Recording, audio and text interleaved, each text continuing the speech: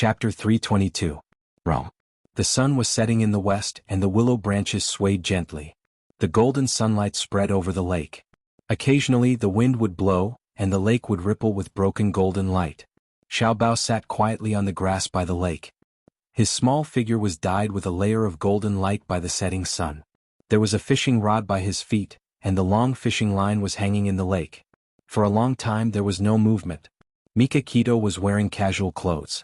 She put her hands in her trouser pockets and walked slowly behind him.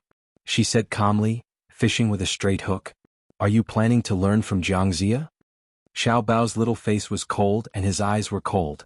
He said angrily, "I don't want you to care." Mika Kito sat down beside him and looked down at him. "Are you angry with me now?" Xiao Bao turned his head away. "I didn't expect you to lie to me with Mom." Mika Kito turned his little head back. "We didn't lie to you. We just hid some things from you." "Xiao Bao, we hid it from you because we didn't want you to get hurt." Xiao Bao's pink face puffed up and tears welled up in his eyes. "If that woman didn't appear, were you planning to hide it from me forever?" "Yes." Mika Kito rubbed his hair. "Because we never treated you as an outsider. You are Xia Xia and Bailey Han's son." Tears rolled down his face. He buried his head in his knees and sobbed. "Why did they abandon me?" Mika Kito knew that Xiao Bao was referring to his biological parents. Mika Kito retracted her hand and had a manly conversation with him. "Xiao Bao, they must have their reasons for abandoning you. If you want to know the reason, talk to them face to face." Xiao Bao buried his head between his legs. After a long silence, he said in a muffled voice, "I'm going back to a city tomorrow. I just finished my business. I'll go back with you. Can I still call you Uncle Shen in the future?" Mika Kito couldn't help but laugh. She rubbed his hair with her wide palm. "Don't you dare. Uncle Shen." He looked up and grinned.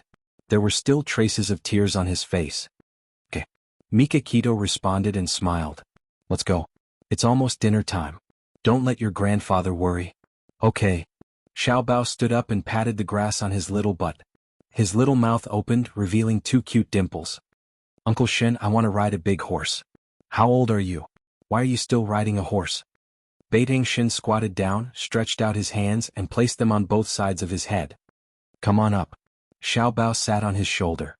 He held Xiao Bao's legs firmly with both hands and said softly, "Sit tight. Don't fall." "Got it?" As Mika Kito slowly stood up, Xiao Bao felt that he was very, very tall. His vision had also become wider, and his mood had also become brighter. He laughed loudly. "Uncle Shen, run. Kid, sit tight." Mika Kito's lips curled up. She held onto his legs and started running on the grass. "Ah!" Xiao Bao shouted loudly. His voice echoed throughout the valley. 2 days later at the Bailey mansion. The old lady sat expressionlessly at the head of the table. Xia Dong sat beside her, and across from them sat Suzuki Chien Sakura. She was elegantly holding a teacup and gently sipping from it. She put down her teacup and smiled. "Madam, Mrs. Bailey, I'm here today to thank you for taking care of Xiao Bao, and also to see Xiao Bao. Miss Suzuki, before you see Xiao Bao, we have to reach an agreement. We'll give Xiao Bao the freedom to choose. Once he makes a choice, the other party can't force Xiao Bao to change his mind. What do you think?" Suzuki Chien Sakura laughed softly. "Madam, I can't agree to this condition. I'm Xiao Bao's biological mother. I have the right to take him away. If I encounter any obstacles, I'll ask for legal aid." Xia Dong's pupils constricted. She didn't expect this woman to be so cunning. She actually changed her mind. She had a feeling that this matter wouldn't be easily resolved. The old lady's expression changed. "Back then, we agreed to let you meet Xiao Bao because you agreed to let him choose. Since you've changed your mind, we won't abide by the agreement. Miss Suzuki, please leave." Suzuki Chien Sakura smiled faintly. She didn't seem to take it to heart. She stood up from her seat. "Then I won't disturb you." The old lady's face darkened. "Butler, see the guest out." "Miss Suzuki, this way please." Suzuki Chien Sakura and the butler had already reached the entrance when hurried footsteps could be heard coming from upstairs. Soon they were downstairs. Xiao Bao's small figure appeared at the top of the stairs. He shouted, "Wait a minute. Xiao Bao, why are you down here?" Xia Dong hurriedly got up and walked towards him. Suzuki Chien Sakura slowly turned around and looked at the child standing at the top of the stairs. He was handsome and his fists were tightly clenched. Although he tried to maintain a calm expression, she could see the uneasiness in his eyes. She pursed her lips and smiled. Xiao Bao, you already know who I am, don't you? Xiao Bao's chest rose and fell rapidly. He gritted his teeth. I want to talk to you. Suzuki Chien Sakura looked at the old lady whose face was ashen, and then at Xia Dong who was in a daze. Finally she nodded. Okay. Xiao Bao turned his head away and looked at the old lady and Xia Dong. Great-grandma mommy, I want to talk to her. They had no choice but to nod. Xiao Bao said coldly, come with me. He walked up the stairs with his short legs. Suzuki Chien Sakura pursed her lips and followed behind him. The two of them entered Xiao Bao's room. Suzuki Chien Sakura looked at his room carefully. It was decorated in a very mature style and didn't look like a child's room at all. She looked at Xiao Bao. He was only 5 years old, but he was like an adult. He was calm and rational. She almost couldn't believe that this was her child. The mother and son sat facing each other and the atmosphere was very tense. Suzuki Chien Sakura coughed to break the tense atmosphere. Xiao Bao, mommy wants you to come back to Japan with me. Xiao Bao stared at her coldly. Who is my father? Suzuki Chien Sakura was stunned. She smiled faintly. You'll see him soon. He didn't want to dwell on this question anymore. He clenched his fists tightly and his eyes were burning with anger. Why did you abandon me? She looked bitter. I got pregnant out of wedlock. My parents felt that it was an insult to their family and chased me out. I had nothing and couldn't support you, so you abandoned me. What about that man? Why didn't he take responsibility? Xiao Bao gritted his teeth. She shook her head. He didn't know about your existence. Xiao Bao, I know I've let you down, so let me make it up to you, okay? Come back to Japan with me. I'll love you well. She reached out and wanted to hug him. He pushed her away angrily. If you really loved me, you wouldn't have abandoned me. I was really at my wit's end at that time. Xiao Bao looked at her viciously. You were at your wit's end? Aren't you still alive now? You just wanted to get rid of a burden like me. Now that you have money, you feel guilty. Or perhaps you suddenly realize that I'm useful, so you want to get me back, right? Suzuki Chien Sakura's eyes widened. How can you say that about me? I'm your mother. He clenched his fists angrily and said angrily, why can't I? You haven't done your duty as a mother for even a day. Xiao Bao, I'm sorry. Tears welled up in her eyes. She threw herself at him and hugged him tightly.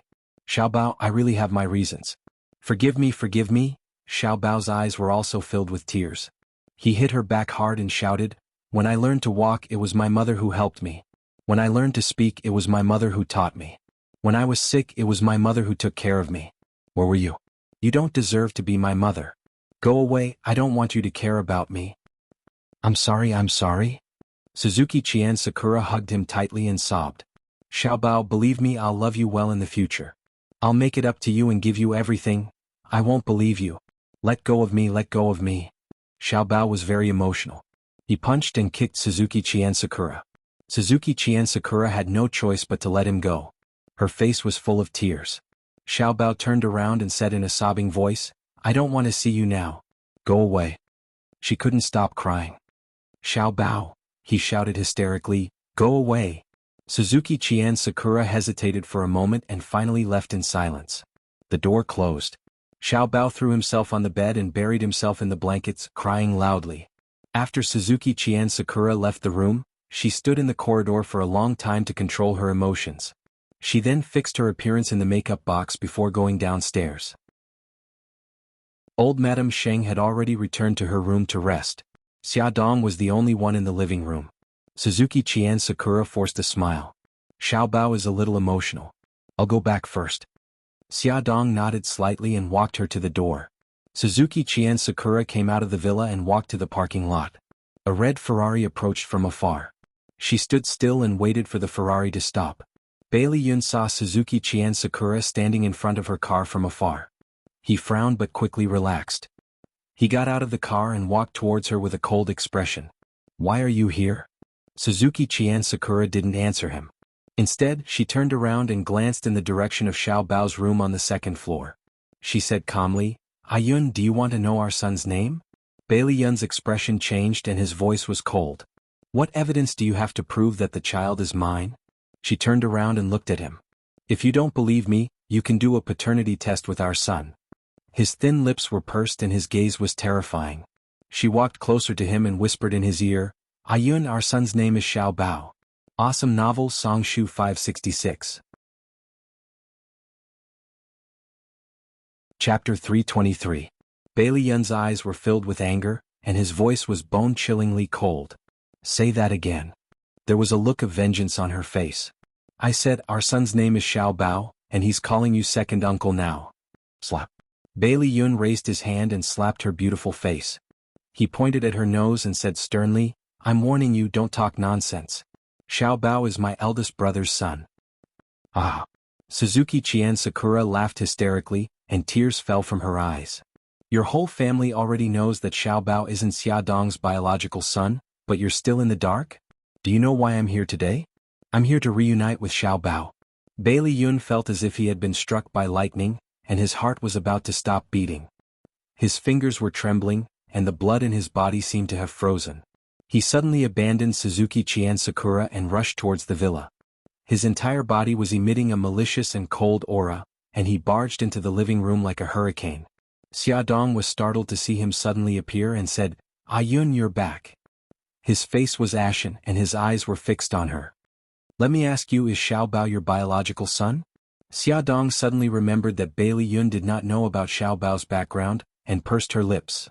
Xiao Bao is a child I adopted. Bailey Yun's expression became more and more unsightly. Who is his biological mother? Suzuki Chien Sakura. His body suddenly froze. It's her, it's really her. No, it's impossible, I don't believe it. He turned and ran upstairs, his footsteps messy and hurried, as if there was a ferocious beast chasing after him. Xia Dong took a few steps forward and asked worriedly, Ah Yun, what's wrong? What responded to her was the sound of his increasingly hurried footsteps. Bailey Yun rushed to Xiao Bao's room and knocked on the door. Xiao Bao, open the door. Xiao Bao was crying in his blanket. He did not want to see anyone at all. When he heard him knocking on the door, he curled up into a ball and covered his ears tightly. Xiao Bao, hurry up and open the door. Bailey Yun anxiously kicked the door. Xiao Bao ignored him and continued to cry under the blanket. Bailey Yun was angry and anxious. He shouted for the housekeeper, took the spare key and opened the door. He immediately saw Xiao Bao curled up into a ball on the bed. He quickly stepped forward and pulled the blanket off her body. With both hands he scooped Xiao Bao up from the bed. What are you doing? Let me go. Xiao Bao was in a bad mood. He was suddenly pulled out of the quilt and was so angry that he punched and kicked him. Behave yourself. Bailey Yun carried him on his shoulder and slapped his little butt twice. He ran downstairs as fast as he could. Where are you taking me? Hurry up and let me go. In the blink of an eye, Bailey Yun ran downstairs with Xiao Bao on his shoulder. Bailey Yun did not say a word and only focused on running forward. Xia Dong heard the commotion and quickly ran forward to stop him. Ah Yun, what are you doing? It's none of your business. I'm taking Xiao Bao somewhere. Bailey Yun said coldly. He held the punching and kicking Xiao Bao tightly and walked straight out of the villa. Mom, save me. I don't want to go with him. Xiao Bao shouted as he pounded Bailey Yun's shoulder. He was very fast. Xia Dong could only trot to catch up. Ah Yun, let's sit down and talk. Don't scare the child. Bailey Yun suddenly stopped and stared coldly at Xiao Bao. Xiao Bao, do you want to know who your biological father is? Xiao Bao was stunned. He said again, if you want to, then come with me. After saying this, he continued to walk forward. Xiao Bao did not struggle anymore. Xia Dong wanted to chase after him, but Xiao Bao said, Mom, it's okay. I'll go with second uncle. She could only stop and watch as Bailey Yun threw Xiao Bao into the Ferrari. Bailey Yun took Xiao Bao to a paternity test hospital. He carried Xiao Bao and barged into an office. He said to the doctor, who looked surprised, we want to do a paternity test. Xiao Bao turned his head and stared at Bailey Yun. His little face was filled with astonishment. Bailey Yun pursed his thin lips and looked very upset. The doctor quickly said, do you have an appointment? Bailey Yun said sternly, cut the crap. I want to do it now. He exuded a cold aura. His eyes were red and fierce. The doctor had an illusion that he was like a ferocious beast that could pounce on him and tear him apart at any time. He wiped the cold sweat off his forehead and smiled. Okay, please leave a sample. Blood, hair, oral mucosa. Choose one. Bailey Yun pulled out a few strands of hair from his head and put them in the small bag in the nurse's hand. He lowered his head and stared at Xiao Bao with his dark eyes. He said in a deep voice, pull out a few strands of your hair. Xiao Bao was already confused by his own guess. Without any words, he pulled out a few strands of his hair and put them in another small bag. The doctor said, Sir, please register now. We will come out with the test results in a week. Bailey Yun put Xiao Bao down on the ground.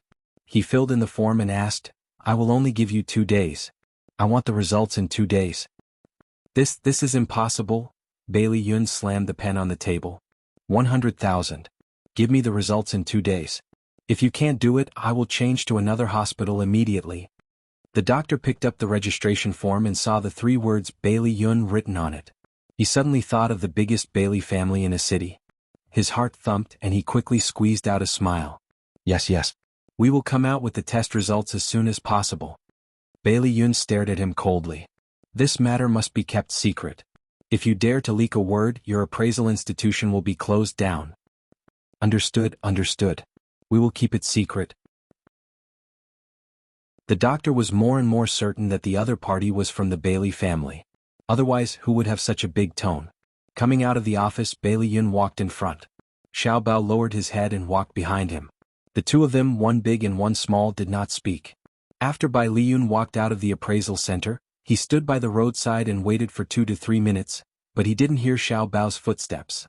He suddenly turned around and saw Xiao Bao standing 10 meters away from him with his head lowered. Although he couldn't see the expression on Xiao Bao's face, he could feel the deep sorrow in Xiao Bao's actions. Bailey Yun's heart ached. He pursed his lips and raised his voice. How long are you going to dawdle there? Xiao Bao ignored him. He simply squatted down and hugged his knees tightly with his arms. It was an action of self-protection after being abandoned. Bailey Yun quickly walked to his side and stared at him condescendingly. He tried his best to soften his voice. Xiao Bao, get up.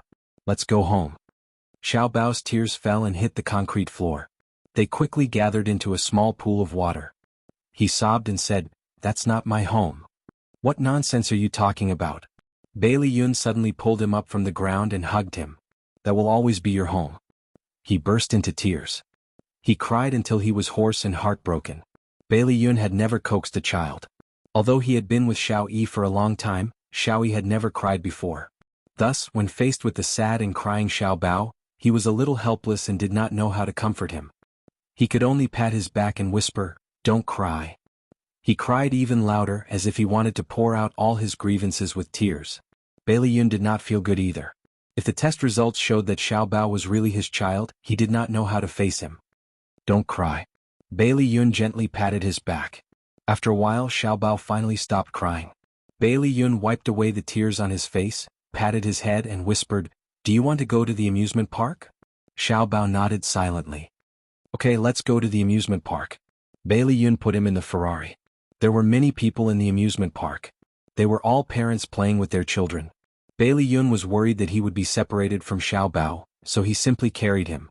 The 2 of them shuttled through the crowd for a long time before lining up to get on the roller coaster. The 2 of them sat in the same carriage.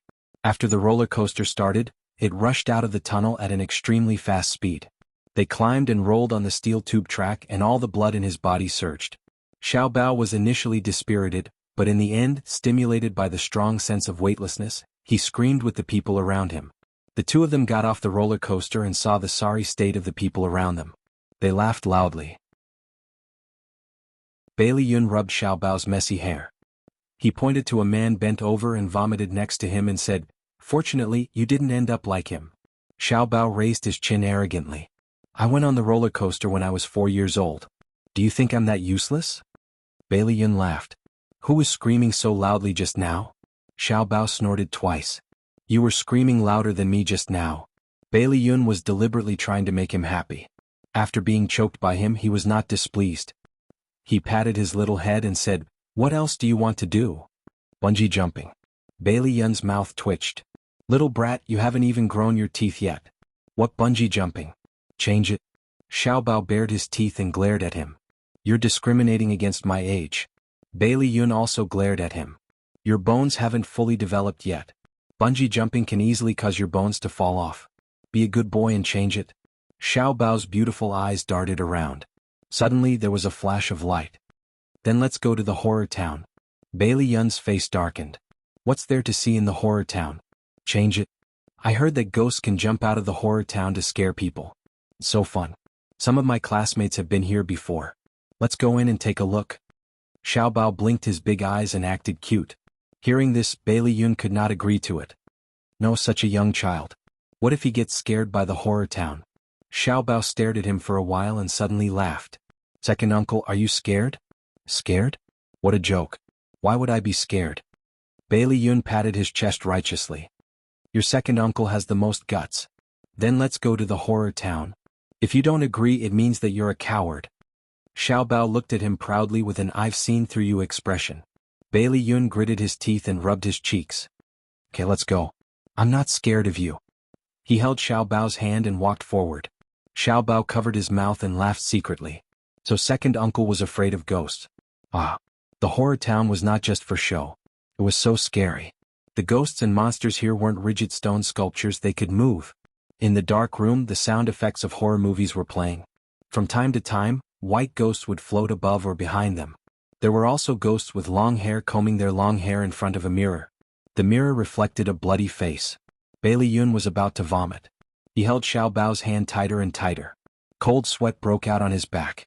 He quickened his pace, intending to get out of here as soon as possible.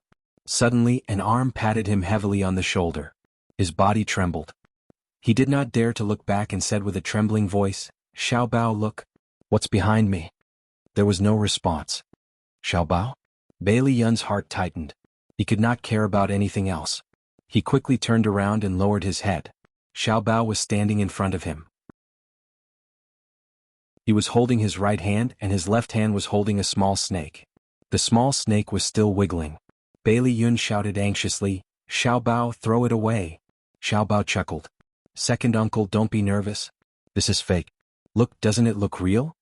Bailey Yun bent down to look at the snake in his hand. It was indeed fake. He relaxed and could not help but grumble, of all the things to play with, you had to play with a snake. You almost scared me to death. As he spoke, he tugged at Xiao Bao's arm. Let's go. Let's get out of here. After taking a few steps, he suddenly felt that something was wrong. Xiao Bao, who was patting my shoulder just now? Xiao Bao was very surprised.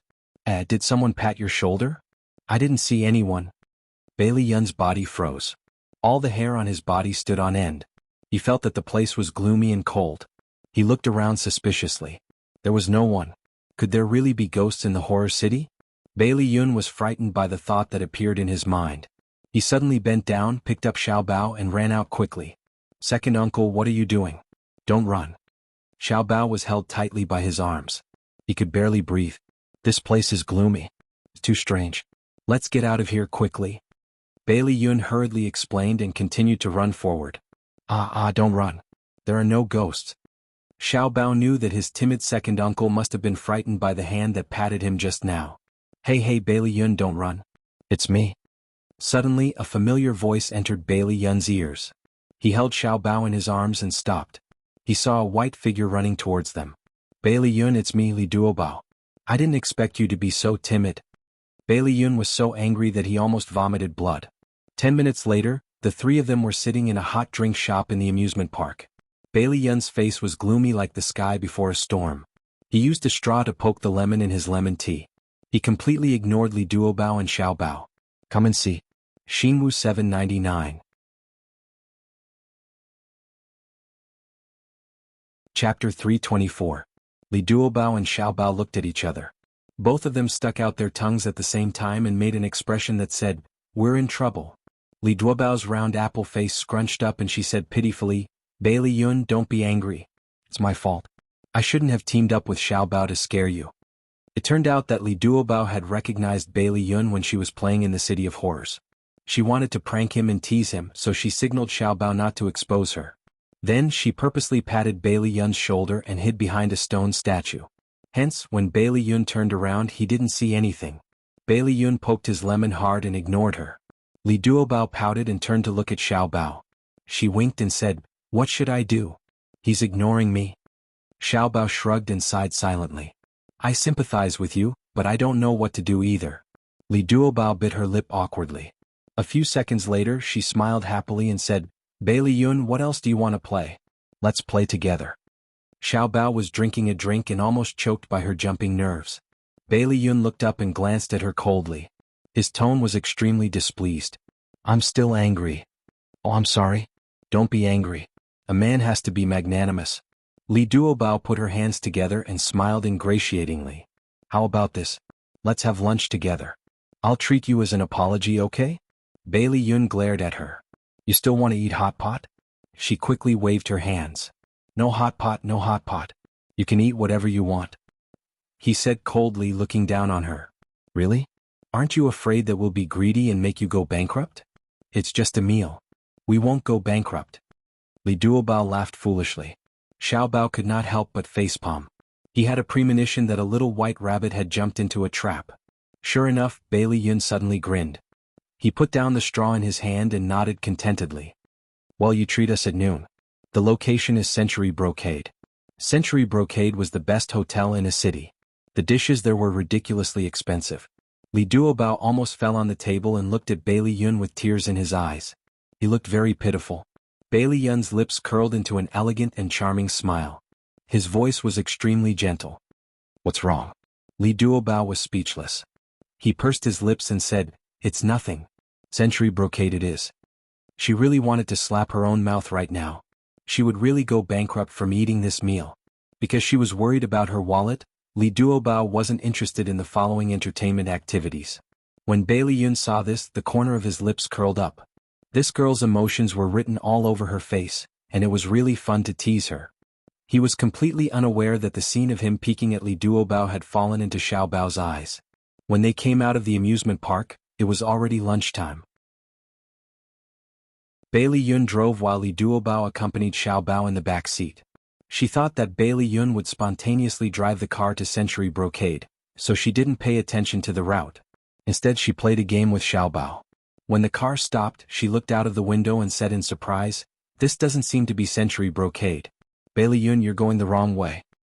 Fool, do you really think I'm going to kill you? Bailey Yun opened the car door for her and smiled. Hurry up and get out of the car. The food in this private restaurant is very good. Oh, okay. Li Duobao jumped out of the car first and reached out to carry Xiao Bao. Xiao Bao refused. No need, I can get out by myself. Xiao Bao jumped out of the car and walked in front like a little adult with her chest puffed out and her head raised. Li Duobao looked at Xiao Bao and then at Bailey Yun. You and your brother must look a lot alike. Bailey Yun was surprised. Why do you say that? She giggled. Because Xiao Bao looks a lot like you. In the end, it's still because you look a lot like your brother, isn't it? Bailey Yun's expression froze. Let's go. Xiao Bao has already gone in. In the private room, Bailey Yun and the other two had just finished ordering when Xia Dong called. She sounded a little worried. Ayun, are you guys okay? We're fine. I took Xiao Bao to the amusement park. We're at the restaurant now and we're planning to eat. Okay, I got it. Then you guys eat. I'll hang up first. Bailey Yun glanced at Xiao Bao. It's your mommy. Xiao Bao said, Oh. Li Duobao realized that the atmosphere between them was a little strange. Her gaze shifted between the two of them and finally landed on Bailey Yun. She smiled and said, Bailey Yun, when are you going back to New York? Maybe we can even be on the same plane. Bailey Yun took a sip of tea and said indifferently, The time hasn't been set yet. There's something I need to deal with. Oh, I see. There was a moment of silence and the atmosphere was a little awkward. Xiao Bao suddenly looked up at Li Duobao and an innocent and cute smile appeared on her little face. Sister, do you have a boyfriend? Li Duobao smiled embarrassedly. Not yet. Sister, you're so beautiful. There must be a lot of people pursuing you. The little guy's eyes were bright and full of gossip. Bailey Yun suddenly put down his teacup and looked at Li Duobao, obviously waiting for her answer. That. Li Duobao rubbed her nose awkwardly. You can say that. Sometimes on the plane, I meet some passengers who give me their business cards. Sister, you're so popular. Why don't you date them? Bailey Yun's eyes moved and his thin lips pursed. I don't think I feel anything. Li Duobao had a complicated expression on her face. She was a little distressed and a little confused. I don't know what's wrong. I just don't feel anything. Oh. Xiao Bao nodded in understanding. Her bright eyes glanced at Bailey Yun, who seemed to be deep in thought. She had already guessed something. The waiter served the dishes and the topic didn't continue. After they were full, Li Duobao called the waiter over and was about to pay the bill. However, Bailey Yun was one step ahead of her and handed the bank card to the waiter. Li Duobao didn't want to. She took the card and was about to return it to him. Didn't we agree that I'll treat you? Stop fooling around. You can treat me next time. Bailey Yun handed the card back to the waiter. It didn't look good pushing it back and forth. Li Duobao didn't insist and put away her card. All right then, I'll treat you next time. Xiao Bao cast a disdainful glance at Bailey Yun. It was that simple. He had laid the foundation for the next date. A love expert was indeed a love expert. In the next second, Xiao Bao frowned because he thought of a serious problem. If his second uncle was really his father, then what was going on between him and Suzuki Chien Sakura? Should he support his biological parents being together, or should he support Bailey Yun and Li Duobao being together? Damn it, why was he thinking so much? If Bailey Yun was really his father, he should hate him. Why did he care so much about him? After eating, they strolled around the streets. The two adults and the child looked like a family of three. When Li Duobao saw the ice cream shop, she held Xiao Bao's hand and ran forward quickly. The two of them leaned on the glass counter and stared at the beautiful ice cream inside. Then they turned around in unison, blinked their beautiful big eyes and said in unison, "I want to eat ice cream." Bailey Yun didn't know whether to laugh or cry. Li Duobao, how old are you? You're still acting like a child. And you, Xiao Bao, why are you eating ice cream in the middle of winter? Be careful not to catch a cold. Li Duobao and Xiao Bao looked at each other and nodded firmly, completely ignoring Bailey Yun. Li Duobao took out a bill from her wallet and said, 2 ice creams, 1 strawberry flavor, 1. She looked down at Xiao Bao. Xiao Bao, what flavor do you want? Xiao Bao smiled sweetly. Pineapple flavor. 1 strawberry flavor, 1 pineapple flavor, thank you. Li Duobao handed the bill to the cashier. Hey you two, how dare you ignore me? Bailey Yun took a few steps forward and stared at the two of them with an unhappy expression. Next to them, an old lady who was buying ice cream with her grandson said with a smile, "Young man, if your wife and child want to eat ice cream, let them eat it. It's okay to eat it once in a while." Li Duobao's face turned red and she stuttered as she explained, "Auntie, I'm not, wife." Bailey Yun suddenly interrupted her. On his handsome face there was a gentle smile. "Since you want to eat it, then eat it." And he is right. It's okay to eat it once in a while. That's right, girl. Your husband is so handsome, haha. The old lady laughed boldly. Li Duobao's cheeks were red. She wanted to explain, but Bailey Yun had already taken the ice cream from the cashier and put it in her mouth. "Wife, your ice cream. Oh, the two of you are so sweet." The old lady smiled like a flower. "Auntie will be leaving first. I hope you're in a good mood today." Bailey Yun smiled brightly at the old lady. He dragged Li Duobao and Xiao Bao out of the ice cream shop in a hurry. "What are you doing?"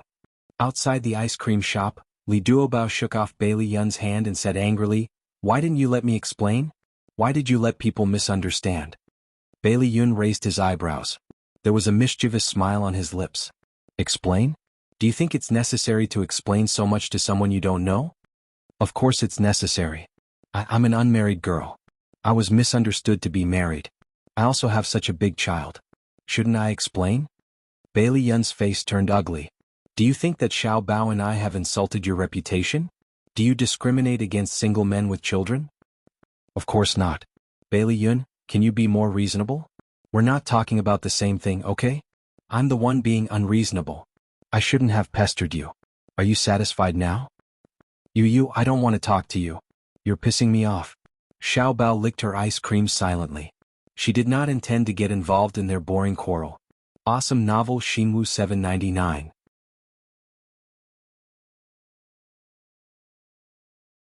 Chapter 325. It was obvious that his second uncle had fallen in love with Li Duobao and was worried that Li Duobao would discriminate against him if he was his child. Xiao Bao felt that he was very pitiful. Li Duobao pouted angrily and left Bailey Yun and Xiao Bao behind without even greeting them. Then he rushed forward mindlessly. Bailey Yun was also angry. He suddenly grabbed Xiao Bao's arm and walked in the opposite direction. "Let's go home." Xiao Bao looked back at Li Duobao's angry back and sighed helplessly. "Second uncle, are you really not going to chase after her?" "Chase after what? What's there to chase after?" Bailey Yun was so angry that smoke was coming out of his head. He despised Xiao Bao for walking too slowly, so he simply picked him up and walked forward quickly. Xiao Bao felt even more helpless and dragged out his voice. "Second uncle, you're going in the wrong direction. Your car is parked over there." He stretched out his finger and pointed in the direction that Li Duobao had run off in. Bailey Yun suddenly stopped in his tracks and turned around stiffly. He said stubbornly, "I know. I just wanted to test your sense of direction." Xiao Bao curled his lips in disdain. Tisk! Bailey Yun stuffed Xiao Bao into the front passenger seat and stepped on the accelerator. After driving for a short distance, he saw Li Duobao walking alone on the street. She was wearing a white coat and a white woolen hat. She looked like a snowball. He couldn't help but slow down. Xiao Bao looked back at the snowball that was getting farther and farther away. He said maturely, "Second uncle, are you sure you don't want to stop?" Bailey Yun snorted. "This is an adult's business. Don't bother a kid like you." Xiao Bao curled his lips. "You know that you're an adult too? You're even more childish than a kid like me. You were clearly in the wrong just now." Bailey Yun paused. "Was it really my fault?" Xiao Bao rolled her eyes. "It's your fault. There's no need to doubt it." Bailey Yun's lips tightened. He suddenly sped up and the car rushed out. Seeing that he had reached the next intersection, he suddenly turned the steering wheel, turned the car around and drove back. In less than 5 minutes, the Ferrari stopped in front of Li Duobao. Li Duobao heard the sharp sound of brakes and subconsciously looked back. He didn't expect Bailey Yun to jump out of the car. She bit her lip and pretended not to see him. She turned around and continued to walk forward. Bailey Yun ran behind her and grabbed her arm. "What are you doing?" She turned around and glared at him. Bailey Yun frowned. "Stop messing around. Get in the car." She snorted. "Didn't you say you wouldn't pester me anymore? Why do you care so much about me?" He suddenly tightened his grip on her arm and said calmly, "It's not easy to get a taxi here. As a gentleman, I won't leave a lady halfway." Li Duobao said angrily, "This is China. You don't need to follow those gentlemanly principles, so you don't have to care about me. Let go." "You," Bailey Yun frowned and was about to reprimand her again. However, when he saw that she lowered her head and half of her fair neck was exposed, the anger in his heart miraculously dissipated. He tried his best to soften his tone. "Stop messing around. It's cold outside. Get in the car." She didn't know why, but when she heard his gentle voice coaxing her, she felt a strange feeling in her heart. She looked up and suddenly met his deep gaze. His lips curved and he said gently, "It was my fault just now. Don't be angry anymore." Her heart suddenly skipped a beat. He suddenly held her hand and led her to the car. She forgot to struggle and followed his footsteps. Her eyes stared at their intertwined hands and her heart was a little flustered, but also a little sweet.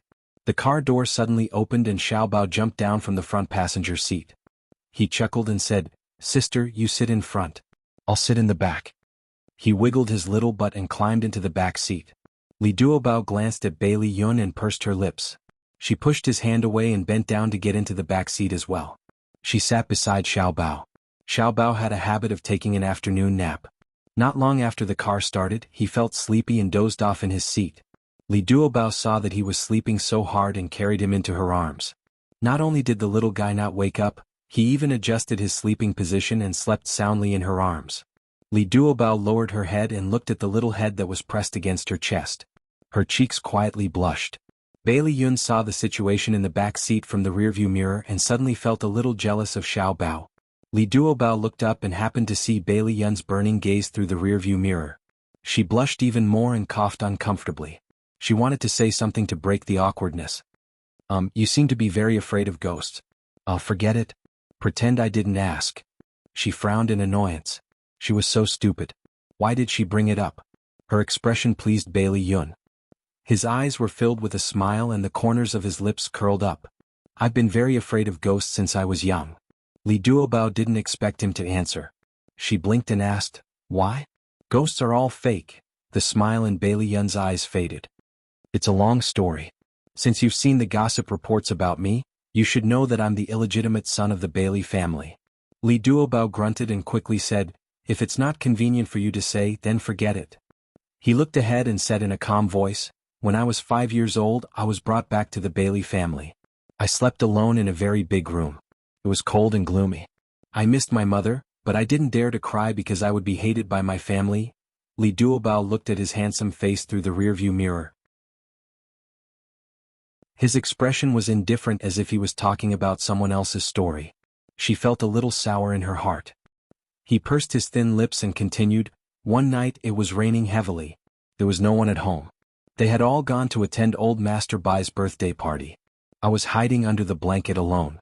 Suddenly I saw a scary face appear by the window. Lightning flashed and I saw that the face was covered in blood. A pair of black eyes were staring at me." Li Duobao was shocked. "What happened next?" Bailey Yun gripped the steering wheel tightly and his voice changed. Later, I heard that someone had invaded that night and wanted to steal something valuable. In the end, he accidentally fell and injured his head, so his face was covered in blood. He didn't give up and climbed up to the second floor, which was outside my window. In the end, I found him, she asked nervously. What about you? How are you? He was stunned. After a long time, his voice returned to normal. I was so scared that I screamed and then fainted. After that, I became afraid of things like ghosts. Li Duobao bit her lip and felt a little uncomfortable. A 5 or 6-year-old child was at the age where he was full of fantasies. It was inevitable that he would let his imagination run wild when he lived alone in an empty house. Coupled with his family's neglect of him, his young heart was even more sensitive. When he saw a face covered in blood, he mistook it for a ghost and was left with a psychological shadow. She said impulsively, I'm not afraid of ghosts. If you're scared in the future, you can look for me. His eyes were filled with warmth and his lips curved. What if I'm so scared that I can't sleep in the middle of the night? She said without hesitation, call me. I'll tell you a joke. He chuckled. You said it. Don't forget your promise. She nodded. I never go back on my words. He looked at her eyes from the rearview mirror. Her round eyes were filled with determination and his heart couldn't help but feel warm. Almost instinctively, he asked in a low voice, Li Duobao, will you accept a single man with a child? Li Duobao was stunned. Are you referring to a divorced man with a child? He pursed his thin lips and his eyes flickered. I'm not married, but I have a child. She smiled and touched her nose. I've never thought about this. The light in his eyes gradually dimmed. She found it strange. Why are you suddenly asking this? His thin lips pursed. Nothing. I'm just asking. Oh. The two of them didn't speak for the rest of the journey. The car stopped below Li Duobao's building. She looked down at Xiao Bao, who was sleeping soundly in her arms. She couldn't bear to wake him up. She looked up at Bailey Yun and said in a low voice, Why don't I sit for a while longer? Bailey Yun replied, Okay. Sorry to trouble you. The two of them sat in the car in silence. Xiao Bao slept soundly. After about 10 minutes, he rubbed his sleepy eyes and got up from Li Duobao's arms. You're finally awake. Li Duobao smiled and ruffled his hair. Xiao Bao looked out of the window, stretched and asked, Sister, are you here? Yeah. Do you want to go upstairs and have a seat? Okay. Xiao Bao jumped down from her arms. Another day, Xiao Bao. Don't you have something to do? Bailey Yun stared at Xiao Bao with a burning gaze. Xiao Bao blinked. All right. I forgot. Sister, we still have something to do. We have to go back first. We'll go to your house to play next time when we have time. Okay. Li Duobao liked Xiao Bao very much. She rubbed his pink cheeks. Goodbye. Goodbye, sister. Xiao Bao smiled and waved. Second uncle, why didn't you seize such a good opportunity? After Li Duobao's figure disappeared, Xiao Bao jumped to the front passenger seat and poked Bailey Yun's arm. Bailey Yun snorted on his head. What does a child know? I know. You're worried that if I were your son she would despise you, right? Xiao Bao slapped his hand away and rolled his eyes at him. Aren't you a self-proclaimed Casanova? When did you lose so much confidence? Bailey Yun was stunned and smiled bitterly. You seem to have accepted the current situation. Xiao Bao sighed maturely. I've cried and made a fuss. My life has already been decided. What else can I do? Anyway, I've already thought it through. Bailey Yun stared into his eyes. I didn't expect you to be so open-minded at such a young age. Xiao Bao looked at him as if he was an idiot. What else can I do? Be sad for the rest of my life? I'll be the one suffering, won't I? Bailey Yun's lips moved. There was a sentence that reached his throat, but he swallowed it. Xiao Bao stared at him and asked, Second uncle, did you go to my father's office last year?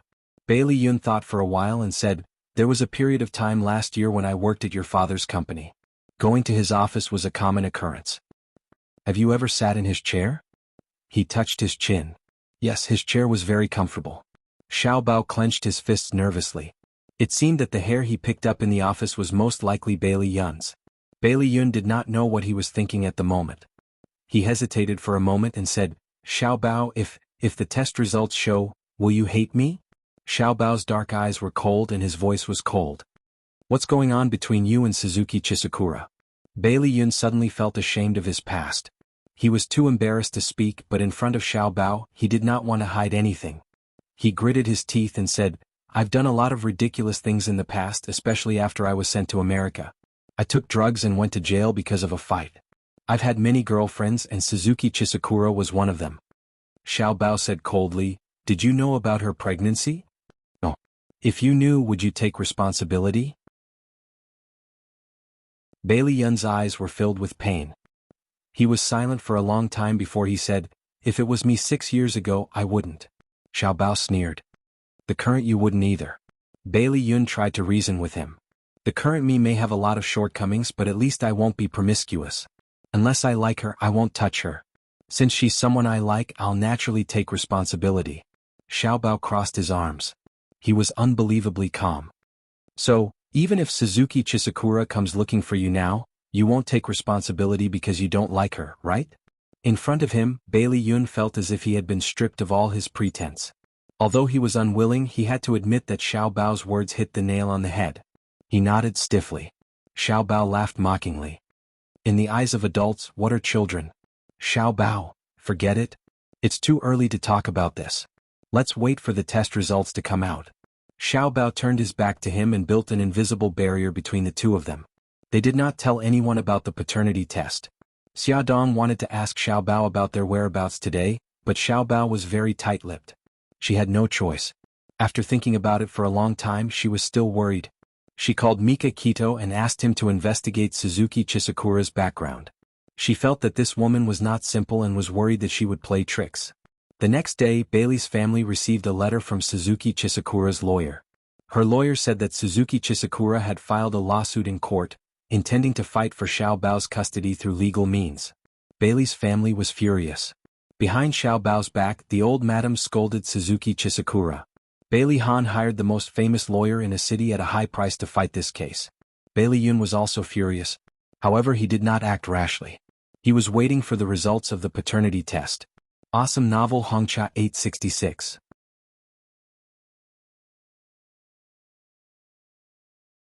Chapter 326. The results of the paternity test were out. Bailey Yun and Xiao Bao were 99% related by blood. In other words, they were biological father and son. Bailey Yun sat in the driver's seat, holding the report with both hands. He did not react for a long time. Xiao Bao already knew that this would be the result. He was very calm and looked at him coldly. What do you plan to do now? Bailey Yun's fingers clenched tightly. He crumpled the report into a ball and threw it into the glove compartment. He did not know how to face Xiao Bao, so he did not look at him. His gaze was unfocused as he stared ahead. His voice was dry. Do you want to be with me or your mommy? Xiao Bao was silent for a long time. Is there any possibility of you two being together? Bailey Yun's fingers tightened on the steering wheel.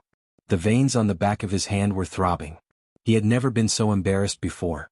He opened his mouth and squeezed out a few words. I'm sorry. Sorry, it was impossible for them to be together. In fact, Xiao Bao had already expected this. He could tell that Bailey Yun had feelings for Li Duobao. However, no matter how smart he was just a child.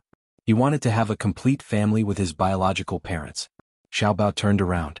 He did not want to see him anymore. His big eyes were filled with tears. He said softly, whatever. I'll be with whoever wins the lawsuit. Xiao Bao, don't say things out of anger. Bailey Yun suddenly turned his shoulders. When he saw the tears in Xiao Bao's eyes, he was stunned. Then he hugged his weak little body tightly. His voice was pained. I'm sorry, Xiao Bao. I'm very sorry. Xiao Bao's tears fell. He said in a sobbing voice, what do you have to be sorry for? Anyway, I'm just the product of your youth. Give me back my parents. I don't want you. I don't want you at all. I'm sorry. It's all my fault. Bailey Yun's eyes were also filled with tears. He hugged Xiao Bao tightly. Xiao Bao, follow me. Although I don't know how to be a good father, I will work hard and make it up to you. Trust me. Xiao Bao wailed in his arms. As he cried, he pounded on his back and cried, I don't want you guys. Bailey Yun felt terrible. He regretted the absurd things he had done in the past. Xiao Bao, listen to me.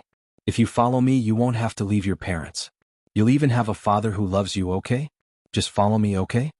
He held Xiao Bao's face in his hands. His eyes were filled with apprehension and anticipation. He was practically begging him. Xiao Bao, let me make it up to you, okay? Xiao Bao looked at him in fear and trepidation. Her tears fell even more fiercely. She bit her lower lip and neither shook nor nodded. She remained silent. The father and son were in a deadlock. The melodious ringing of the phone broke the stiff atmosphere. Bailey Yun maintained his original position and did not intend to answer the phone. However, the caller had great perseverance and persisted in calling over and over again. In the end, he could not take it anymore and grabbed the phone. When he saw the caller ID, he saw that it was a string of unfamiliar numbers. He was furious and said fiercely, "Who is this?" Suzuki Chisakura's seductive voice came through. "Ayun, why are you so angry? Who provoked you?" Bailey Yun's body stiffened and his tone became even worse. "Suzuki Chisakura, what exactly do you want? Don't you know what I want?" Bailey Yun glanced at Xiao Bao and strode out of the car. He slammed the door and walked to the side of the road. He said coldly, "Why do you have to go to court? Don't you know that this will hurt Xiao Bao? It's your family that's too ruthless. I just want my son back. Is that wrong?" Bailey Yun's eyes burned with anger. "If you really care about your son, why did you abandon him?" Suzuki Chisakura was also angry. "What right do you have to criticize me? Even if I'm irresponsible, I'm still 100 times better than you as a father." Bailey Yun was so angry that he almost threw the phone away. He roared, "I'm warning you, withdraw the lawsuit as soon as possible." Suzuki Chisakura gritted her teeth and suppressed her anger. She sneered. "If you agree to my conditions, I'll withdraw the lawsuit." "What conditions?" "First, you have to marry me. Second, our family of 3 will go to Japan." "Dream on. I won't marry you, and I definitely won't give Xiao Bao to you."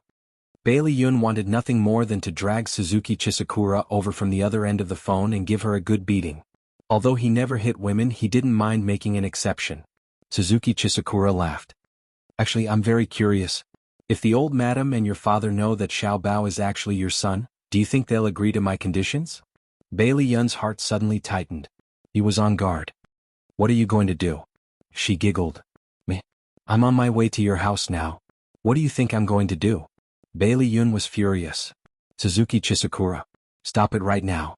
That's strange. You're not my husband. Why should I listen to you? Alright, don't be angry. Come back quickly.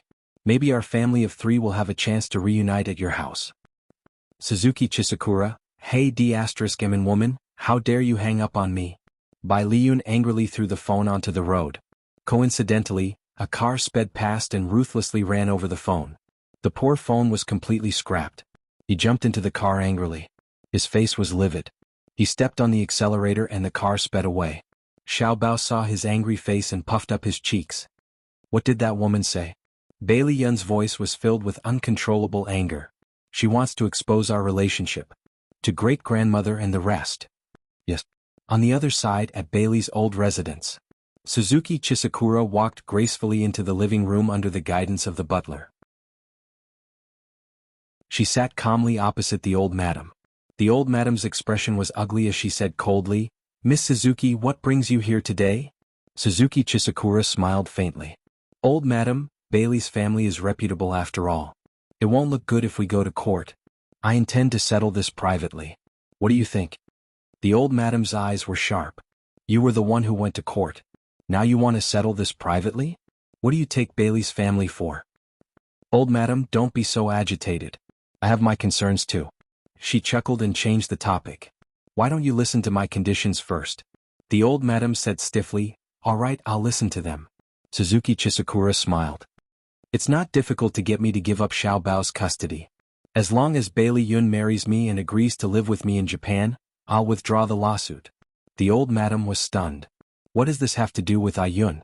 Suzuki Chisakura covered her mouth and laughed. "So you really don't know?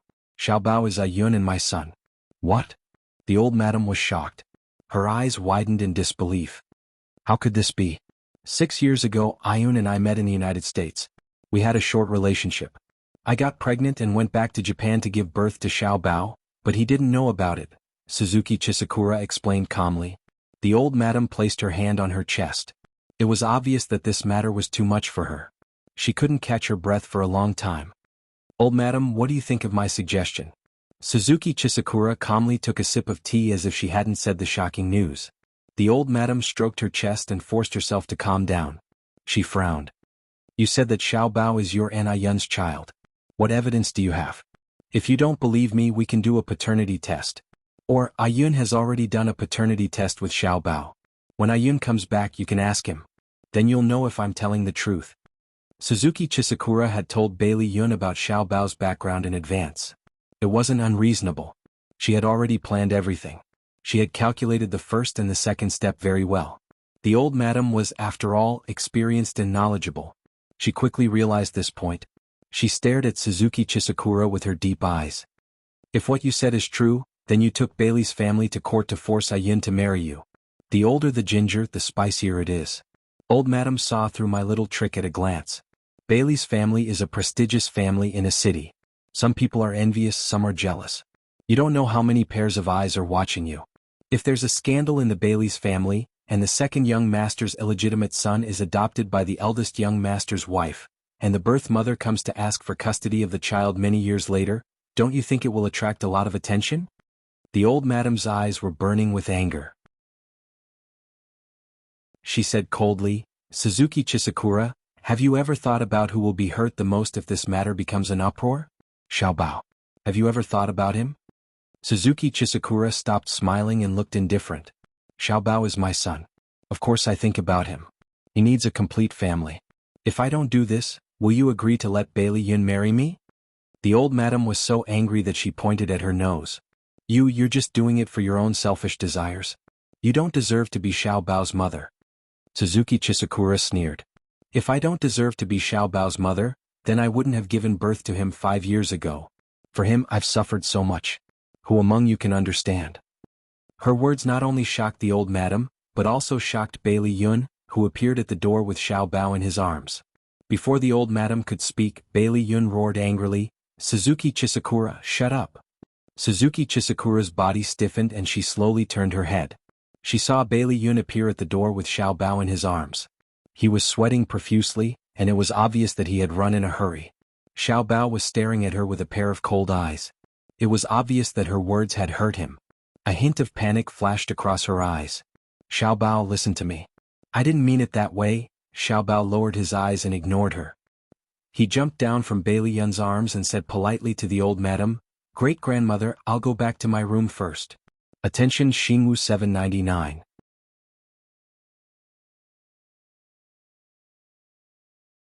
Chapter 327. Old Madame Gu's eyes were filled with worry. Okay, good boy. Go up quickly. Xiao Bao didn't look at anyone else. He turned around and walked upstairs with his head held high. When he was out of their sight, tears quickly gathered in his eyes. He raised his hand and wiped them away. Xiao Bao. Xia Dong saw him in the corridor and jogged over to him. She gently wiped his tears. Xiao Bao, what's wrong? Mom? Xiao Bao suddenly threw himself into her arms and hugged her tightly. He couldn't control his tears any longer. Mom, why did you adopt me in the first place? Because the first time I saw you, I felt that you were my son. Xia Dong kissed his cheek and carried him to his room. She whispered, Xiao Bao, your father and I will always be your parents. Yeah, I know. He leaned his head against her chest. It was very warm. It was this chest that sheltered him from the wind and rain. In his heart she would always be his mother. Xia Dong carried him back to his room. She stroked his soft hair and said gently, Baby, are you tired? Do you want to rest for a while? Xiao Bao tugged at her clothes and looked at her pitifully with his big wet eyes. Mom, stay with me. Okay, it's rare for my son to be so obedient. Xia Dong smiled as she tucked him into the blanket. She also got in and hugged him. He puffed up his cheeks and muttered unhappily, I've always been very obedient. Yes, you're obedient. Xia Dong's eyes curved. She stroked his pink little face. Close your eyes and sleep for a while. When you wake up, all your worries will be gone. Mom, you're lying. I'm not a child anymore. Xia Dong snorted. In my eyes, you'll always be a child. He pouted and did not refute. His dim eyes gradually lit up and he said coquettishly, Mom, I want to listen to a lullaby. Okay, I'll sing it for you. Gigai, close your eyes. Xia Dong stroked his hair and hummed a lullaby softly. He didn't know how many times he hummed it, but his breathing gradually stabilized. She stopped humming and turned sideways to look at the sleeping little fellow, her eyes overflowing with warmth. Downstairs, the conversation between the old madam and the other two had reached a stalemate. Bailey Yun was already on the verge of exploding. The old lady gave him a look to stop him from speaking again, and ordered Suzuki Chisakura to leave. Miss Suzuki, we will consider your conditions. Please go back first. All right, old madam. Let me remind you that the court will be in session in a week. You have to make a decision as soon as possible. With that, Suzuki Chisakura politely bowed to the old madam and Bailey Yun before leaving. The old madam supported her forehead with one hand, looking exhausted. Ayun, is what that woman said true? Is Xiaobao really your son? Bailey Yun lowered his eyes. Yes. The old madam was stunned for a moment before she sighed slowly. You heard her conditions. What do you think? Bailey Yun did not hesitate. I won't marry her and I won't live with her in Japan. Xiaobao's custody can't be handed over to her either. The old madam looked at him. Are you ready to raise Xiaobao? Bailey Yun looked serious. Grandma, I know I've done a lot of ridiculous things in the past. I've thought it through these 2 days. It's time for me to pay for my past absurdity. Whether you agree or not, I'll fight for the custody of Xiaobao. He's my son. He emphasized the last sentence with a serious look in his eyes. The old madam's eyes gradually filled with admiration. She nodded. Ayun, you've finally matured. Don't worry. As long as you're determined, the Bailey family will fight for Xiaobao's custody no matter what price we have to pay. If the old madam still had some misgivings before, she no longer had any. After all, Xiaobao was still a descendant of the Bailey family. She couldn't be happier. The old madam quickly announced the news to the whole family. Everyone felt the same way. At first they were shocked, but after thinking about it carefully they felt happy. No matter what, Xiaobao was still a descendant of the Bailey family. After everyone calmed down, they began to discuss how to deal with Suzuki Chisakura. Bailey Han said, Lawyer Ian said that if the case is purely about the adoption, we have a high chance of winning. However, if Suzuki Chisakura turns her attention to fighting for custody with the child's father, the outcome will be difficult to predict because the law generally favors the mother. The old madam nodded. That's what I'm worried about. Suzuki Chisakura made her intentions clear today. She'll fight for custody at all costs. She'll definitely make a big fuss about Ayun. Bailey Yun frowned. She knows us like the back of her hand, but we don't even know her background. It looks like we're already at a disadvantage. Bailey Han smiled. Don't worry. We'll find out about Suzuki Chisakura's background very soon. Xia has already asked Mika Kito to help investigate her. We'll get the results by tomorrow at the latest. Bailey Yun relaxed his frown. As long as we produce evidence to prove that she's not a good mother and can't raise Xiaobao, the law will be on our side. While the Bailey family was discussing countermeasures, Suzuki Chisakura made her move. She hired someone to spread the news online. The title was, Rich Second Young Master's Illegitimate Child Was Adopted by Sister-in-Law. Shocking inside story exposed. Although the name of the protagonist was hidden in the post, it described the protagonist's family relationship and marital status in detail. A few months ago, Xia Dong and Bailey Han's marriage had caused a stir. Everyone knew about them, so it was easy to connect Xia Dong and Bailey Yun with the protagonist in the post. Some people even speculated that Bailey Yun and Xia Dong had an affair, so Xia Dong was raising the illegitimate child for him.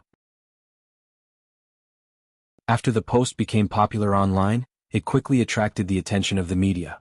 At this time, someone with ulterior motives exposed the lawsuit between Suzuki Chisakura and the Bailey family over Xiaobao's custody. Outside the lawyer's building, a reporter ran into Suzuki Chisakura. She appeared in public as a very loving mother who had been searching for her son for many years. Her eyes were red as she repeatedly said that she didn't want to ruin the Bailey family's peaceful life. She just missed her son so much that she wanted to reunite with him. In short, before the lawsuit started, the public began to sympathize with the weak Suzuki Chisakura. A large number of reporters flocked to the Bailey family's mansion, wanting to interview them, but they all avoided meeting them. Even if they were unfortunately blocked by reporters, they kept their mouths shut and remained silent. The battle between the Bailey family and the Japanese woman for the child began with a bang. Everyone was curious and wanted to see who would win. There were 5 days until the first court hearing. Xia Dong finally received the information from the Yamaguchi group from Japan. There were a total of 10 sheets of paper, all of which contained information about Suzuki Chisakura. Xia Dong hurriedly skimmed through the information and her face darkened. She felt that this was a serious matter and immediately handed the information to Old Madam. After reading it, Old Madam angrily slammed the information on the table and said, "This Suzuki Chisakura is really something. If she's so capable, why didn't she wait until she was infertile to find Xiaobao? She obviously wants to use Xiaobao." It turned out that Suzuki Chisakura's personal information was full of misdeeds. After she abandoned Xiaobao, she became a kabuki to make a living. Later, she hooked up with Matsuda Taro, the leader of the Matsuda Mafia in Tokyo, and became his mistress. She was Matsuda Taro's mistress for 2 years. One day, Matsuda Taro's wife and son died in a car accident. According to the information, Suzuki Chisakura was the main suspect in the accident. However, due to insufficient evidence, she was acquitted. She was promoted from mistress to Matsuda Taro's second wife. 5 months ago, Matsuda Taro passed away due to illness. Suzuki Chisakura defeated Matsuda Taro's nephew, Matsuda Taihei, with the support of several elders in the mafia. She ascended to the position of mafia leader and became the first female mafia boss in Tokyo.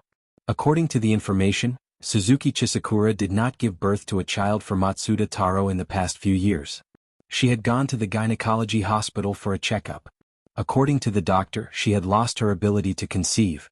It was not difficult to explain why she was determined to take back Xiaobao's custody. It was because Xiaobao was her only child in her life.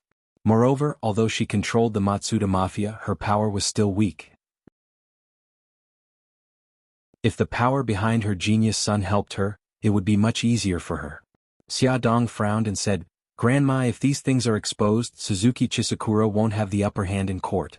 However, I think it's better to deal with it privately. I don't want Xiaobao to be hurt." The old lady nodded. "You're right. We have to think about this carefully. Xia, call Han back and let him take a look at this information." Bailey Han received a call from Xia Dong and immediately rushed back from the company. After carefully reading the information on Suzuki Chisakura, he said, "Although Suzuki Chisakura has controlled the Matsuda Mafia, Matsuda Taihei's power must still be in the Mafia. We can use this as a breakthrough." Xia Dong's eyes lit up. "You plan to help Matsuda Taihei compete with her for the position of Mafia leader?" Bailey Han smiled. "That's right. If there's a fire in her backyard, she won't have so much energy to fight with us. She has something on us, but we also have something on her. It's just a matter of whose trump card is bigger." The old lady nodded approvingly. "I think it's more appropriate to leave this matter to Mika Kito. Yamaguchi-gumi has deep roots in Japan and can gain Matsuda Taihei's trust. Xia, help me contact Mika Kito. I'll ask her for help personally." Attention Songshu 566.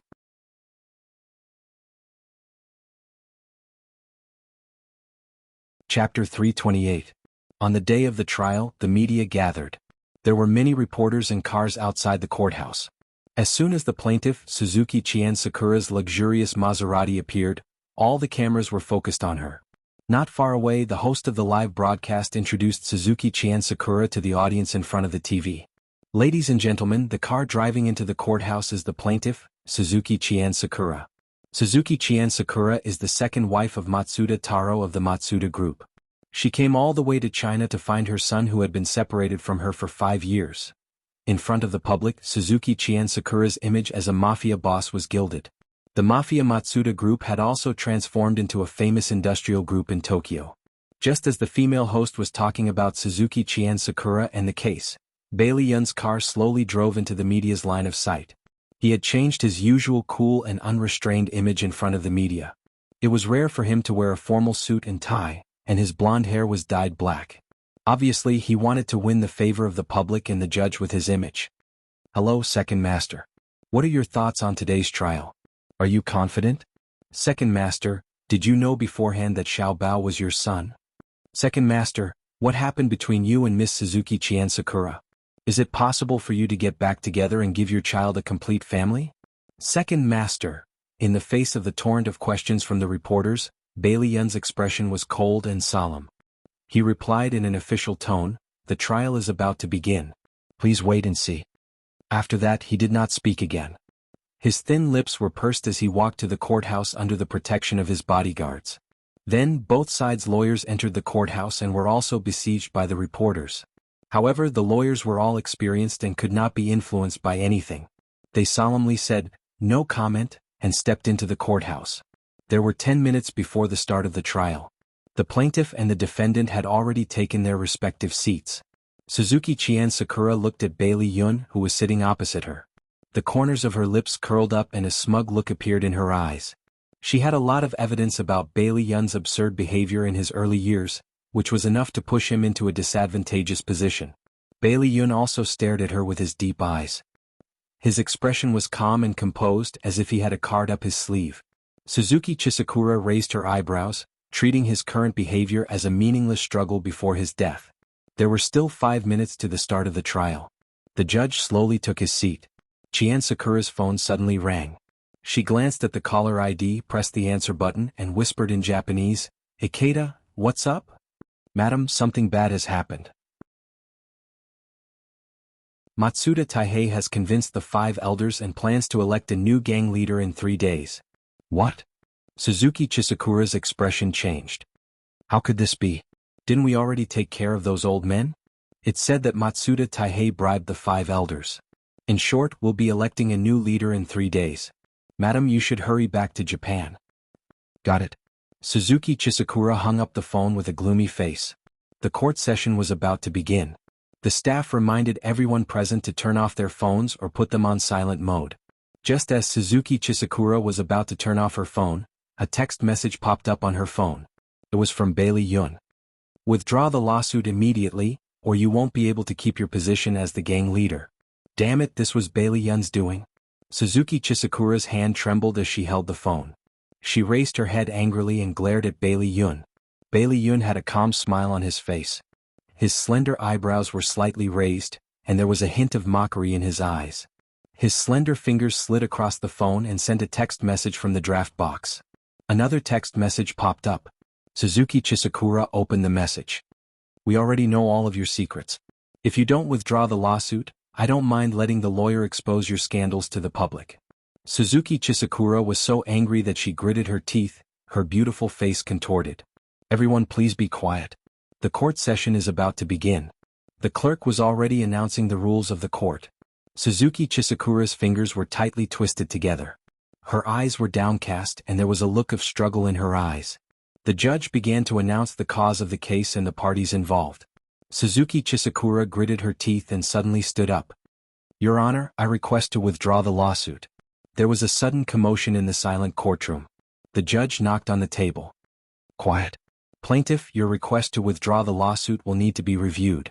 After the court session, applications to withdraw the lawsuit would be reviewed by the court. If there was no illegal act or forced withdrawal of the lawsuit, the court would usually allow it. After a short adjournment, the judge allowed Suzuki Chisakura to withdraw the lawsuit after a discussion. Suzuki Chisakura was immediately surrounded by reporters when she came out of the courtroom. "Miss Suzuki, why did you decide to withdraw the lawsuit?" "Suzuki-sen, did you decide to withdraw the lawsuit because you were forced by someone? Are you going to settle with Bailey Yun privately?" Suzuki Chisakura was wearing sunglasses, so no one could see her expression. Her lips were slightly curled and she seemed to be very calm. She said in broken Chinese, "Thank you for your concern. I decided to withdraw the lawsuit because I don't want to hurt my son. I've decided to negotiate with Bailey Yun privately about the custody of my son." Someone asked sharply, "Miss Suzuki, if you want to protect your child, why didn't you choose to settle it privately from the beginning? Is there a reason why you've made this choice now that you're in a disadvantageous position legally?" "I'm sorry. I've said what I should say. Please make way." The bodyguards protected Suzuki Chisakura as they squeezed out of the encirclement. On the other side, Bailey Yun was also surrounded by many reporters. He was expressionless and did not reveal any special emotions for everyone to guess. He kept his mouth shut and did not answer any questions. Under the protection of his bodyguards, he got into his car. Suzuki Chisakura and Bailey Yun's car drove out of the media's sight. Some reporters did not give up and followed behind, intending to secretly take photos. However, the two of them were not ordinary people. They had already noticed that someone was following them. The bodyguards drove the car left and right to get rid of the reporters. Suzuki Chisakura leaned back in the comfortable seat and dialed Bailey Yun's number. She said calmly, "I want to see you." Bailey Yun casually brushed the hair in front of his forehead. "Okay, I'll see you at Binchuan Road in half an hour." Their cars arrived at the agreed location one after another. There was a high-end tea house there which Bailey Yun's friend had invested in and opened. The environment was elegant and it was easy to hide. Under the guidance of the waiter, Chisakura Suzuki arrived at a luxurious private room on the second floor. Bailey Yun was lazily leaning on a bamboo chair. His slender fingers were holding a cup of tea as his fingertips gently caressed the delicate porcelain. His movements were elegant and leisurely. When she saw him like this, she felt anger rising in her heart. Knitting her brows, she sat opposite him with a belly full of anger. She coldly said, "What a clever method. It seems that I've underestimated your family." Bailey Yun looked at her with a cold smile. "If it wasn't for my clever method, I'm afraid that everyone would have been fooled by your motherly face. Suzuki Chisakura, aren't you disgusting? You actually want to use Xiaobao." Suzuki Chisakura flew into a rage out of humiliation. "What do you mean by that? I just want my son back. How is that using Xiaobao?" Bailey Yun sneered. "If you still have the ability to give birth, will you remember Xiaobao? If Xiaobao wasn't the young master of Yamaguchi-gumi and the young master of the Dark Knight clan, will you still insist on him back? You still haven't gained a firm foothold in the Matsuda group. If you have the help of Yamaguchi-gumi and the Dark Knight clan, you can sleep on Wuyu. Do you think that you can fool everyone with your little tricks? Aren't you looking down on us too much?" Suzuki Chisakura's wishful thinking was exposed, and a trace of panic flashed in her eyes. However, she quickly recovered her emotions and stroked the hair by her ear. "I admit that what you said is the truth, but that doesn't deny that I love Xiaobao. I'm his mother and I have the right to take him back." Bailey Yun stared at her coldly and said word by word, "From the moment you abandoned him, you didn't deserve to be his mother. The reason why I gave you a chance and didn't expose your scandal in court was because I didn't want Xiaobao to know how hateful you are as a mother." Suzuki Chisakura couldn't control herself anymore and said angrily, "Bailey Yun, that's enough. You keep saying that I'm not good, but you're no better than me. You only care about your own pleasure and don't even know about your son's existence. What right do you have to criticize me?" Bailey Yun pursed his thin lips and said coldly, "I admit that I'm not a good father, but at least I truly love Xiaobao and don't have any selfish motives. I'm not here today to quarrel with you. Suzuki Chisakura, how about we make a deal?" Suzuki Chisakura stared at him cautiously. "What deal?" Bailey Yun curled his lips mockingly. "I'll help you secure your position as the leader, and you'll give up Xiaobao's custody. Without my permission you're not allowed to visit Xiaobao." She gritted her teeth and said, "Don't even think about it." He crossed his arms and leaned back leisurely. "If you don't agree, you can go back to Japan now to deal with Matsuda Taihei's seizure of power. It won't be too late for us to talk when you're done." Suzuki Chisakura was choked by his words and her face turned red and white. Actually, on the way to the tea house, she had contacted her right-hand man Ikeda, and learned that Ikeda had already communicated with the 5 elders of the gang. However, those old men were as stubborn as stones in a latrine pit. No matter how they were coerced or tempted, they refused to change their minds and firmly supported Matsuda Taihei. She didn't know what benefits Matsuda Taihei had given them. Bailey Yun put the teacup on the table and stood up comfortably. "Alright, that's all for today. I'll be waiting for you to come back whenever you're done with your business." Suzuki Chisakura was furious, but there was nothing she could do. She could only watch as he walked out of the room. Then she was so angry that she swept all the tea sets on the table to the floor. The tea spilled all over the floor and the pieces flew everywhere. Songshu 566.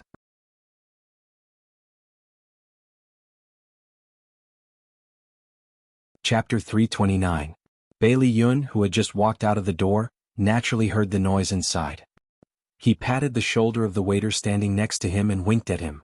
The waiter nodded, walked into the room and bowed politely to Suzuki Sakura. "Miss, this tea set is an antique from the Ming Dynasty. It's worth 5 million. Would you like to pay by card or cash?" Suzuki Chisakura's vision turned dark and she almost fainted from anxiety. Bailey Yun smiled, put his hands in his trouser pockets, and hummed a song as he went downstairs. In the hall he met the owner of the tea house, Xiao Shu. Xiao Shu glanced at the second floor, raised his eyebrows and smiled. "No wonder you suddenly asked me to replace the tea set with a valuable antique. It's a pity that my porcelain was all smashed by someone's anger." Bailey Yun raised his eyebrows and smiled. "Come on, your antiques are worth 4 million at most. Won't you be happy if I let you make a net profit of 1 million? "Okay, buddy. Thank you." Xiao Shu patted him on the shoulder. "When your matter is solved, let's go for a drink together." Bailey Yun smiled. "Okay, it's a deal. Don't stand me up again. I just stood you up to accompany my wife on New Year's Eve. Do you have to remember it until now?" Xiao Shu said. He suddenly looked at the stairs and lowered his voice. "They're coming down. Do you want to hide? What are you afraid of? It's not like I forced her to throw those things." Bai Liyun lazily shrugged his shoulders and leaned back on the sofa. Xiao Shu shook his head. Suzuki Sakura followed the waiter and slowly walked down from the second floor. It could be seen that her face was very ugly. When she saw Bailey Yun sitting on the sofa and chatting with others, her eyes immediately filled with anger, but she couldn't do anything.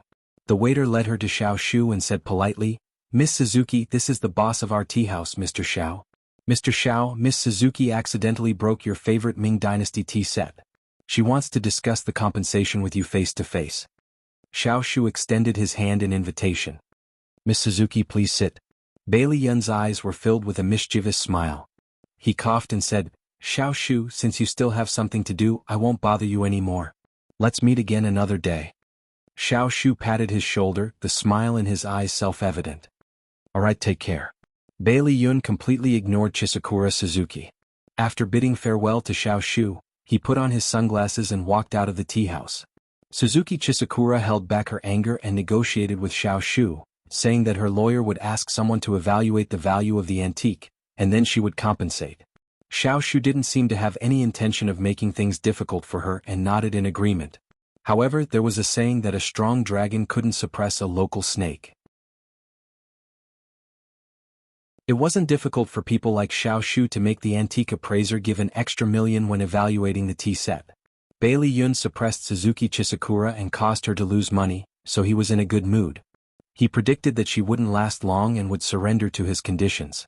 After all, he had experienced Mika Kito's methods. He smirked and turned on the music in the car. Suddenly his phone rang. He turned off the music and answered the car phone. "Hello, who is this?" The person on the other end of the phone hesitated for a moment. "Bailey Yun, it's me, Li Duobao." Bailey Yun's eyes narrowed. He coughed and his voice softened. "What's the matter?" Li Duobao grunted and said uncomfortably, "I saw the news.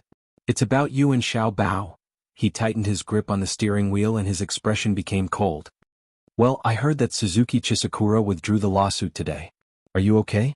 Bailey Yun's brows relaxed slightly and the corners of his lips curled up imperceptibly. "Li Duobao, are you worried about me?" She paused and suddenly shouted anxiously, I just don't want Xiao Bao to be snatched away by that woman. Alright, I know my attitude is wrong because that woman is Xiao Bao's biological mother. Forget it, I don't know what I'm talking about. I'm hanging up. Don't hang up yet. Hello, Li Duobao. Beep beep. Bailey Yun stared ahead and his facial muscles twitched uncontrollably. This despicable woman actually dared to hang up on him. He turned the steering wheel with both hands and drove in another direction. Li Duobao was very annoyed and scratched her head hard. What nonsense was she talking about? She had nothing to do with Bailey Yun, so why was she so worried? Those were his family matters. Li Duobao stared at the landline on the table and frowned in frustration. Should she call him to apologize? She shook her head. Forget it. That guy would definitely misunderstand. Yes, that's right. She shouldn't call him. She was flying to New York tomorrow. She'd better hurry up and pack her luggage. Yes, that's it. Li Duobao muttered to herself and turned around decisively. She didn't look at the phone anymore and went back to the bedroom to pack her luggage. As she was too engrossed in packing her luggage, she quickly forgot what she was worried about. Half an hour later, she was already in the kitchen, planning to cook something delicious for herself. The phone in her pocket rang. She wiped her hands and took it out. When she saw the name on the screen, she hesitated for a moment. She asked carefully, Bailey Yun, what's the matter? Bailey Yun's cold voice came from the other side. Come downstairs. I'm downstairs. Come down right now. Okay, she immediately took off her apron, put on her down jacket, locked the door and ran downstairs. In less than 2 minutes, Bailey Yun saw a white figure running towards him. Li Duobao bent over and supported her legs with both hands, panting heavily. I'm so tired. I ran down. Bailey Yun stared at her in disdain. Then his gaze fell on her feet.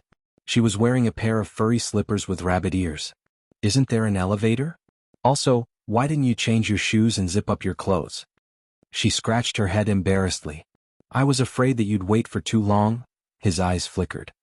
He suddenly walked forward and held her shoulders with both hands to help her stand up straight. Then he grabbed the hem of her down jacket. She widened her eyes in shock. What are you doing? Idiot, I'm going to help you zip it up. Bailey Yun lowered his head and slowly pulled up the zipper of her jacket. Li Duobao blushed in embarrassment and took 2 steps back.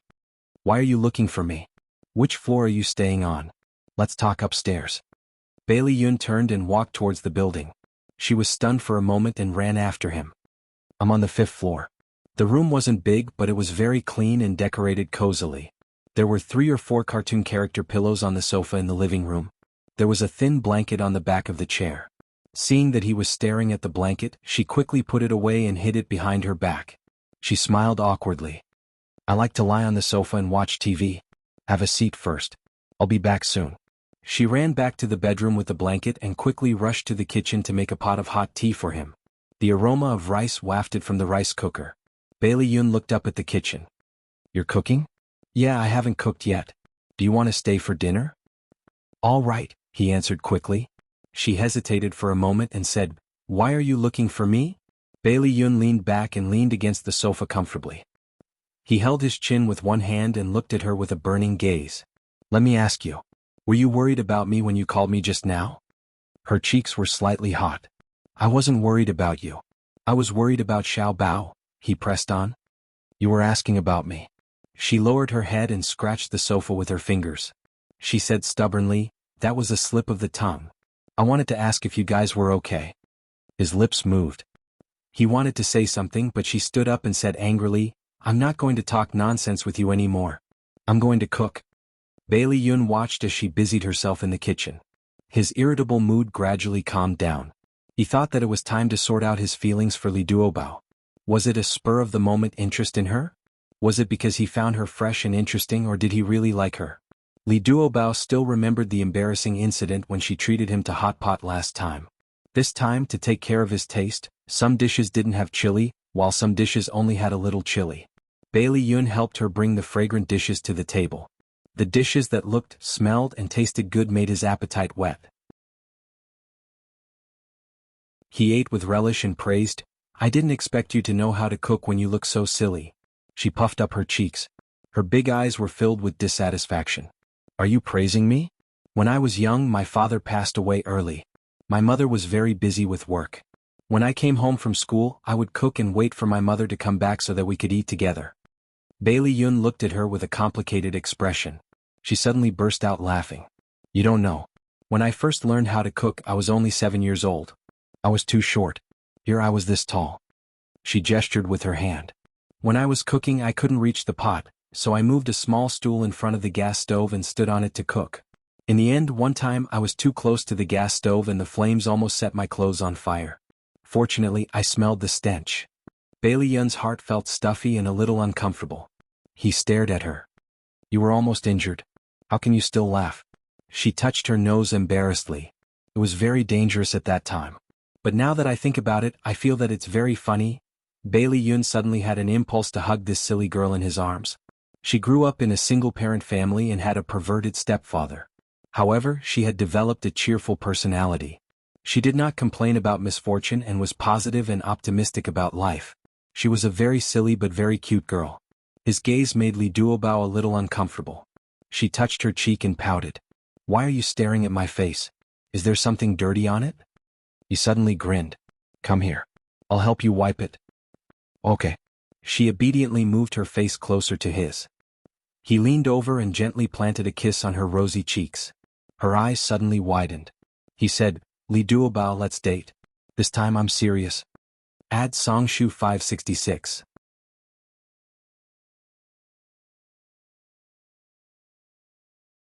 Chapter 330. Li Duobao's eyes were filled with panic. She suddenly screamed and pushed him away. She fled into the bedroom in a panic, even dropping one of her furry slippers. No matter how much Bai Liyun knocked on the door, she refused to come out and refused to talk to him. In the end, he had no choice but to put on his coat and leave.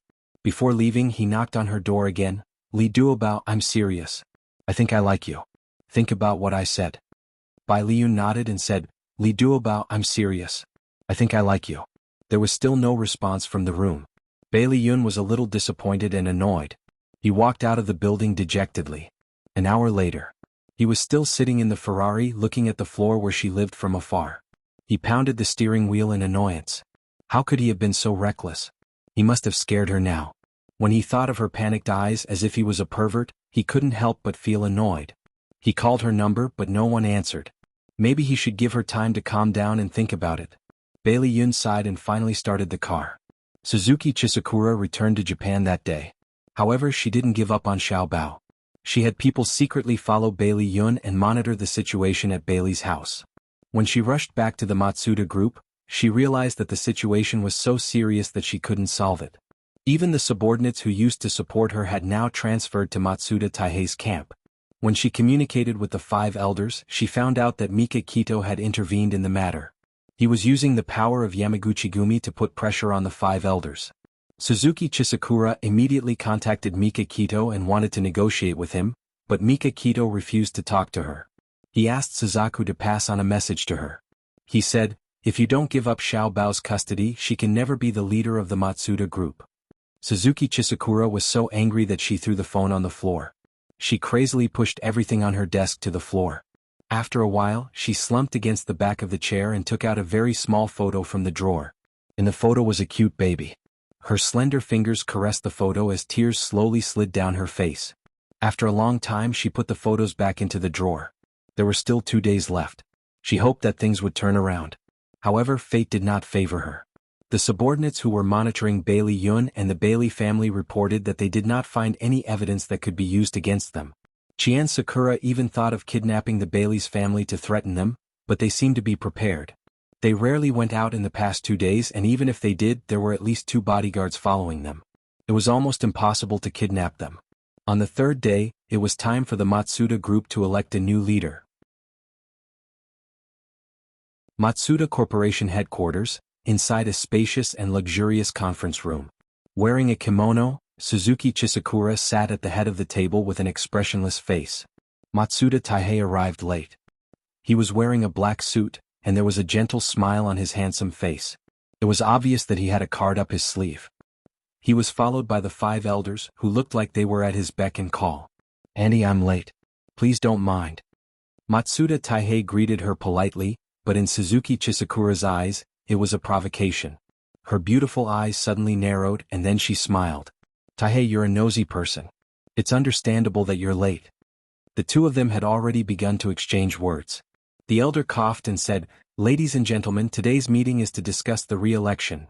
The old man rambled on, saying that Suzuki Chisakura was a woman and did not have the ability to lead the Matsuda group. The nephew of the former leader, Matsuda Taihei, was young and promising, and was the best candidate for the position. The more Suzuki Chisakura listened, the angrier she became. She felt terrible to see someone who used to support her become a supporter of her opponent. Her thirst for power swelled in her heart, and she felt like she was about to explode. She looked at the phone on the table and finally made up her mind. She coughed and interrupted the elder's long speech. "I'll take a 2-minute break. I have something to do." She did not care about the ugly expressions on everyone's faces. She picked up her phone and walked out of the conference room calmly. In the office, Suzuki Chisakura dialed Bailey Yun's cell phone. "Bailey Yun, I agree to your conditions." Bailey Yun's magnetic voice came through. "I'll say it again. My conditions are, 1. You give up Xiao Bao's custody. 2. You're not allowed to visit Xiao Bao without my consent." She gritted her teeth and said resolutely, "I agree to all of them." "Very well. Tell me the fax number and I'll fax you the agreement." Bailey Yun had expected her to agree, so he had already asked the lawyer to draft the agreement. Suzuki Chien Sakura gave him the fax number, and within a minute the agreement was faxed over. Bailey Yun said, "I've already signed the agreement. You just need to sign it, stamp it with your personal seal and fax it to me. That's all." Suzuki Chisakura hurriedly read the agreement. It was very clear that she was willing to give up custody without any coercion. She had to get Bailey Yun's consent before she could visit Xiao Bao. The agreement also stated that the agreement was effective from the day it was faxed. The terms were very strict and there were no loopholes. She picked up the pen and was about to sign it when she hesitated. Suddenly, her subordinate knocked on the door. "Madam, Mr. Matsuda Taihei asked me to rush you." They could not wait for her to step down. She made up her mind and no longer hesitated. She signed her name, stamped her seal and faxed the agreement to Bailey Yun. When she came out of the office, her aura changed. She was cold and arrogant. She was waiting to see the exciting scene when Matsuda Taihei fell from the peak of hope. It was also at that moment that Suzuki Chisakura witnessed Beitang Shin's ability to control the world with a flip of his hand. Just a minute before she walked into the meeting room, the 5 elders received a text message at the same time. It was only a few words. "Change the direction of the wind." So when Suzuki Chisakura walked into the meeting room again, the atmosphere had changed. She glanced at everyone and said calmly, The meeting continues. Great Elder, where were you? The Great Elder smiled gently. We were talking about a new election which was requested by Mr. Matsuda Taihei. However, after discussing it with the other 4 elders and the brothers in the gang, we feel that there is no need for a new election. Matsuda Taihei still didn't know that he was a sacrifice in the battle between Suzuki Chizukura and the Bailey family. He was shocked and locked his eyes on the Great Elder. Great Elder, did you say something wrong? The Great Elder looked confused. Did I say something wrong? No, I have always said that there is no need for a new election. Don't you think so, other 4 elders? The other 4 elders agreed. That's right. That's what you said. Nephew Taihei, did you hear wrongly? Matsuda Taihei's expression changed. What's wrong with all of you? Didn't you say that you would support me? The second elder shook his head. TSK. Nephew Taihei, why do you say that? Madam is doing well as the gang leader. Why would we support you? A sneer appeared in Suzuki Chisakura's eyes as she looked at them with an expressionless face. Matsuda Taihei was so angry that he almost vomited blood. He pointed at the noses of the 5 elders and nodded angrily. Good, very good. The 5 of you actually joined forces to deceive me. Taihei, have you lost your mind? When did we ever deceive you? The third elder stroked his beard with an innocent face.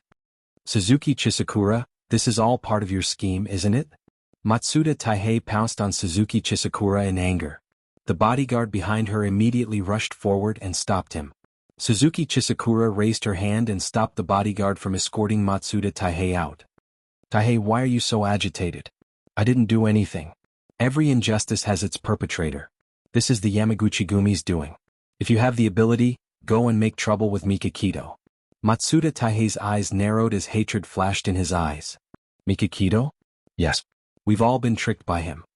Suzuki Chisakura sighed. You know how powerful the Yamaguchi-gumi is. They have always been eyeing the Matsuda group's territory. He intends to use this opportunity to disintegrate the Matsuda group. Don't fall into his trap. Then the 5 of them, Matsuda Taihei wasn't a fool. He wouldn't be easily fooled by Suzuki Chisakura's words. He pointed at the 5 elders. What's going on with them? Suzuki Chisakura stared at the first elder with a smile. First elder, please explain to Taihei. The first elder's forehead was covered in sweat. He knew that she was using this opportunity to put him in his place. An idea flashed in his mind and he followed Suzuki Chisakura's words. Taihei, madam is right. Mikakito has long wanted to disintegrate the Matsuda group. This time, he deliberately bribed the few of us to support you in seizing the gang leader's position, so as to provoke a dispute between you and madam. Fortunately, the 5 of us saw through his scheme. At the critical moment, we didn't follow the path he set. The first elder walked to Matsuda Taihei's side and waved his hand, signaling the bodyguards to let him go. He patted Matsuda Taihei's shoulder and said apologetically, I'm sorry that we lied to you. However, we only pretended to fool Mikakito. Please forgive us. The second elder said, Nephew Taihei, no matter what misunderstanding you have with us, it's a gang matter. Our common enemy is Mikakito. Suzuki Chisakura looked at Matsuda Taihei with a sincere gaze. Taihei, you're a sensible person. Let's pretend that nothing happened today. Let's think of a way to deal with Mikakito together. Their words had dispelled all of Matsuda Taihei's doubts. They had also transferred all of his resentment to Mikakito. As a result, Mikakito was buried in a disaster. Awesome novel Songshu 566.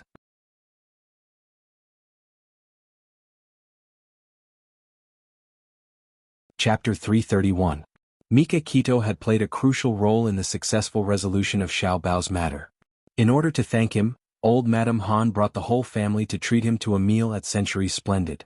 As usual, Beitang Xin didn't have any expression on his face. Only when he was facing a few children would he reveal his warmth. Fortunately, the old madam also understood his personality, so she deliberately brought up some topics that everyone could join in the conversation. Thus, the atmosphere at the dinner was still harmonious. After the meal, everyone drank tea and chatted for a while before leaving. Bailey Yun had been absent-minded the whole time. From time to time he would take out his phone and glance at it. When he came out of the hotel, Bailey Han patted him on the shoulder and said in a concerned tone, "What's the matter? I see that you've been absent-minded tonight."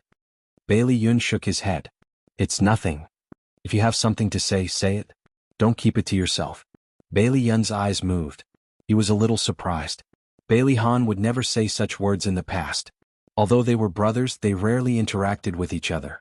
Looking at Bailey Han's serious expression, he didn't seem to be joking. He raised his eyebrows. Okay, I got it. Bailey Han nodded. Xia Dong came out of the hotel with the children. Xiao Bao held Xiao Guai's hand and didn't look at Bailey Yun. Bailey Yun coughed and said, Xiao Bao, are you taking my car or your father's car? Xiao Bao didn't know how to face Bailey Yun. He didn't want to call him daddy, but he couldn't call him second uncle. When he had to talk to him, Xiao Bao would directly address him as you. Although Bailey Yun didn't feel good about it, he couldn't do anything about it. He understood that the relationship between father and son needed time to develop. Xiao Bao still refused to look at him and said calmly, I'll go with Xiao Guai and Xiao Yi. That meant that she was going to take Bailey Han's car. Bailey Han gave Bailey Yun a look, indicating for him not to be anxious and to take it slow. Bailey Yun smiled bitterly as he watched the family of 6 get into the car. After returning home, the old madam summoned Bailey Yun to her study and had a long talk with him. The old madam said kindly, Yun, you are no longer alone. Do you have any plans for your life? Bailey Yun had been thinking about this question for a long time. He frowned and said, Grandma, my business is in America now. In 2 days I will return to America. As for Xiao Bao, let him stay in China. I'll have to trouble big brother and sister-in-law to take care of him for a period of time. My company will enter the China market in a year at the latest. When that time comes, I will be stationed in China for a long time, and it will be convenient for me to take care of Xiao Bao. The old madam thought for a moment and said, That's a good idea. However, you should discuss it with Xiao Bao first. There are many problems between you and your father, and you need to communicate well. Bailey Yun nodded. I understand, Grandma. The old madam looked at the respectful grandson in front of her. He was no longer the hedonistic son of a rich family. She felt comforted and her tone became gentler. Yun, have you considered your personal problems? Suddenly seeing the eagerness in her eyes, Bailey Yun was a little stunned. He had never thought that the old madam, who had always been strict and cold to him, would look at him with such eyes. He pursed his lips and felt a little uncomfortable. I actually have a girl that I like, the old madam hurriedly said. What's her character like? Bailey Yun coughed and his ears turned slightly red. She's very innocent and not scheming. She's also a little silly. It was the old madam's first time seeing his embarrassed expression. She couldn't help but laugh. It's good that she has a good character. What does she do? Stewardess. Bailey Yun paused and deliberately softened his tone. Her family background is average. She comes from a single-parent family. The old madam's smile did not fade. She joked, Why? Are you worried that I'll say something about your family background not matching, so I'll oppose you too? If it was a year ago, I might have really done that. But now I've seen through it. Su Xingqin and Su Yunqian, which one of them isn't the daughter of a rich family? They're full of evil tricks. If I really married them, there would be no peace in the family. As long as that girl has a good character, a good heart and won't mistreat Xiao Bao, I have no objections. A smile appeared in Bailey Yun's eyes and his lips curved. She likes Xiao Bao a lot. Xiao Bao likes her too. His marriage was a big worry for the old madam. At this moment, hearing him say this, she immediately felt relieved. She smiled and said, That's good, that's good. Set a time with that girl. I'll meet her. Bailey Yun coughed and looked embarrassed. Grandma, it's just that I like her. I don't know if she likes me. The old madam was angry and amused. She pointed at his nose and said, Look at you. Aren't you very popular with girls? Since she's so good, hurry up and chase her here. Bailey Yun felt wronged. I want to, but she's not answering my calls or replying to my messages. The old madam was anxious. She stomped the floor with her walking stick. Go to her house and find her. Bailey Yun laughed. His long and narrow foxy eyes slightly raised. Grandma, why are you more anxious than me? The old madam slapped him on the head in annoyance. You're already so old, but you can't even get a girl. How can I not be anxious? Bailey Yun's eyebrows were full of smiles. Grandma, you haven't even seen her and you're already sure that she's suitable for me? The old madam looked into his eyes seriously. Yun, you've played for so many years and have dated so many girls. You know who's suitable for you. Grandma just believes in your taste. The ice in Bailey Yun's heart gradually melted. He slowly curled his lips. Grandma, thank you.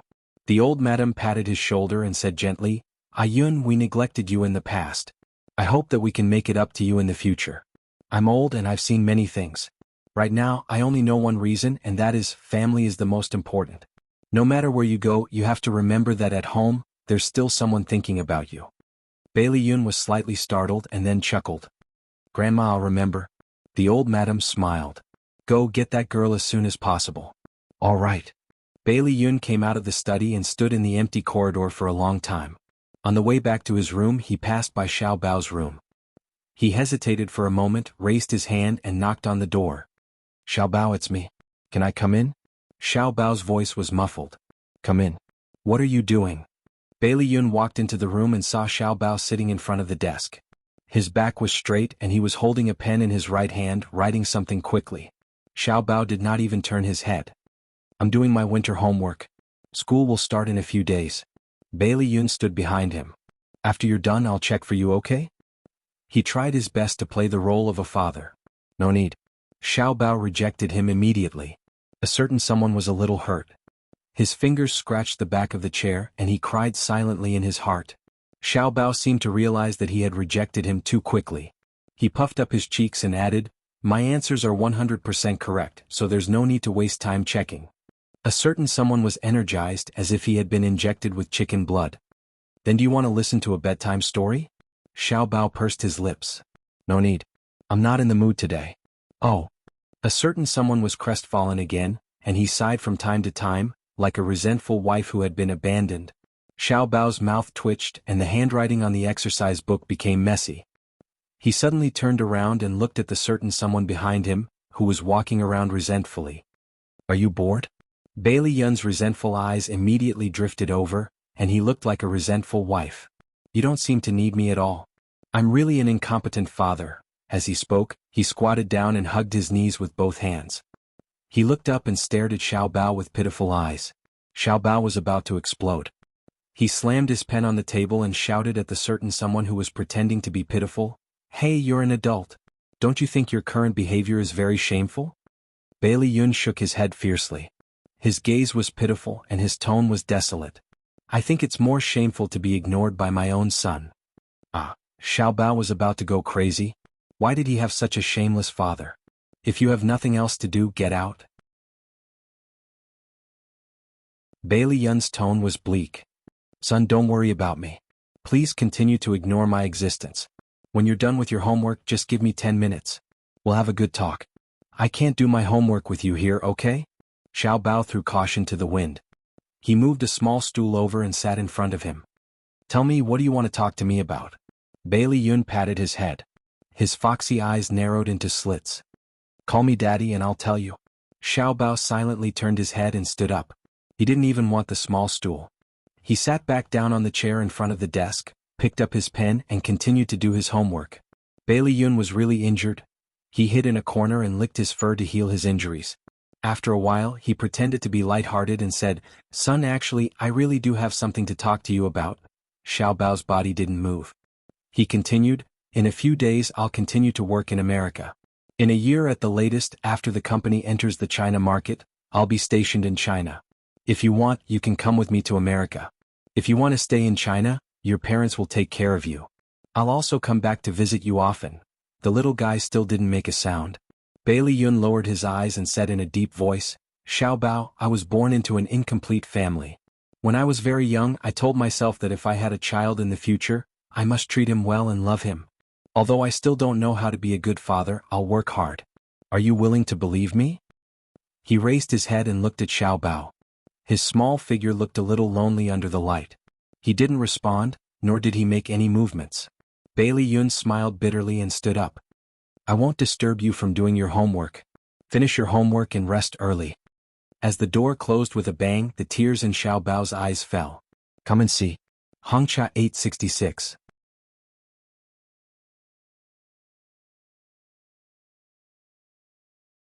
Chapter 332. 2 days later, the kindergarten started school. Xiao Guai was very excited because she could go back to school and play with her friends. Bailey Yun took Xiao Bao while Xia Dong took Xiao Yi and Xiao Guai to school. Bailey Yun dragged Xiao Bao into his car and tied him to the front passenger seat, forcing him to listen to his nagging. Son, don't fight with your classmates in school. Of course, if someone beats you up, you can beat them back. Xiao Bao rolled his eyes. Are you telling me not to fight with others, or am I allowed to fight with others? Bailey Yun ruffled his hair. Don't take the initiative to hit others. If they hit you, don't hesitate to hit them back. Do you understand? Oh, Xiao Bao said. He looked up and asked curiously, what if I beat them to death? Bailey Yun's mouth twitched. Son, are you deliberately making things difficult for me? Xiao Bao snorted. It's good that you know. I'm not a 3-year-old kid who knows how to deal with conflicts between classmates. I don't need you to teach me. Okay, I know you're good. Bailey Yun's eyes suddenly lit up and he said, one more thing. No puppy love. Xiao Bao looked at him with disdain. Do you think I'm like you? Leave mercy everywhere. He enunciated the last 4 words with great emphasis. Bailey Yun coughed awkwardly. So, I'm a bad example. Don't learn from me. In school you have to protect your sister and don't let her get bullied. Do you understand? Xiao Bao said impatiently, I know, naggy old man. Hey, your daddy, I'm still in my prime. How am I old? You dare to complain that I'm naggy now? When I'm 70 or 80 years old and really become an old man, are you going to kick me out of the house? Bailey Yun felt that it was necessary to teach him a lesson about respecting his elders. Xiao Bao glared at him with his big beautiful eyes and said fiercely, don't worry. Even if you're old and your teeth fall out, I'll take care of you. I'm your son after all. Although his attitude wasn't good, his words still made Bai Liyun feel good. Thus, he very shamelessly forgot his original purpose. He smiled and patted Xiao Bao's head, praising, son, you said it very well. After reporting their arrival, Bailey Yun squatted in front of Zhao's face. Xiao Bao couldn't stand it and frowned. He grabbed Xiao Guai's little hand and said, the teacher has a meeting. We'll be going. With that, the 2 little guys ran away. Bailey Yun's head drooped and he looked like he had been dealt a blow. Xia Dong couldn't help but laugh. Ayun, you're starting to look like a father now. Bailey Yun was instantly revived. He raised his eyebrows and said, I can now understand how difficult it is for you. Xia Dong laughed. I'm serious. When it's cold, I want to remind him to put on more clothes. When he's hungry, I want to get him something to eat. When I don't see him for a while, I'm worried that something might have happened to him. He laughed at himself. I only know now that it's not easy being a parent. Xia Dong stopped laughing and walked to his side. She said seriously, Ayun, don't worry and go to America. Your brother and I will take good care of Xiao Bao. Bailey Yun's lips curved. Xia, thank you. Thank you for taking good care of Xiao Bao all these years. Xia Dong smiled. You're treating me like an outsider. Xiao Bao is also my son. He looked at her in a daze. He didn't know when it started, but when he saw her being intimate with Bailey Han, he didn't feel any heartache. He smiled and chuckled. Xia, seeing that you're happy, I can finally let go. Xia Dong pursed her lips and smiled. Fox, you'll find your happiness too. In the complicated emotional entanglements, the one who left didn't necessarily have to be alone for the rest of his life. There was still the most suitable person waiting for him. For example, Li Duobao. This woman that Bailey Yun missed so much was still unheard of. Before going abroad, he decided to go to her house again and have a good talk with her. Even if she rejected him, he would accept it. When he arrived at her door, he knocked for a long time but no one answered. The neighbor opposite Li Duobao's house suddenly opened the door and poked her head out. She stared at Bailey Yun in confusion. You're looking for Duobao? She flew abroad yesterday. Bailey Yun asked politely, do you know which country she flew to? The sister-in-law frowned and thought for a while. It's either England or America. Duobao mainly flies these 2 routes. When will she be back? Tomorrow. Bailey Yun thanked her. The sister-in-law glanced at him and was about to close the door when she suddenly thought of something. She quickly poked her head out and looked at him carefully. Then she shook her head and said seriously, Sir, Duobao is a good girl. If you're just playing around, don't look for her again. Bailey Yun's expression changed. He knew that the sister-in-law had recognized him. He pursed his lips and said in a deep voice, Sister-in-law, I'm sincere about Duobao. After saying that, he left the stunned sister-in-law behind and turned to leave. In the end, Bailey Yun did not see Li Duobao. His plane was about to take off. His family sent him off at the airport. After saying goodbye reluctantly, Bailey Yun squatted in front of Xiao Bao and hugged her tightly. He pressed Xiao Bao's head against his chest and said in a low voice, Xiao Bao, I'm leaving. I'll come back to see you every month. I'll work hard and try to develop my career in the country as soon as possible. Listen to your parents. Don't make me worry. Xiao Bao lay on his chest and listened to his heartbeat. Finally, she slowly reached out her hand and placed it on his back. she softly grunted. Bailey Yun was surprised and hugged her tightly. Finally, she kissed him on the forehead and said, "Son, wait for me to come back." Bailey Yun let go of Xiao Bao and dragged his suitcase. He turned around and did not look at her again. He was afraid that if he looked at her again, he would not have the courage to walk out of there. Seeing that his back was about to disappear at the security checkpoint, Xiao Bao suddenly shouted, "Daddy, I'll wait for you to come back." Bailey Yun's body suddenly froze. He turned around in disbelief and saw Xiao Bao's teary eyes.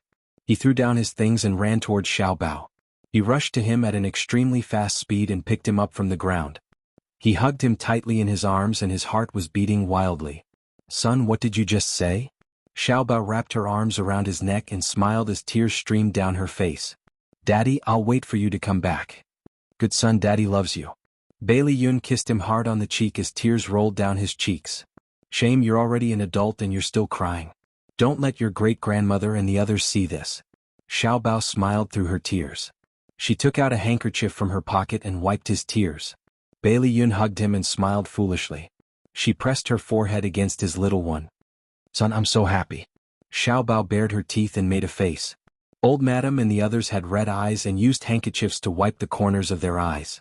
After a short reunion, Bai Liyun still boarded the plane to the United States. However, this time he no longer had any regrets in his heart. He was filled with a sense of responsibility. He was a father. He had the responsibility to take care of his son. He had to create better conditions for his son. With such surging emotions, he once again stepped onto America's soil. In the blink of an eye, it was March. The scenery was bright and beautiful, and spring was in full bloom. Imperial Kindergarten paid more attention to quality education. Every year at the end of March, it would organize a spring outing for the older children to cultivate their ability to live independently and encourage them to get close to and love nature. There were a total of 20 children in this year's kindergarten class. This year's spring outing was stricter than previous years. The school's teachers would take the children to a relatively remote mountain village and let them live together for 2 days and 1 night. Of course, the school would ensure the children's safety. After all, these children were the treasures of rich families. If any of them were to have an accident, the school would be in serious trouble.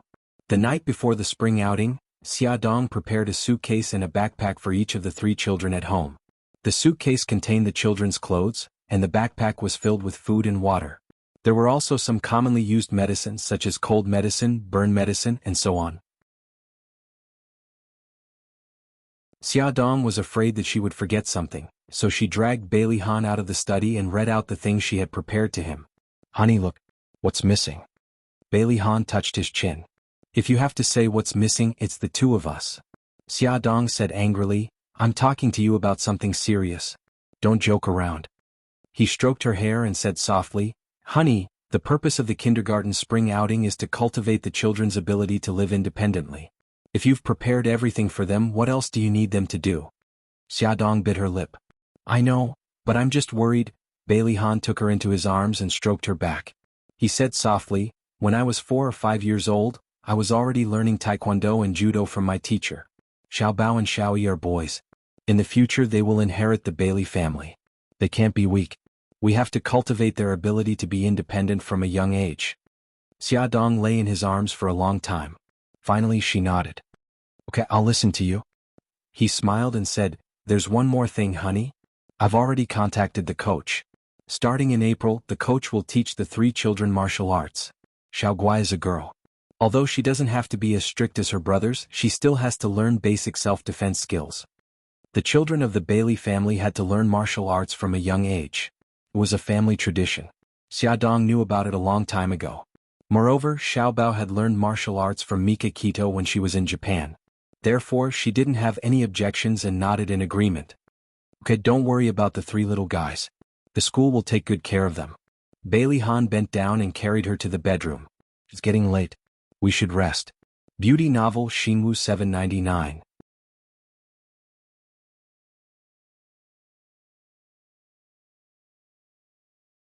Chapter 333. In the end, the 3 school bags that Xia Dong had prepared for the children were left at home.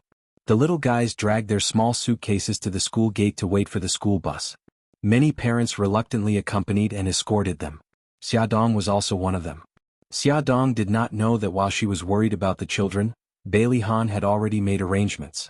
The school attached great importance to the safety of this activity. Even the location of the spring outing was only known to a few people, including the principal. This was to prevent the location from being leaked and attracting the attention of criminals. After all, these children were from wealthy families. If one or two of them were kidnapped, the school would be finished. The principal planned to hire bodyguards with excellent martial arts from a professional bodyguard company to protect the children's safety. Bailey Han got wind of this and personally went to the school to talk to the principal, expressing his willingness to sponsor the accompanying bodyguards. He had heard of financial and material sponsorship, but had never heard of manpower sponsorship. Although the principal was surprised, he still accepted Bailey Han's sponsorship because he knew that Bailey's bodyguards were very powerful. Therefore, Bailey Han transferred 10 brothers from the Dragon Gang to disguise as security guards to accompany the school bus and protect the children on the outing. The school bus slowly came and stopped at the school gate. This was a luxurious minibus. Including the driver, there were exactly 20 seats. The teacher had arranged the numbers in advance and let the children get on the bus according to the numbers. The parents helped them put their luggage into the car's suitcase. Xiao Yi and her siblings sat in the middle. Xiao Yi and Xiao Bao were in a row. Xiao Guai and another girl sat in front of her brothers. Xia Dong carefully adjusted their seat belts and then told them one by one, "You Gigai kids, don't quarrel. Take care of each other, okay?" Xiao Guai kissed her cheek. "Okay, mommy." Xiao Yi was the eldest. She patted her chest. "Mommy, don't worry. I will take good care of my brother and sister." Xiao Bao said, "Mom, don't worry. We're just going out to play. Nothing will happen." The school bus was about to start, so Xia Dong and the other parents were forced to get off. She noticed that there was a black Mercedes-Benz in front and behind the school bus. When the Mercedes-Benz in the back passed in front of her, a head suddenly popped out of the window and chuckled at her. "Young madam," Xia Dong was stunned. It was not until the 3 cars were far away that she realized that the man in the security uniform was Ah Bao. It must be Ah Bao. No wonder Bailey Han was so calm. He had already arranged everything. She suddenly felt like she had been played by her husband. Tears welled up in his eyes. Bailey Han was working in his office when his phone rang. It was a terrifying ringtone. "My wife is calling, my wife is calling." He smiled and put the phone to his ear. "Wifey." Then came the sound of gnashing teeth. "Bailey Han, you're in big trouble." He laughed. "You found out?" She said angrily. "Why did you hide it from me?" He laughed even more happily. "I like to see you busy like a headless fly." "Oh, I'm going crazy." "You're still laughing. Do you have fun teasing me?" A certain someone was already in a state of rage. He was laughing so hard that he was almost out of breath. "Wifey, you calm down. When we get home tonight, I'll let you do whatever you want with me." "Humph, just you wait. I won't let you off." Xia Dong rubbed his chin and seriously considered whether he should use chili water or tiger stool. Bailey Han. "Honey, you're too bloody and violent." After driving for more than an hour, the school bus from Imperial Kindergarten stopped at a small village about 50 kilometers away from City A. Many of the villagers in this village were working in the city, and there were only the elderly, women, and children left in the family. The culture of the villagers was also relatively simple. The school had already communicated with the village chief and rented 10 houses from 10 families for the children and teachers to stay in. As for the bodyguards, they would also sleep on the floor in the children's houses to make it easier for them to protect them. There were a total of 20 children, 9 girls and 11 boys. Because Bailey Han had specially informed the school, the teacher arranged for Xiao Yi and her siblings to stay in the same homestay. There were 8 girls and 9 boys left. 2 girls to a room and 3 boys to a room. There was a bodyguard in each room to ensure their safety. Ah Bao was responsible for Xiao Yi and her siblings' safety. The children in the kindergarten were not surprised to see the bodyguards because they all had many bodyguards at home. When they went to and from school, they were also protected by bodyguards. However, Xiao Guai and her siblings were different because their bodyguards were old acquaintances. Xiao Guai quietly tugged at Xiao Yi's sleeve and whispered, "Brother Yi, that bodyguard looks like Uncle Bao." Xiao Yi whispered in her ear, "It doesn't look like him. He is Uncle Bao." "Oh, why is Uncle Bao here?" The little cutie blinked her eyes in confusion. The smart Xiao Yi thought for a moment, then puffed up her cheeks and said, "Because these bodyguards were sent by Daddy." "Oh, Daddy is so awesome." Xiao Guai's eyes were filled with admiration. Don't be so loud. Don't tell anyone. This is a secret, okay?" Xiao Bao suddenly came over and bared his teeth at the two of them. Okay, children. Now that you have checked your rooms, Please hand over all your snacks, toys and phones. There were 2 kindergarten teachers who came with them this time. One was called Ding Lin, and the other was called Yu Jinjin. They were both beautiful girls in their early 20s. At this moment, the one who clapped her hands and announced the rules was Ding Lin. Why?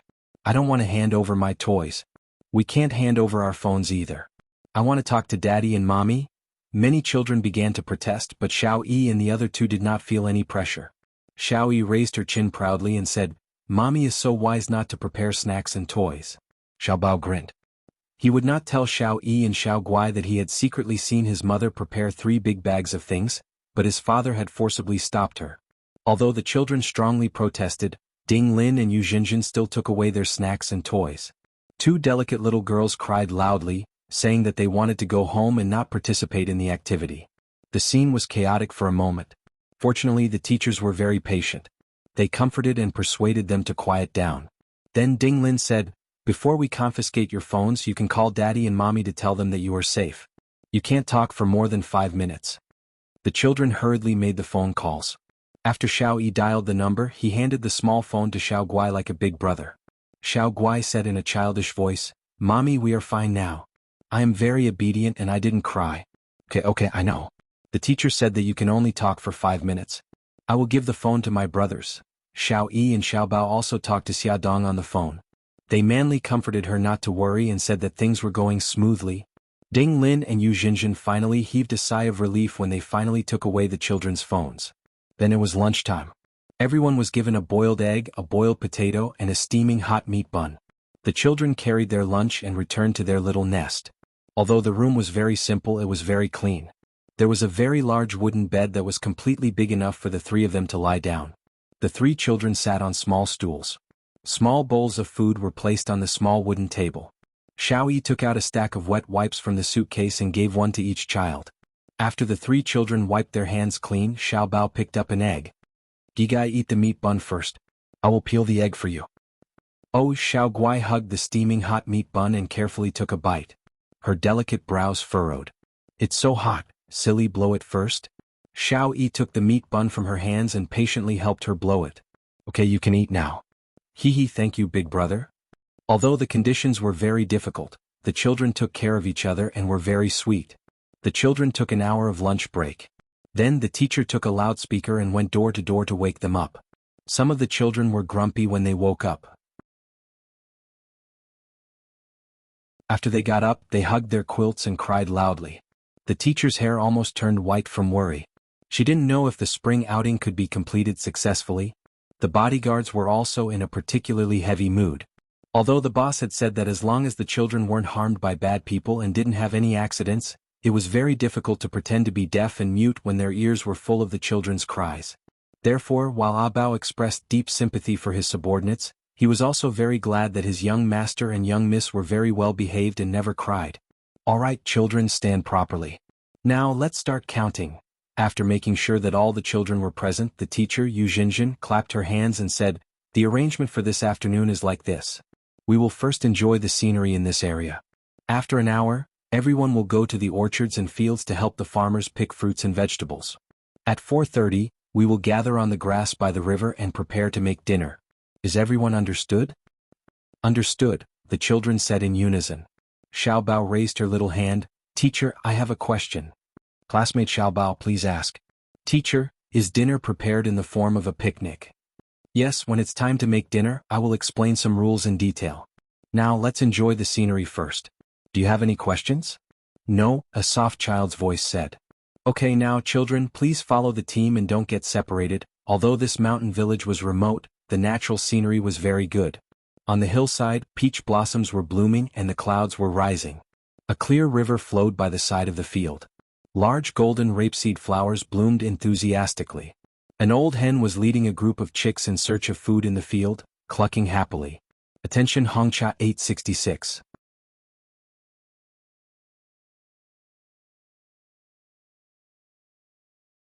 Chapter 334. For the children born in the city, it was their first time seeing a real village. They widened their eyes in curiosity and ran around excitedly on the ridge of the fields. Some of the bolder children ran to the outside of the courtyard wall and peeped at the puppies at the gate of the courtyard. Woof woof woof, the puppy suddenly jumped up and bared its teeth at them warily. The children screamed and ran back, but the puppy did not chase after them. It turned out that there was a chain around its neck and the other end was tied to a pillar. The children laughed heartily and gathered their courage to go to the gate of the courtyard to play with the puppy. An old woman came out of the room when she heard the dog barking. Her right foot was not very nimble, so she walked with a limp. There was a large scar on the left side of her face. Although it was covered by her hair, it could still be seen clearly. "Ah, a monster!" A little girl screamed in fear when she saw the old woman's face. "It's so scary. Is that an old witch?" Another little girl grabbed her companion's hand tightly and whispered, "Let's get out of here quickly. The old witch will eat people." Xiao Bao glared at the two timid students. "Don't talk nonsense. It's very rude." The old woman acted as if she did not hear them and limped towards them. The other children screamed and retreated. Xiao Bao stood in place and said politely, "Grandma, I'm sorry to disturb you. We want to play with the puppy. Is that okay?" The old woman's eyes were cloudy. Her gaze fell on Xiao Bao and her voice was a little hoarse. "Don't play here. The puppy is very fierce and will bite people. Go out, go out." She stretched out her arms and drove the children out as if she was driving away small animals. Then she picked up a hoe from the gate and walked towards the fields in the distance. "What a strange person." "Yes, yes." Xiao Bao ignored the students' discussion and walked forward with his hands behind his back. He went to find Xiao Guai, who was picking wild flowers in the fields, and Xiao Yi, who was catching butterflies on the hillside to take home as a specimen. Once the little guys integrated into the environment, they were like wild horses. The teachers did not deliberately restrict their nature. As long as they did not do anything dangerous, they were allowed to play around. An hour passed quickly. The teacher gathered the children and divided them into two groups. Each group had 10 children and was led by a teacher. Xiao Yi and the other two were in Group A, which was led by Ding Lin, and Group B, which was led by Jinjin. The large group of people headed towards Strawberry Garden. The strawberry garden in the village was about 10 mu of land. The owners of the two largest plots of land were Fu Qinghai and Li Jianda. These were the two strawberry gardens that the children were going to today. Ding Lin took the children from Group A to Fu Qinghai's strawberry field. Fu Qinghai was an honest farmer in his 50s, with white hair and a face full of wrinkles. Facing so many pairs of innocent eyes, he rubbed his bark-like hands uncomfortably and said cheerfully, "Welcome to my strawberry garden." Ding Lin smiled and said, "Uncle Fu, can I trouble you to briefly explain to the children how to grow strawberries later?" Of course, of course. Everyone follow me." Before entering the strawberry greenhouse, Fu Qinghai gave each child a small bamboo basket for them to pick strawberries. Inside the wide greenhouse, rows of strawberry trees were neatly arranged. Between the green leaves there were red strawberries. The rich fragrance of the strawberries filled the air, and it was so sweet that it was tempting. Xiao Bao was the first to notice that there was a hunched figure squatting in front of a row not far away. Judging by her movements, she should be picking strawberries. So many people came in noisily, but she did not look back and continued to do her own thing. Although she could not see her face, Xiao Bao recognized her from her back. She was the old granny with bad legs. Ding Lin also noticed and could not help but take a few more glances. Fu Qinghai explained with a smile, "That's my wife. She has bad legs and is a little introverted. Teacher, please don't take offense." No, we're the ones who are disturbing you." Ding Lin smiled politely. "Uncle Fu, where do you think we should start?" Fu Qinghai pointed to the ground beside his feet. "Let's start here.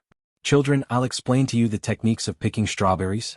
The children carried their small bamboo baskets and squatted in the ditch.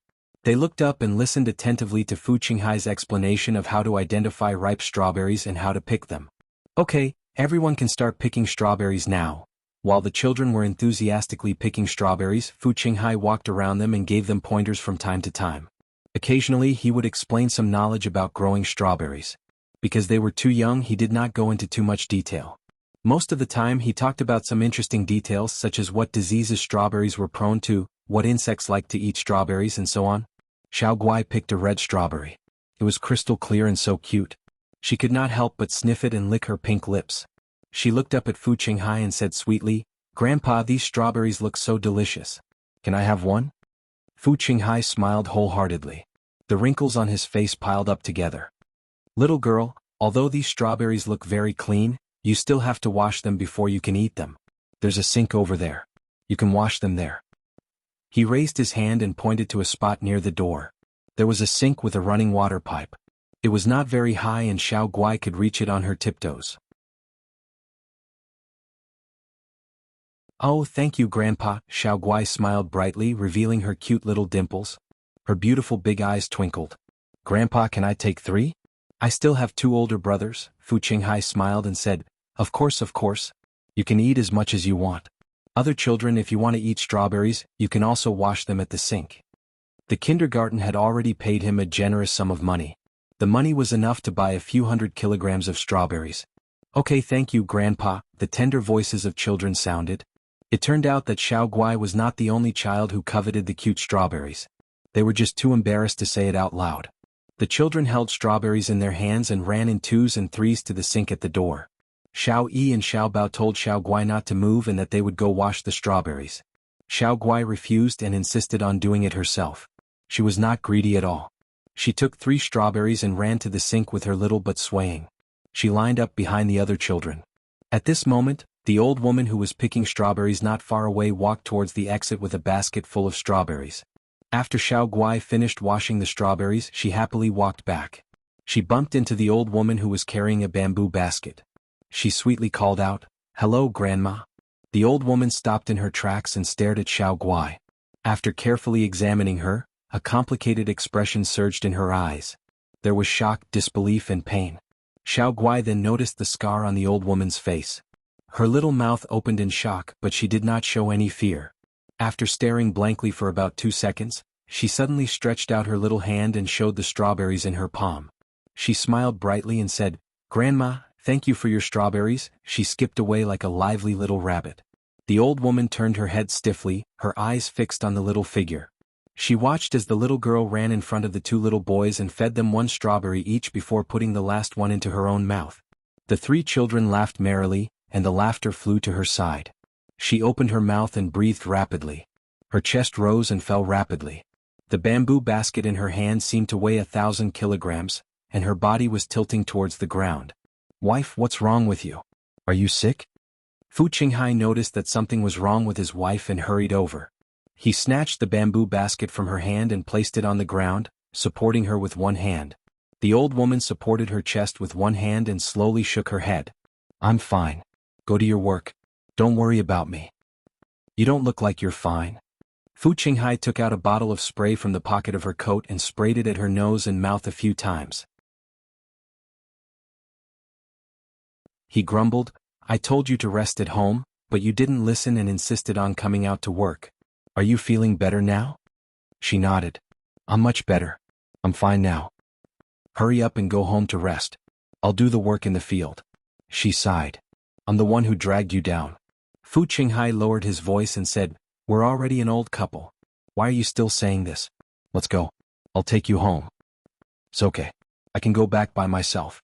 You should stay here and take care of the guests." The old woman patted his arm. "All right then. Be careful on the way back." Fu Qinghai sighed as he looked at his wife's back as she walked away. The old woman came out of the greenhouse and looked at the land full of spring with a dazed expression. Tears gradually welled up in her eyes. Half an hour later, the strawberry picking was completed. Each child, carrying a basket full of ripe strawberries, walked down the country lane, laughing and talking as they returned to their temporary lodgings. "Gigai, give me the bamboo basket. Big brother will help you twist it." "Gigai, I'll twist it for you." The 2 little brothers stretched out their hands at the same time to help Xiao Guai twist the bamboo basket. She looked at Xiao Yi and then looked at Xiao Bao. She smiled brightly. "Don't fight with me. I'll twist it myself. Mommy said that you should do your own things. That's what a good child should do." Ding Lin, who was walking in front of them, overheard their conversation. She couldn't help but sigh in her heart. The Bailey family's upbringing was really good. The children they raised were polite and sensible. After putting the strawberries back in their residence, the teacher led them to the field to help the farmer uncle pick vegetables. The enthusiastic uncle gave them a lot of fresh vegetables that could be used during the picnic. At 4:30 p.m., everyone gathered on the lawn by the river. The children chattered non-stop. Yu Jinjin clapped her hands to quiet them down and arranged the next tasks. Attention Hongcha 866.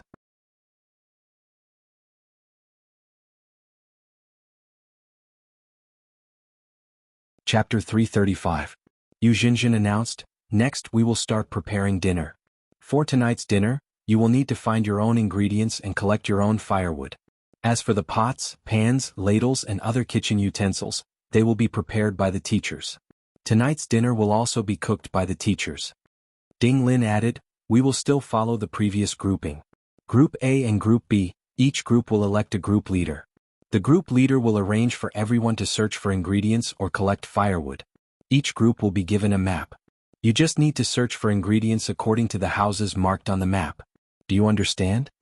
A little boy raised his small hand. Teacher, we can only go to the places marked on the map to find ingredients? Yes, that's right. Ding Lin did not explain. The houses marked on the map were arranged by them in advance and they paid the owners. Then what do we need to find? There are some dishes that I don't even recognize. A little girl said softly. It's okay. There are names and pictures of the ingredients on the back of the map. Ding Lin passed the map to the children. Sure enough, there were pictures on the back of the map. There were cucumbers, potatoes, tomatoes and so on. A few minutes later, Ding Lin said, now that you have received the map, you have to find the ingredients and firewood in an hour, then come back here. Do you understand? The children all shouted at the same time, understood. Now I'll leave everything to you. Teacher, you and I won't bother about everyone. We'll just wait for everyone to come back and cook. We'll give a reward to the group that finishes quickly and well. On the other hand, we'll punish the group that doesn't do well. Okay, the time starts now. Ding Lin looked at the watch on her wrist and seriously noted down the time. The children who were initially a little lazy immediately became alert when they heard that it was a competition. The two groups immediately separated and gathered for a meeting. Group A had Xiao Yi and Xiao Bao. The two of them were the most popular in the class, so everyone unanimously decided that they would be the group leader and vice group leader. Xiao Yi was the big brother, so Xiao Bao also listened to his orders. Xiao Yi puffed out her chest and her pink cheeks looked serious. She seemed to be giving orders. Xiao Bao, you go with Xiao Guai, Xiao Hao, Xiao Han and Cici to look for ingredients. Jia, Hongxian, Xiao Rui and Tian will stay here to collect firewood. There were 4 girls and 6 boys in their group. They worked in pairs of 2 and 3. Xiao Yi guessed that the school had already prepared the ingredients. As long as they found the right farmer, it should be easy. Therefore he asked Xiao Guai and Xiao Bao to go together. Xiao Bao raised his right hand and saluted. Team leader, I promise to complete the mission. The 4 girls were amused by him, and they started to work while talking and laughing. Team B left after them and headed in a different direction. Xiao Yi led the soldiers to the forest in front. Among them, the oldest was only 6 years old. It was obviously difficult for them to break off the branches from the trees.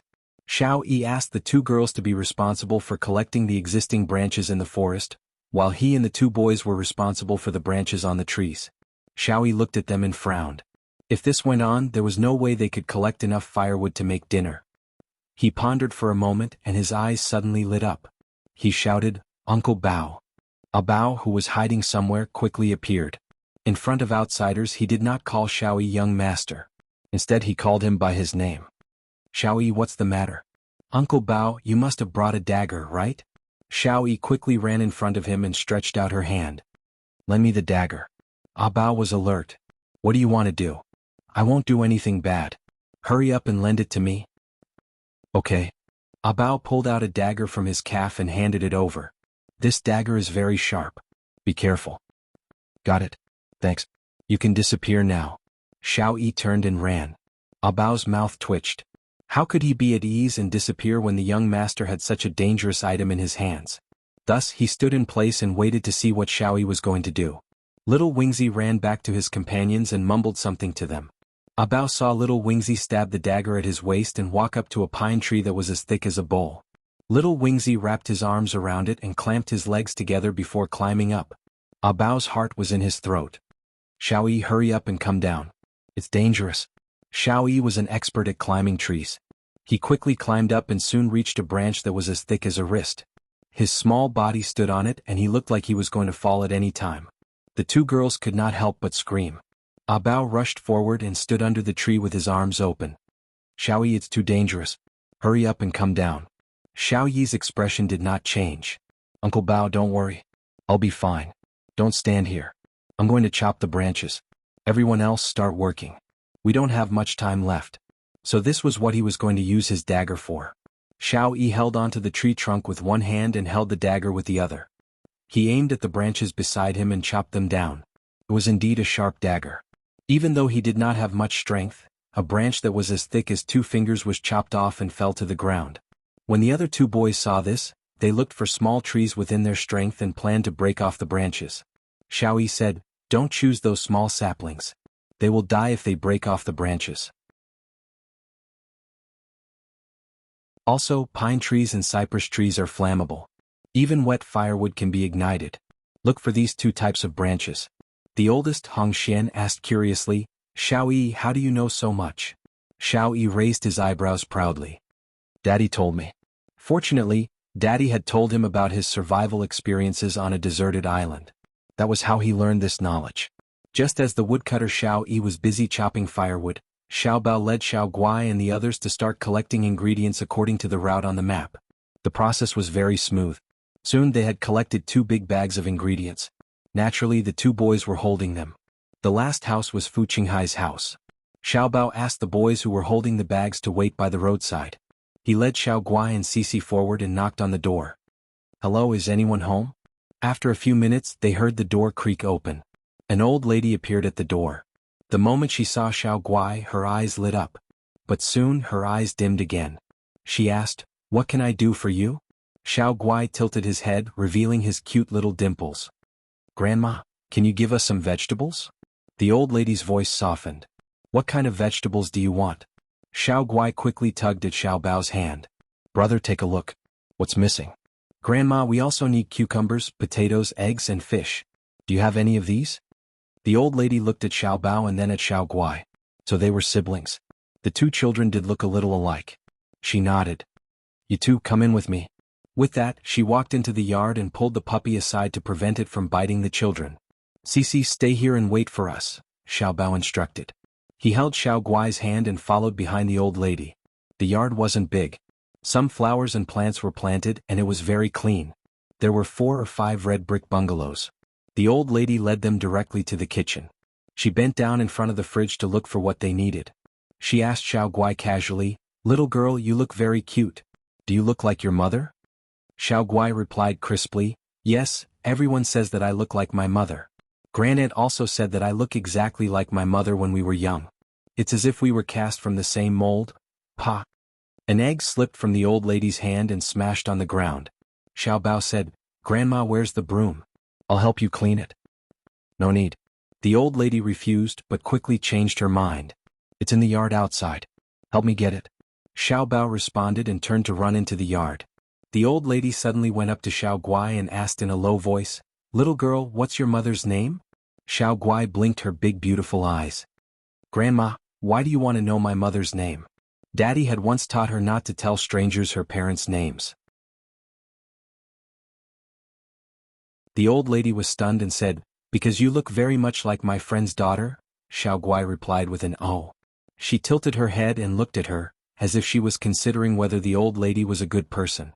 After a moment she smiled and said, "My mother's name is Xia Dong." Xia Dong. Xia Dong. It's really her. The old lady's body suddenly trembled, and she almost knocked over everything in her hands. Her face suddenly became very ugly. She opened her mouth and gasped for breath, as if someone was choking her neck. "Grandma, what's wrong?" Xiao Guai was so anxious that she was about to cry. Xiao Bao happened to walk in with a broom. When he saw the situation, he was shocked and quickly ran forward to help the old lady sit on a chair. "Grandma, are you okay? Don't be afraid." "I'm fine." The old lady comforted them as she took out a small spray from her pocket and sprayed it in front of her nose. After a few minutes she finally calmed down. She let out a long sigh and looked at the concerned children around her. She couldn't help but feel a lump in her throat, and tears almost fell from her eyes. "Grandma, are you okay?" The 2 children asked in unison. "I'm fine. Grandma is fine."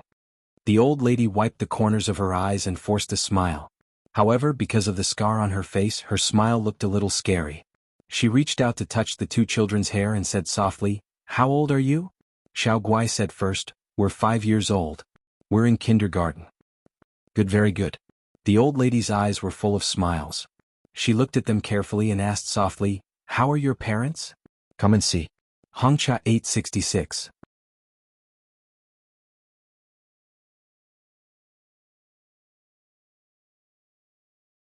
Chapter 336. Xiao Guai nodded proudly. Very good. My daddy loves my mommy very much. Although Xiao Bao was a little confused, he felt that the old grandma was not a bad person and nodded. They're all very good. That's good. The old grandma's smile widened. After a while, she retracted her hand and said, I've prepared everything you need. Go back early. It's going to be dark soon.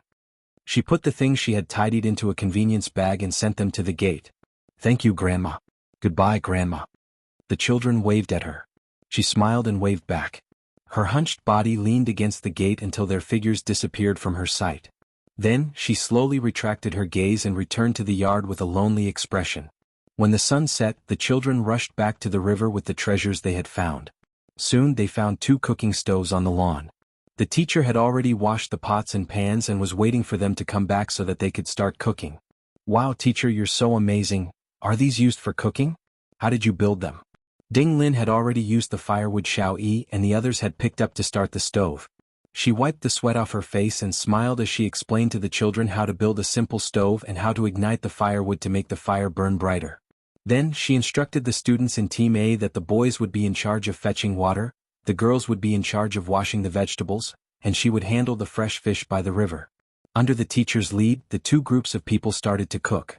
Halfway through cooking, Team B ran out of firewood. The children stared at each other, and Yu Jinjin could not help but break out in cold sweat. The children who were in charge of collecting firewood were very innocent. They raised their little hands pitifully. Teacher, we've already worked very hard. Boo-hoo, it's okay. Teacher will think of a way. Yu Jinjin comforted them. She threw down the half-cooked vegetables and ran to Team A's side. Teacher Ding, do you have enough firewood? We have enough. What? Ding Lin was busy with the fish in the pot and did not notice what was happening in Team B. Hong Shen shouted, Teacher Ding, Team B ran out of firewood. Yu Jinjin coughed and awkwardly said, Yeah, we ran out of firewood. If you have extra, can you lend me some? Sure, Xiaoyi chopped a lot so there should be some extra. Take some with you. Ding Lin generously gave her half of the firewood. Woodcutter Xiao Yi was in a good mood when he saw that the firewood he chopped could help his opponent. Dinner was finally ready. The girls had already laid out a beautiful tablecloth on the lawn and arranged the bowls and chopsticks. The 2 sets of dishes were placed together and everyone formed a big circle. The children who were picky at home seemed to have been starved for a long time. Their eyes were glowing with a green light as they stared at the fragrant dishes and kept swallowing their saliva. All right, let's eat. Don't waste food. At the teacher's command, the children picked up their bowls and wolfed down the food. They were starving. Gigai, be careful. It's hot. Xiao Yi picked up an egg with her chopsticks and placed it in Xiao Gigai's bowl. Xiao Bao immediately removed the bones from the fish and placed it in her bowl. Gigai, eat the fish. There are no bones. The other girls were envious. They also wanted such a handsome and caring brother. They wanted to go home and ask their mommy to give birth to one. After dinner, the stars were already shining in the sky. The teacher used the leftover firewood to make a bonfire. Everyone sat around the bonfire and listened to the teacher's summary of the day's activities.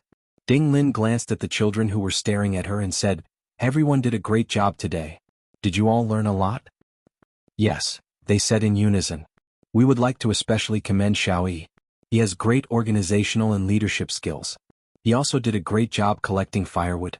Please give him a round of applause. Enthusiastic applause rang out. Brother Yi, you're so awesome. Xiao Gigai clapped excitedly. Xiao Yi was used to being praised since he was young, but he had never been as happy as he was today. He received everyone's admiring gazes. This was the first time he felt shy in front of so many people. His handsome little face was flushed red and his eyes were sparkling. He didn't know where to look. Group A, who won the competition, was rewarded with a chance to talk to their parents on the phone for 5 minutes. The children in Group A were so happy that they jumped up and down. The children in Group B could only look on with envy. Group B, who lost the competition, was punished with a confession of truth. Everyone had to say something from the bottom of their heart. The children all talked at once. I don't like green peppers. Every time mommy makes me eat green peppers, I secretly spit them out. I'm very timid. I don't dare to sleep alone at night. I hate my desk mate because he always bullies me. Finally, it was the turn of an introverted little girl named Lu Yi. She stood up and looked at Xiao Yi with her clear eyes. She mustered up her courage and said, I like Bailey Yi. I want to marry him when I grow up. Everyone burst into laughter. Louis sat down with a red face. She bit her lip and lowered her head without saying a word. The girl sitting next to her turned around and said something to her. Her head hung even lower. Xiao Yi, I didn't expect you to be so popular. Xiao Bao poked Xiao Yi's arm with a mischievous smile. Xiao Yi's cheeks turned red again. Xiao Bao laughed at him for 20 years because of this. Yu Jinjin clapped her hands and helped Lu Yi and Xiao Yi out of the situation. Everyone is tired today. Let's go home and rest early. Teacher Ding and I will wake everyone up tomorrow morning. After breakfast, we will return to the city. Does anyone have any questions? No. Alright then. Uncle Bodyguard will send everyone back to their respective residences now. Everyone needs to wash up and change on their own. Don't run around at night. Gigai can sleep. Any questions? No. Yu Jinjin breathed a sigh of relief. Fortunately, these precious children knew how to brush their teeth and wash their faces. Otherwise, she and Ding Lin would be very busy. However, it was still too early for her to be optimistic. This was a rural area. Several families did not have bathrooms at all. The children could not bathe either. There were a few spoiled children. Although they said that there was no problem, their faces were not clean. They did not know how to comb their hair and had to be taken care of by teachers. Little winged hero walked at the front in high spirits, leading his little brother and little sister back home. The owner of the homestay had already turned on the lights in the room and prepared 2 basins of hot water to welcome their return. Gigai, you can't bathe in Uncle's house. Just wipe yourself. Xiao Yi wet a towel in the basin, wrung it dry and handed it to Xiao Guai. Xiao Bao had already found pajamas from Xiao Guai's suitcase and placed them by the bed. Gigai will go out first. If you need anything, just shout. Got it? Xiao Guai responded softly. After the 2 brothers left, she closed the door and was about to take off her clothes to wipe herself when she suddenly heard Xiao Bao's voice from outside. Grandma, why are you here? Xiao Guai quickly put down the towel, opened the door and called out crisply, Grandma, you're here. The old woman leaned on a walking stick, held a flashlight and held a thermos in her hand. She smiled and said, Grandma was worried that you didn't eat enough, so I specially brought chicken soup for you. Come, hurry into the house and drink it while it's hot. The children looked at her eager eyes and didn't have the heart to tell her that they were actually very full now. Hurry, don't stand at the door. Hurry up and come in. The old woman sat on a chair and opened the thermos. A fragrant smell immediately wafted out. 3 small bowls were filled with soup and placed on the table. The children looked at each other and finally reached out to pick up the bowls at the same time. Xiao Guai took a sip, smiled and sighed with satisfaction. Wow, it's delicious. It's as delicious as Mommy's. The old woman smiled. Drink more if it's delicious. Okay. The old woman looked around the room and saw the 2 basins and the pajamas on the bed. She immediately understood and said softly, I can take a bath at home. Do you want to come? Xiao Yi didn't know what happened to Xiao Bao and the others when they were looking for ingredients, so she was still wary of the old woman. She said politely, Grandma, we don't have to trouble you. We are already very grateful that you brought us chicken soup. The old woman looked a little disappointed. She glanced at Xiao Guai, who was holding a bowl of soup and drinking it, and said, How about this? I'll help your sister wipe her body. She's young and can't do these things by herself. Xiao Yi was still hesitating, but Xiao Bao had already agreed. Okay, then I'll have to trouble you, Grandma.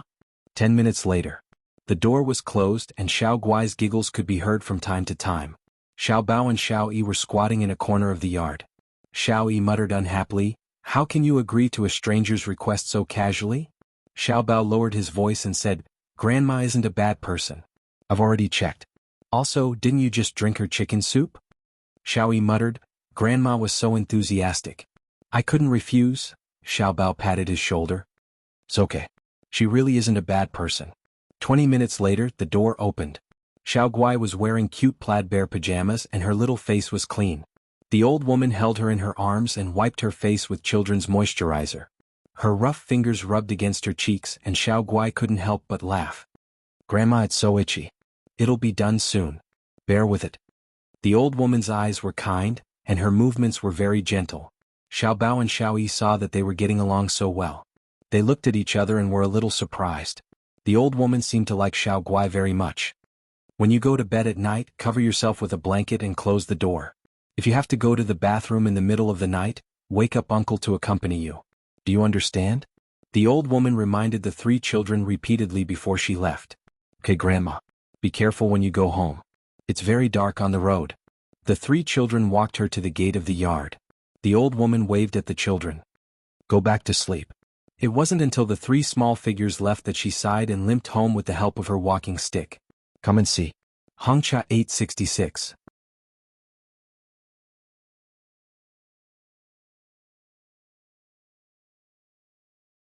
Chapter 337. Xia Dong was not used to the nights when the children were not at home. As she walked, she accidentally walked to the door of the children's room. She suddenly remembered that they were not at home and returned to the bedroom in loneliness. Bailey Han came out of the study and saw Xia Dong in such a depressed state. She was curled up on a plump fabric sofa. She looked so small and pitiful. He squeezed to her side and pulled her into his arms. You missed the children? Yes. Xia Dong was like a caterpillar. She moved into the most comfortable position in his arms and said sullenly, Hai is also asleep. I suddenly feel like I've become a housewife with nothing to do. All I do is revolve around my husband and children. When you're not at home, I don't know what to do. Bailey Han lowered his head and kissed her hair. Do you want to go out to work? She looked up at him, her eyes full of anticipation. Will you agree? The corners of his lips turned up. What do you think? You agree? Xia Dong hugged his neck excitedly and kissed him hard on the lips. He held the back of her head and deepened the kiss. He did not let go of her until their breathing became irregular. His voice was magnetic and hoarse. If you feel bored and want to go out to work, I won't stop you. But you can't work too hard. Yes, they definitely won't. Xia Dong had yet to recover from that tender kiss. Her cheeks were flushed and her voice was soft and charming. But, will Grandma and Mom and Dad disagree? Most wealthy families did not want their daughters-in-law to show her face outside. He hugged her tightly. Grandma is very open-minded. As long as we can convince her, Dad and Mom will be fine. It's not good for me to show my face in this matter. You should have a good talk with them. Xia Dong understood. If she persuaded the three elders, they would definitely think that Bailey Han was too obedient and controlled by her. They might even have some ideas about her. So it was more appropriate for her to do it herself. Thank you, hubby. I thought you wouldn't support me. She lay on his chest, her heart full of warmth. Bailey Han stroked her long hair and chuckled. I like to see you working. You're beautiful. He clearly remembered that when she was the editor-in-chief of Charm magazine, she had discussed advertising cooperation with Renjijia. She had exuded a mature and confident charm, which had made his eyes light up. Xia Dong wrapped her arms around his neck and leaned against him. She smiled and said, Hubby, you're so sweet tonight. Are you afraid that I'll punish you? He raised his eyebrows. How can that be?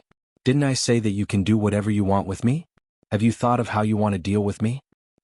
A mischievous smile appeared on Xia Dong's face. I didn't have any ideas at first, but now I suddenly have an idea. What do you want to do? He bit her ear, emphasizing the last word. It was a word that made people's imagination run wild. She unceremoniously bit his earlobe and snorted. I'll let you see how powerful I am.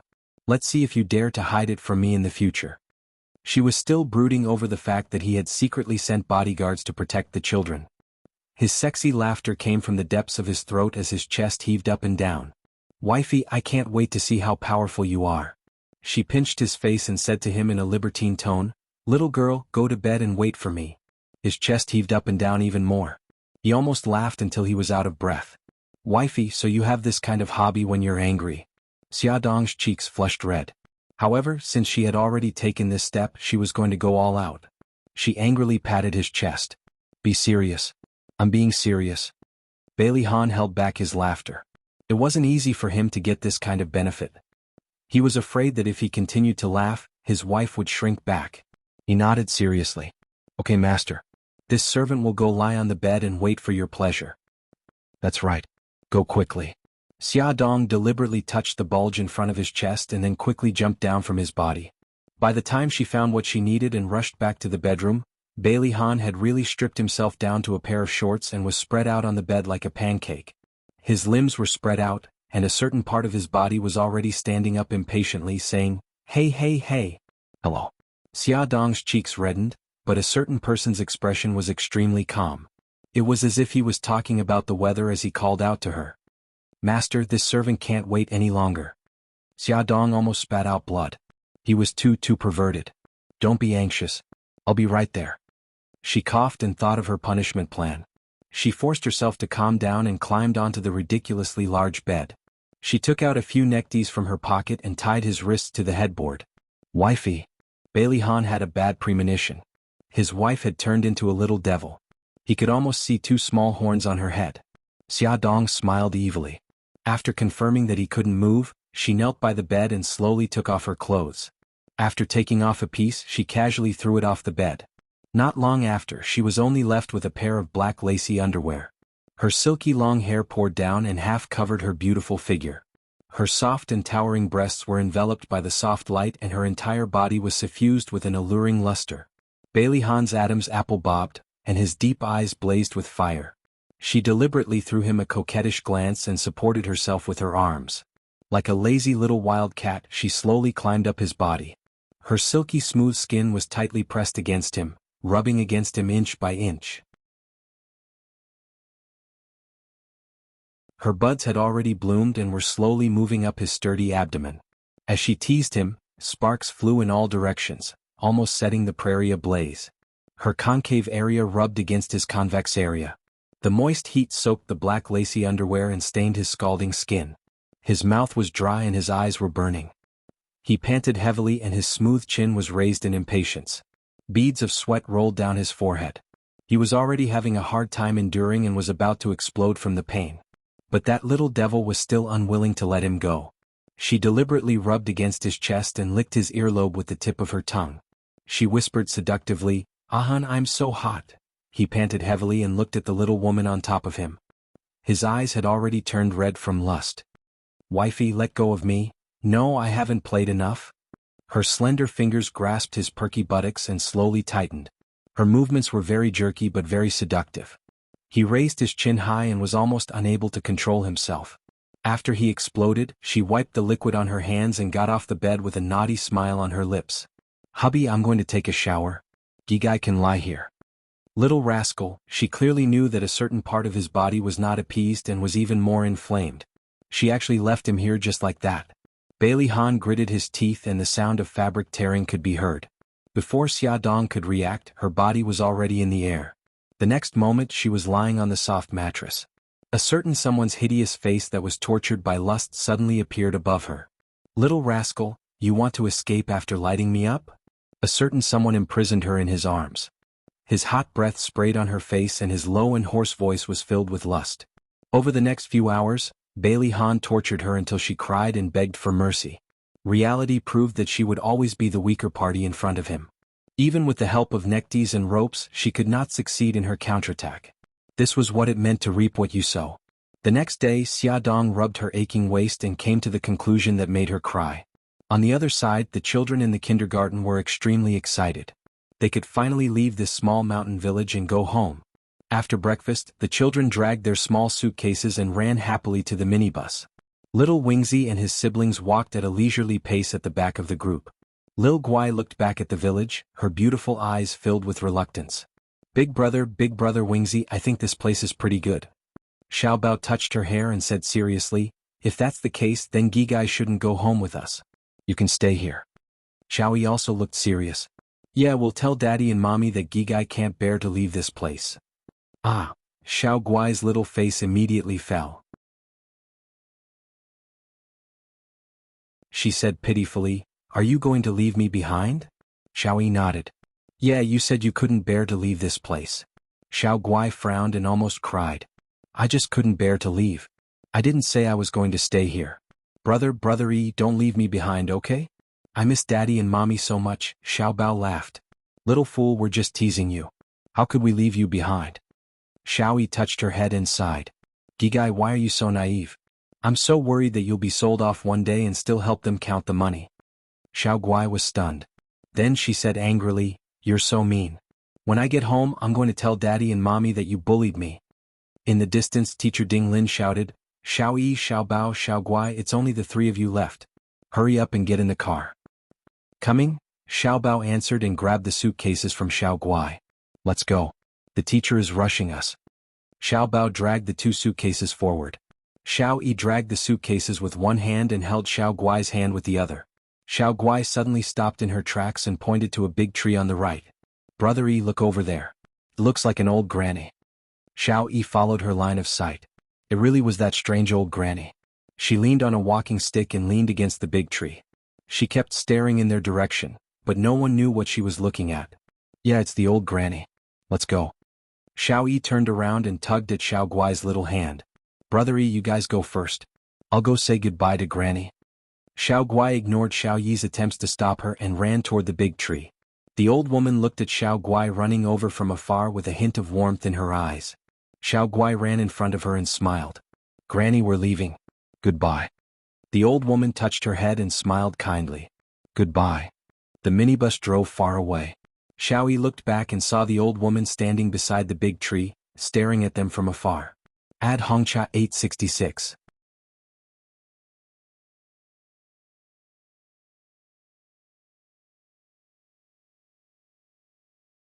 Chapter 338.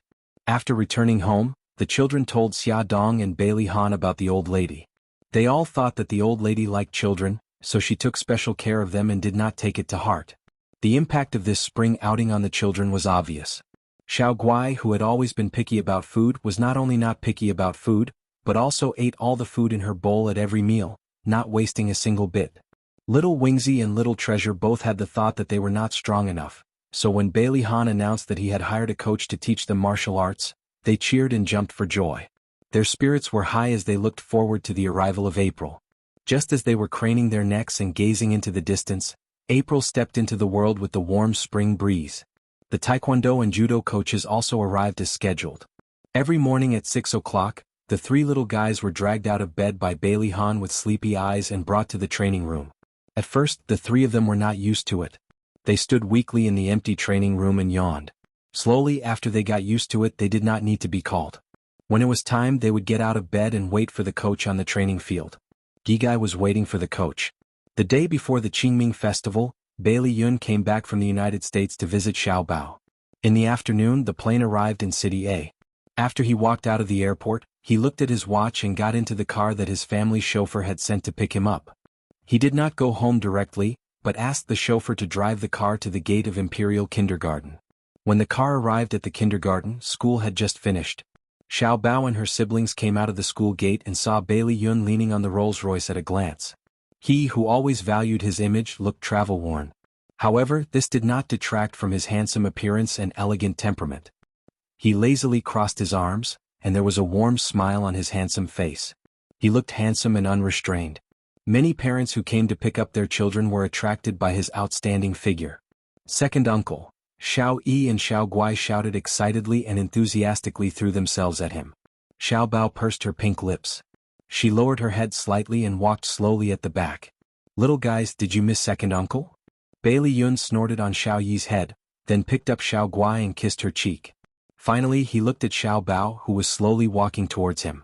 After leaving City A after the Spring Festival, although Xiao Bao called him Daddy at the airport, he refused to call him every time he called, which made Bailey Yun very depressed.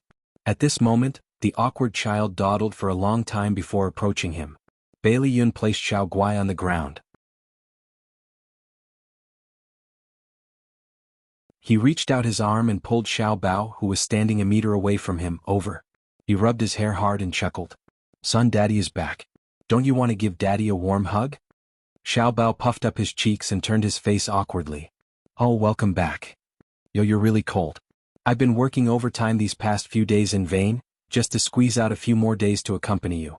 Bai Liyun's tone was lonely and bleak, just like a resentful woman who was despised by others. Xiao Bao could not help but turn to look at him. At such a close distance, he saw that his eyelids were slightly green and his eyes were bloodshot. It seemed like he had not slept well for a long time. Xiao Bao had a very complicated feeling in his heart. When he was not around, he would miss him, but when he really appeared in front of him, he felt helpless and did not know how to face him. In short, Xiao Bao accepted the fact that Bailey Yun was his father, but he was not used to interacting with him. His little eyes flickered, and his lips moved as he said dryly, You don't have to work so hard in the future. Bailey Yun was overjoyed by his seemingly caring words. He smiled and carried him up. Son, I'll take it that you're concerned about me, huh? Xiao Bao's pink little ears were slightly red. While the father and son were talking about their feelings, Xiao Yi had already held Xiao Guai's hand, quietly retreated and got into the car. Son, did you miss me when I wasn't around? Bailey Yun placed Xiao Bao in the Rolls-Royce and sat beside him. He smiled and said, I missed you a lot. Xiao Bao said in a muffled voice, It's okay, I didn't miss you a lot. Bai Liyun cupped his heart and said with melancholy, Son, you hurt my heart too much. Xiao Bao seemed to be used to having such a thick-skinned father. He did not feel embarrassed at all. Instead he felt a little happy. Bailey Yun could stay in the country for 3 days this time. He planned to take Xiao Bao out to play during the Tomb Sweeping Day holiday to improve the relationship between father and son. On the day of the Tomb Sweeping Day, Xia Dong and Bailey Han brought Xiao Yi and Xiao Guai to visit their mother's grave. As if to celebrate the festival, it started to drizzle. The rain was very light, so there was no need to hold an umbrella. At most, it would be a little wet when it touched people. Xiao Yi and Xiao Guai each held a bouquet of lilies in their arms as the family of 4 walked on the tree-lined road. There were many people like them who were visiting the grave. They were in 2s and 3s and their expressions were solemn or sad. Xia Dong did not expect to meet Su Yunxian's parents here. Su Bolin held Mrs. Su's waist as the two of them walked alone. They looked sad and Mrs. Su's eyes were red. Uncle, Auntie, Bailey Han greeted them politely. Su Bolin and his wife were stunned for a moment before they nodded. You're here to visit the grave too? Bailey Han turned his head to look at Xia Dong. We're here to visit mother-in-law. The atmosphere was a little awkward. Ever since Su Yunxian's matter was exposed, the two families had completely fallen out and had not interacted for a long time. Su Bolin coughed and said, Then go quickly. Don't delay. Bailey Han nodded politely. The family of 4 was about to leave when Su Bolin pursed his lips and suddenly said, Han? Bailey Han turned around. Uncle, is there anything else? Su Bolin's eyes were filled with guilt. He hesitated for a moment before he slowly said, I haven't had the chance to apologize to you and Xia Dong. Today, I want to apologize to you on behalf of Yun Qian. I don't expect you to forgive her, but I hope you don't hate her. Bailey Han said calmly, Uncle, let bygones be bygones. Don't mention it again. Hating someone was actually a very difficult thing. Because of hatred, you always remembered the reason for your hatred. You remembered the pain that others had caused you. Every time you recalled it, it was like you were being dismembered. In front of Xia Ling's tombstone were flowers that the children had presented to her. Xia Dong went forward and squatted in front of the tombstone. She stared at the small photo on the tombstone and said gently, Mom, Xiao Guai's illness has been cured. Ahan and I have given you a little grandson. Are you happy? Mom, Ahan is very good to me. We live a very happy life. You can rest assured in heaven. Every time Xia Dong came to visit her mother, she felt bad. She felt that it was unfair for her mother. She felt that it was a pity that her mother did not have a good day. Her nose was sour and her eyes were moist. Bailey Han helped her up from the ground. He stared at Xia Ling's photo with a serious expression and said, Mom, don't worry. I will take good care of Xia and the children. While they were reminiscing about Xia Ling, they did not know that a thin figure was hiding behind the tombstone behind them. Every word they said fell into her ears. Her thin shoulders trembled slightly as if she was suppressing something. Honey, let's go. Bailey Han put his arm around Xia Dong's waist and beckoned the two children to follow. The figure could not help but straighten up. She looked past the tombstone and greedily wanted to take a few more glances at them. Unexpectedly, she had squatted for too long and her legs were already numb. In addition, her right leg was not flexible to begin with. As her body leaned forward, she stumbled and bumped into the fruit plate in front of the tombstone. The fruit plate fell over with a clang and the apples inside rolled out. Hey, I think I heard something. Lil Guai and Little Wingzy held hands as they walked at the back. Lil Guai's ears were sharp.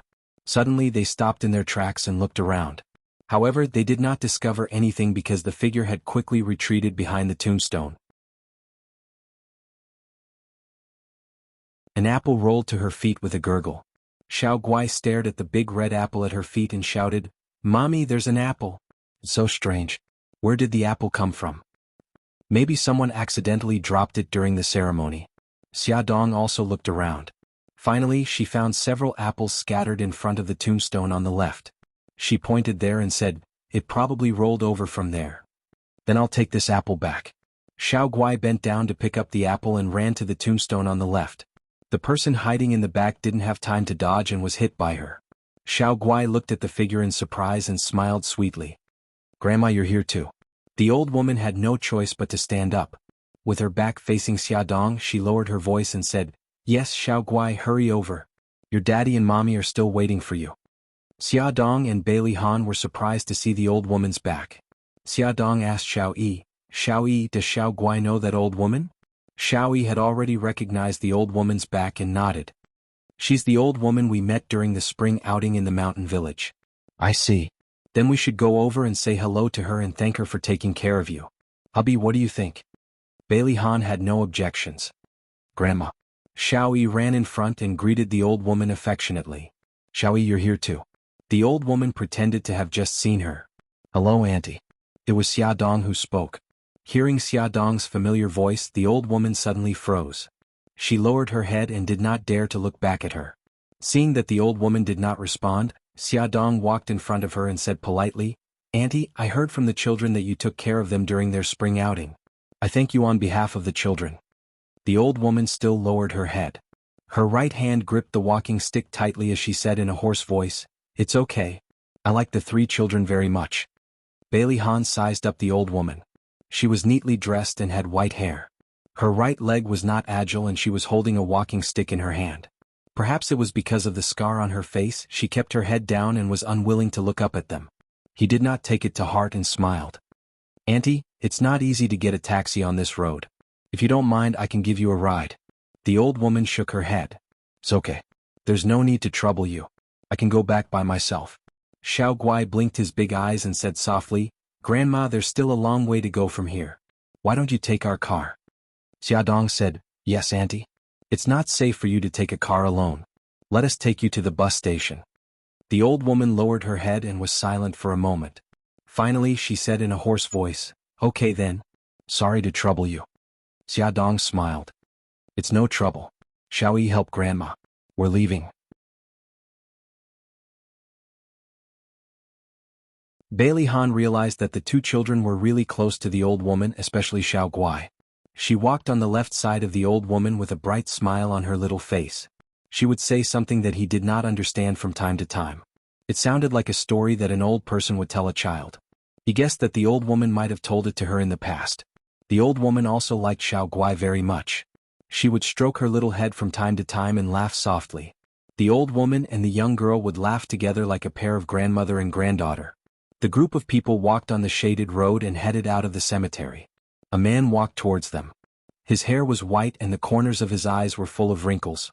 He was holding a bouquet of chrysanthemums in his hands. It was Xia Jinxing. Xiaodong stopped in her tracks. Bailey Han's hand on her waist tightened. It was obvious that he was trying to comfort her. Xia Jinxing also stopped in his tracks. He looked a little uncomfortable. His right hand clutched his chrysanthemum tightly. Xia Han, you're here too. Bailey Han's lips moved. Just as he was about to speak, Xiao Guai's exclamation came from behind. Grandma, what's wrong? Then came Xiao Yi's anxious voice. Grandma's asthma is acting up. Xiao Guai, can you check if Grandma's spray is in that pocket? Bailey Han and Xiaodong quickly turned around to help. Bailey Han took the spray from Xiao Guai and sprayed it in front of the old woman's nose. Her rapid breathing gradually weakened and her twitching body gradually stabilized. Even so, she still lowered her head and was unwilling to raise it. Xiaodong held her arm and said worriedly, Auntie, why don't you sit down and rest for a while? She calmed her breathing and said slowly, I'm fine. I'm fine now. Xia Jinxing looked at them in a daze. He clearly didn't understand what was going on with this team. After Bailey Han confirmed that the old madam had recovered, he patted Xiao Yi's little head and said, Xiao Yi, Xiao Guai, why aren't you greeting him? Hurry up and greet Grandpa. The 2 children's first reaction was to look at Xiaodong's expression. They knew that their mommy didn't like their grandpa. Xiaodong's expression was indifferent and didn't show any displeasure. Thus the 2 children were relieved. They smiled and said, Hello, Grandpa. Xia Jinxing was so excited that he almost cried. He said repeatedly, Hello, hello. Awesome novel Hongcha 866.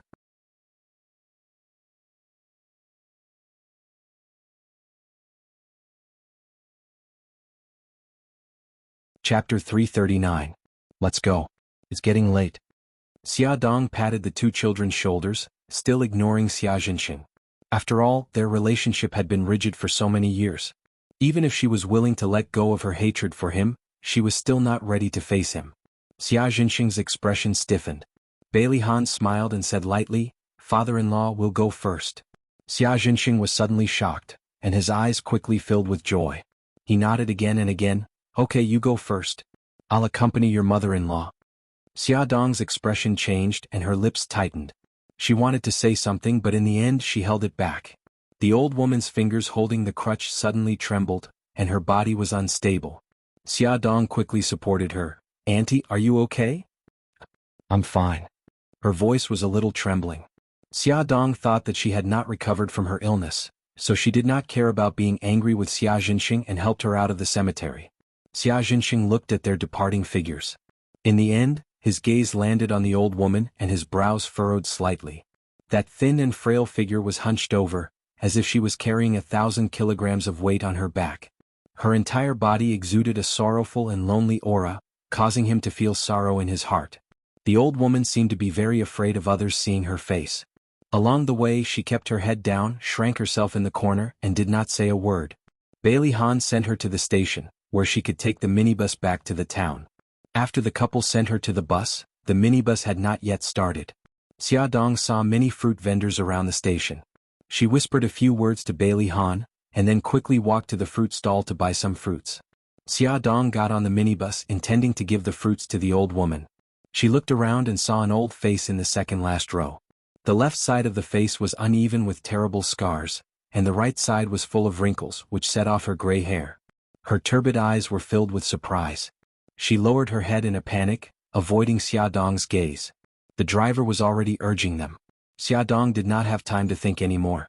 She quickly walked to the old woman, stuffed the fruit bag into her hand and said, "Auntie, take these fruits and eat them on the road. Be careful on the road." The old woman's bark-like hands grasped the fruit bag tightly. She nodded heavily and her voice was a little choked with sobs. "Okay, goodbye. Miss, I'm going to drive. Please get off quickly." The driver urged again. Xia Dong only had time to say, "Goodbye," before he hurried out of the car. On the way home, Xia Dong felt that something was wrong. Bailey Han turned his head and saw her frowning and deep in thought. He chuckled and asked, "Honey, what are you thinking about? I keep feeling that something is not right. What's wrong?" Xia Dong suddenly turned to look at him and said seriously, "Honey, that auntie, she lived 50 or 60 kilometers away from a city. Why did she come here to visit the grave?" Bailey Han raised his eyebrows. "Maybe the one in the grave is her friend." "Well, let's assume that what you said is right.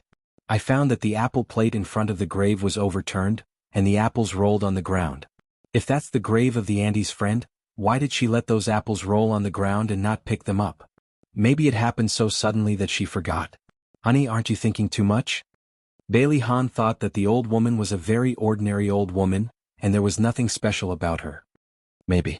Xia Dong frowned. "The reason why I think she's strange is that when I was delivering the fruits to the car, I accidentally saw her face.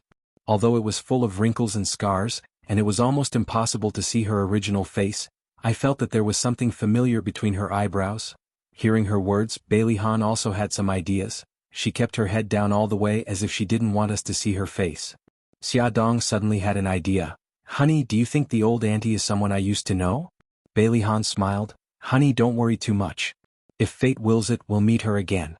You can ask her then." "Yes, you're right." In the blink of an eye, a month had passed. Xia Dong had almost forgotten about this matter, but something suddenly happened that made her notice the strangeness of the old woman again. On this day she picked up Xiao Yi and her siblings from school and parked the car not far from the school gate. Every time she waited for the children at this place, they already knew the exact location, so she wasn't in a hurry to get out of the car. She sat in the car and waited for the children. She inadvertently looked up and saw an old figure standing across the street. She took a closer look and saw that it was the old woman. Just as she was surprised, the school gate opened, and a group of children poured out one after another. The old woman hurriedly hid her body behind a pillar and poked her head out slightly. When she saw Xiao Yi and her siblings appear at the school gate, the corners of her lips curled up, and her eyes filled with joy. The children chattered as they walked towards Xia Dong's BMW. Xia Dong opened the car door for them and welcomed them into the car. She gave them a few instructions, then got out of the car and ran across the road. The old woman's gaze followed the children, so when she saw Xia Dong get out of the car, she quickly shrank back and leaned her back against the pillar. She wanted to wait for them to leave before coming out. She didn't expect Xia Dong's voice to suddenly sound in her ears. "Auntie?" The old woman turned her head stiffly and arched her back to hide her face. "Auntie, why are you here?" Xia Dong's heart was full of questions. The old woman lowered her head even more and whispered, "I was passing by and just wanted to take a look. Auntie, may I ask if we know each other before?" The old woman's tone was a little flustered. "No, we don't know each other. But I think you look a little familiar." The old woman said without hesitation, "You must be mistaken." Xia Dong hesitated for a moment, then suddenly reached out to hold the old woman's shoulders, trying to make her look up to her. However, the old woman was very stubborn and refused to look up.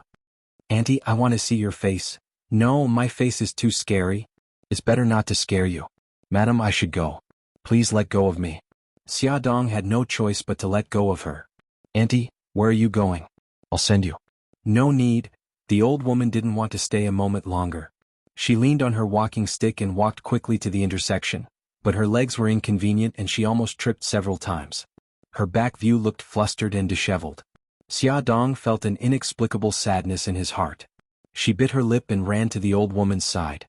Without any explanation, she held her arm. "Auntie, let me send you. My car is parked over there." "No, it's really not necessary." The old woman struggled a few times, but Xia Dong held her arm tightly and almost dragged her to the BMW. She had no choice but to give up struggling. At an angle that Xia Dong couldn't see, the old woman's eyes were filled with tears. Xia Dong helped the old woman into the car. The three children were a little surprised. Xiao Guai cried out in surprise, "Grandma, are you here to visit us again?" "Again?" This word was profound and thought-provoking. The old woman rubbed her hands awkwardly and explained to Xia Dong, "A few days ago, I sent strawberries to the city and came to visit the three children." "I see. Thank you for your concern, Auntie." Xia Dong smiled and nodded. It seemed that she had specially come to visit the children today and wasn't just looking around, as she had said earlier. Why did the old woman like the three children so much? Xia Dong was getting more and more curious.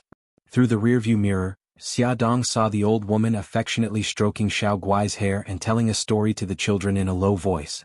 She coughed and asked, "Auntie, where are you going? Or should I send you directly to the station?" The old woman paused and said, "Send me to the station. Sorry to trouble you." Xia Dong sent her to the bus and watched the bus leave the station. Then she took the children home. On the way she asked, "Why didn't you tell me that Grandma came to visit you a few days ago?" The three children looked at each other. Finally Xiao Bao raised his arm and answered, "Reporting to Mom, Grandma told us not to tell the adults. She also said that she didn't mean any harm. She was worried that you would be unhappy if you found out, so she didn't allow her to visit us." Xia Dong was speechless. She stared at the three innocent and cute little faces in the mirror. "Do you think your daddy and I are unreasonable people?" The three of them shook their heads in unison and said sweetly, "No." "Then why did you hide it from me?" Xiao Guai pouted pitifully. "Grandma asked us for a long time, so we agreed." Xiao Yi asked seriously, "Mommy, are you angry now?" Xia Dong felt defeated. "Forget it, I'm not angry."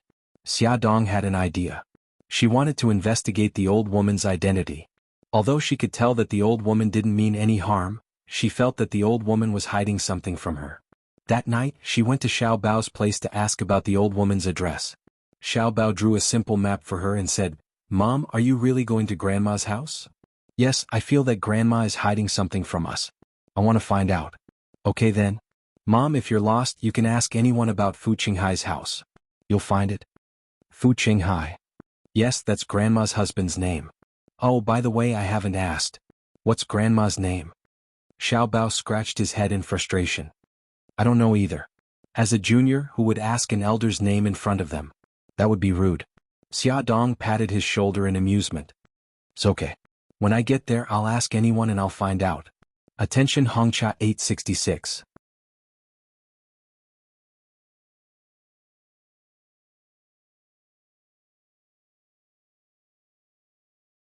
Chapter 340. Xia Dong reported her plan to Bailey Han. Before Bailey Han approved it, he made a request. He wanted to send her bodyguard, Leng Shui, to go with her. "Hubby, I'm not going into a tiger's den. Isn't it a little too much to bring a bodyguard?" Xia Dong was speechless. Bailey Han pretended to be serious. It's not an exaggeration at all. As long as you're more than 10 kilometers away from me, you have to bring a bodyguard. Xia Dong was completely in awe of him and bared her teeth like a wild kitten. President Bailey, it's safer if you just put a metal chain around my neck. He stroked his chin in a serious manner. Wifey, your suggestion is worth considering? She pounced on him and rubbed his cheek. You actually dare to consider it? I'll prepare handcuffs and handcuff you first. He caught her mischievous little paw and held it tightly in his palm. His sexy lips curved into a mischievous smile. Handcuffs, candles, a whip. Wifey, I didn't expect you to have such a strong taste. But since you like it, I'll play with you. Let's try it tonight, okay?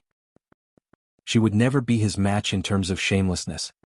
He suddenly turned over and pinned her under his body. His deep eyes were filled with tenderness as he supported himself with his arms beside her body. His scorching gaze almost burned her to ashes. Her back was pressed tightly against the desk and her fingers were gripping the edge of the desk uneasily. Hubby, this is the office, she mumbled. Her seductive lips opened and closed and his eyes were about to burst into flames. However, he still had a faint smile on his face. So, his hand had already reached under her shirt and was quietly invading her territory. She couldn't help but tremble.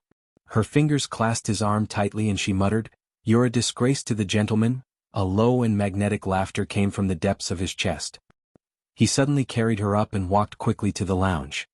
I won't any more. An hour later, she was blushing and hiding under the blanket.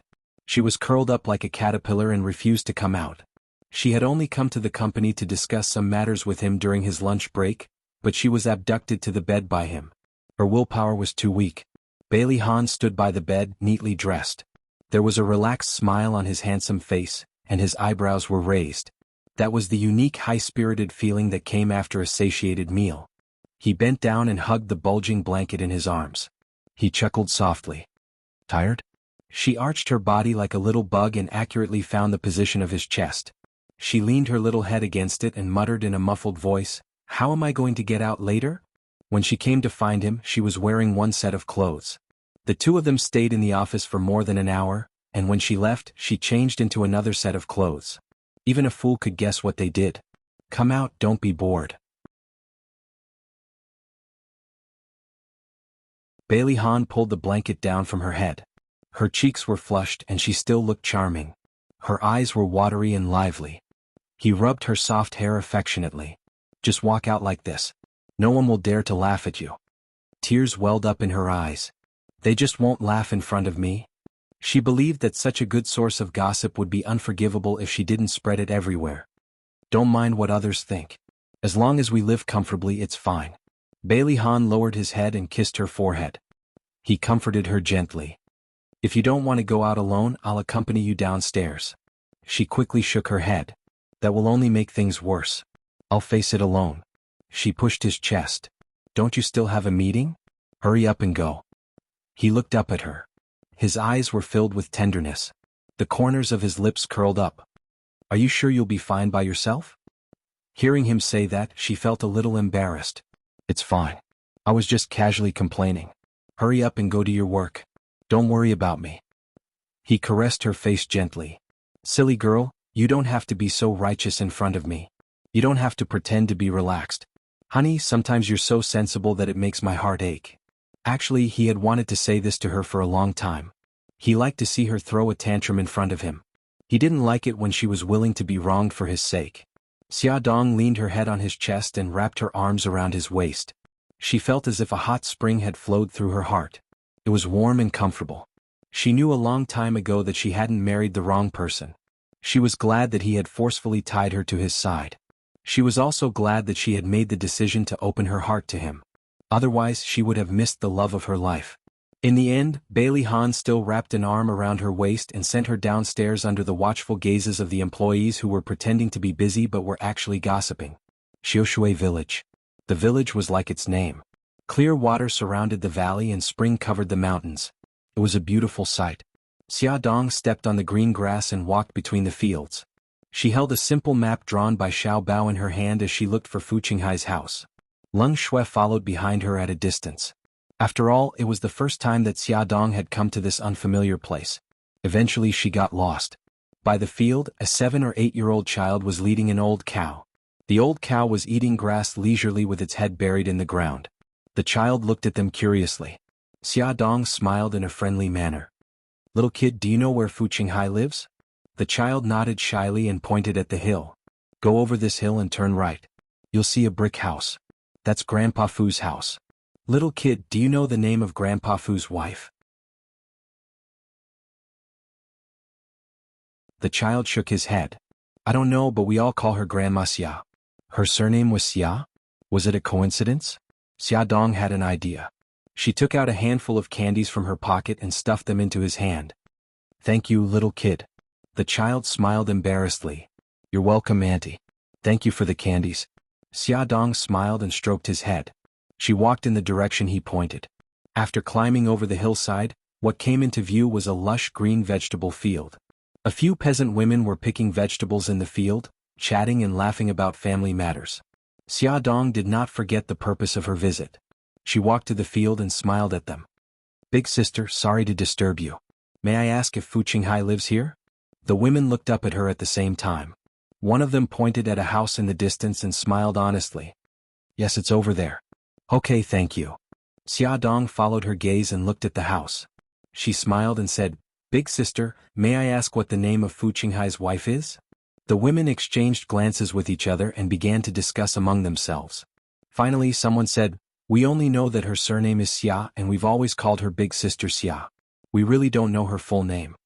Xiaodong found it unbelievable. How could someone live here alone for so many years and not know her full name? Another woman added, Fu Qinghai's family didn't live here originally. They moved here more than 10 years ago.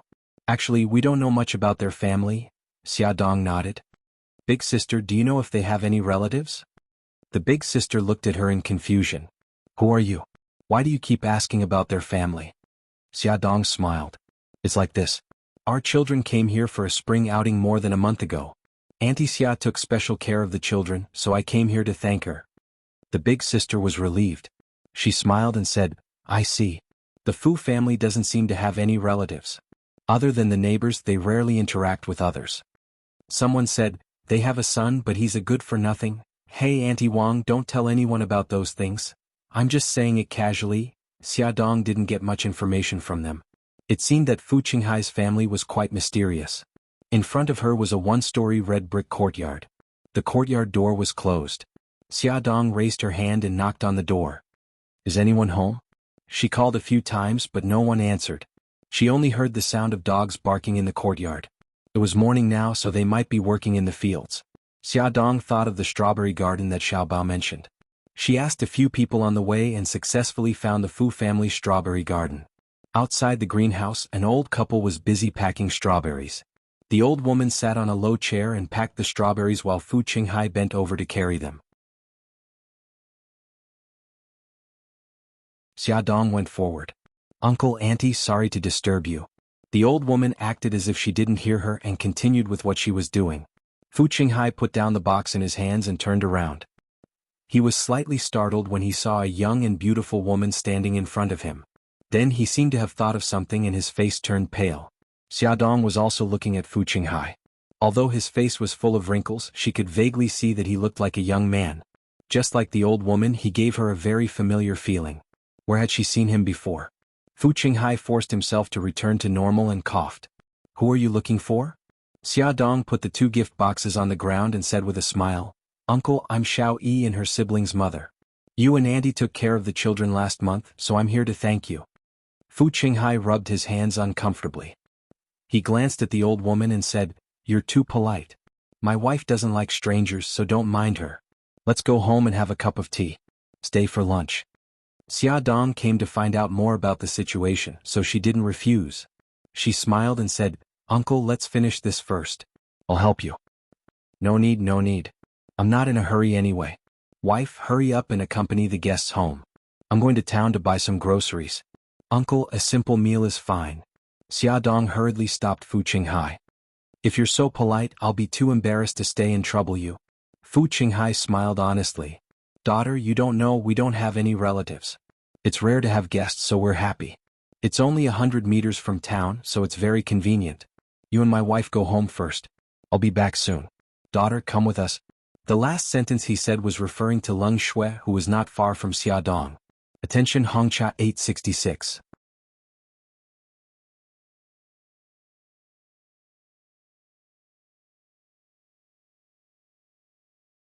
Chapter 341. Xiaodong hurriedly said, "This is my chauffeur, uncle. Sorry for the trouble." "Don't mention it. Hurry, let's go home." Although Fu Qinghai was old, his legs were very agile. He walked briskly towards the town. The old woman put down her work and stood up. She slowly looked up at Xiaodong. Her gaze was a little complicated, and there was an inexplicable sadness in it. She sighed softly. "Let's go home." The courtyard was not big, but it was very clean. There was an osmanthus tree in the courtyard. The light yellow petals dotted the green leaves like stars, and the air was filled with a fragrant scent. The tree was as thick as a bowl and looked like it had been planted for at least 10 years. Xiaodong could not help but be in a daze. She remembered that there was such a thick tree in the courtyard where she lived when she was young. Every time the osmanthus flowers bloomed, her mother would make osmanthus wine balls for her. She would sit under the osmanthus tree and feed her spoonful by spoonful. Unknowingly, the corners of her eyes were a little wet. The osmanthus flowers were still there, but the warm embrace that hugged her was no longer there. The old woman leaned against the door and looked at Xiaodong standing in front of the osmanthus tree in a daze. A flash of pain quickly flashed across her cloudy eyes. She quickly lowered her head and walked into the room. A few minutes later, the old woman walked out with a small coffee table. Xiaodong saw this and quickly went forward to help her. The old woman pointed at the osmanthus tree. "Put it under the tree. The scenery outside is good." "Okay." Xiaodong placed the coffee table under the osmanthus tree and helped to bring a small chair over. The old woman went into the kitchen and made a pot of osmanthus tea. The yellow tea slowly poured into a transparent glass, and the aroma filled the air. The three of them sat around the coffee table. Silence. Xiaodong looked up at the osmanthus tree and smiled. "Andy, you like osmanthus trees too?" The old woman's tone was indifferent. "Yes, my child likes osmanthus. When she was young, every time the osmanthus flowers bloomed, she liked to ask me to make osmanthus wine balls for her." Xiaodong's smile widened, and her eyes were covered with a layer of mist. "When I was young, I also liked to pester my mother to make osmanthus wine balls." The old woman smiled and said gently, "Your mother must be very happy to have such an outstanding daughter like you." Xiaodong's vision was blurred by tears. She couldn't even see the figure in front of her clearly. She choked slightly and said, "My mother has passed away. She didn't see me grow up, let alone enjoy a day of happiness." The old woman lowered her eyes and picked up the teacup to hide the sadness in her eyes, but she couldn't hide her slightly trembling fingers. "Wife, I'm back." An old voice broke the silence in the courtyard. Fu Qinghai pushed open the courtyard door and entered. He was carrying bags of vegetables with a simple smile on his face. Xiaodong raised her head and felt that this scene was somewhat familiar. She couldn't help but frown and ponder. Fu Qinghai quickened his pace and walked towards them. He said cheerfully, "Sit down, I'll go cook." The old woman stood up. "I'll go. You stay here and chat with the guests for a while." Fu Qinghai touched his head honestly and the wrinkles on his face smoothed out. He smiled and said, "That's true. My cooking isn't as good as yours. You can go in first. Call me if you need my help." A light suddenly flashed through Xiaodong's mind. She suddenly widened her eyes and stared at Fu Qinghai. Her voice trembled. "Uncle Fu, is that you? Uncle Fu?" Fu Qinghai and the old woman froze at the same time. Xiaodong suddenly stood up and grabbed Fu Qinghai's hands. "Uncle Fu, I'm Xia. Xiaodong, do you still remember me?" Fu Qinghai's face suddenly turned pale. He didn't know what to do and pushed Xiaodong's hands away. I don't know what you're talking about," Xiaodong said excitedly. "Uncle Fu, I remember you. You must be Uncle Fu. We used to live in the same courtyard. You used to help my mother set up the stall. My mother's name is Xia Ling. Do you remember?" Fu Qinghai stood there dumbfounded. His lips moved but he didn't say a word for a long time. "Uncle Fu, what's wrong?" Xiaodong was certain that he was Fu Dehai from 20 years ago. Although he looked old now, there was still a shadow of the past in his eyes and his actions were exactly the same as in the past. Fu Qinghai turned his head stiffly and glanced at the old woman who was also stunned. He sighed deeply in his heart and forced a smile on his face. He pretended to be surprised and said, Xia, so it's you. A girl changes 18 times between childhood and womanhood. I didn't recognize you." Xiaodong laughed. Uncle Fu, I didn't expect you to change your name. Long time no see. How have you been? Good, good, I've been good. Fu Qinghai hurriedly answered and then gave the old woman a look. Wife, hurry up and get busy in the kitchen. It's getting late. Xia Dong quickly said, Auntie, let me help you. Fu Qinghai stopped her. No, no, just let your auntie do it. You are a guest today, sit down and chat with me. The old woman picked up the bag of vegetables and walked silently to the kitchen. Xia Dong poured a cup of tea for Fu Qinghai and said, Uncle Fu, Auntie looks very familiar. Did she used to live in our alley? Fu Qinghai's forehead was covered in cold sweat. He smiled uncomfortably. No, I met her after I moved away. Xia Dong asked, By the way, I haven't asked you why you moved away from the courtyard back then. Weren't you living well there? Fu Qinghai looked a bit embarrassed and stammered, Back then, I was very nice to you and your mother. A lot of people gossiped, so I moved away. Back then, Xia Ling was abandoned by Xia Zhenxing.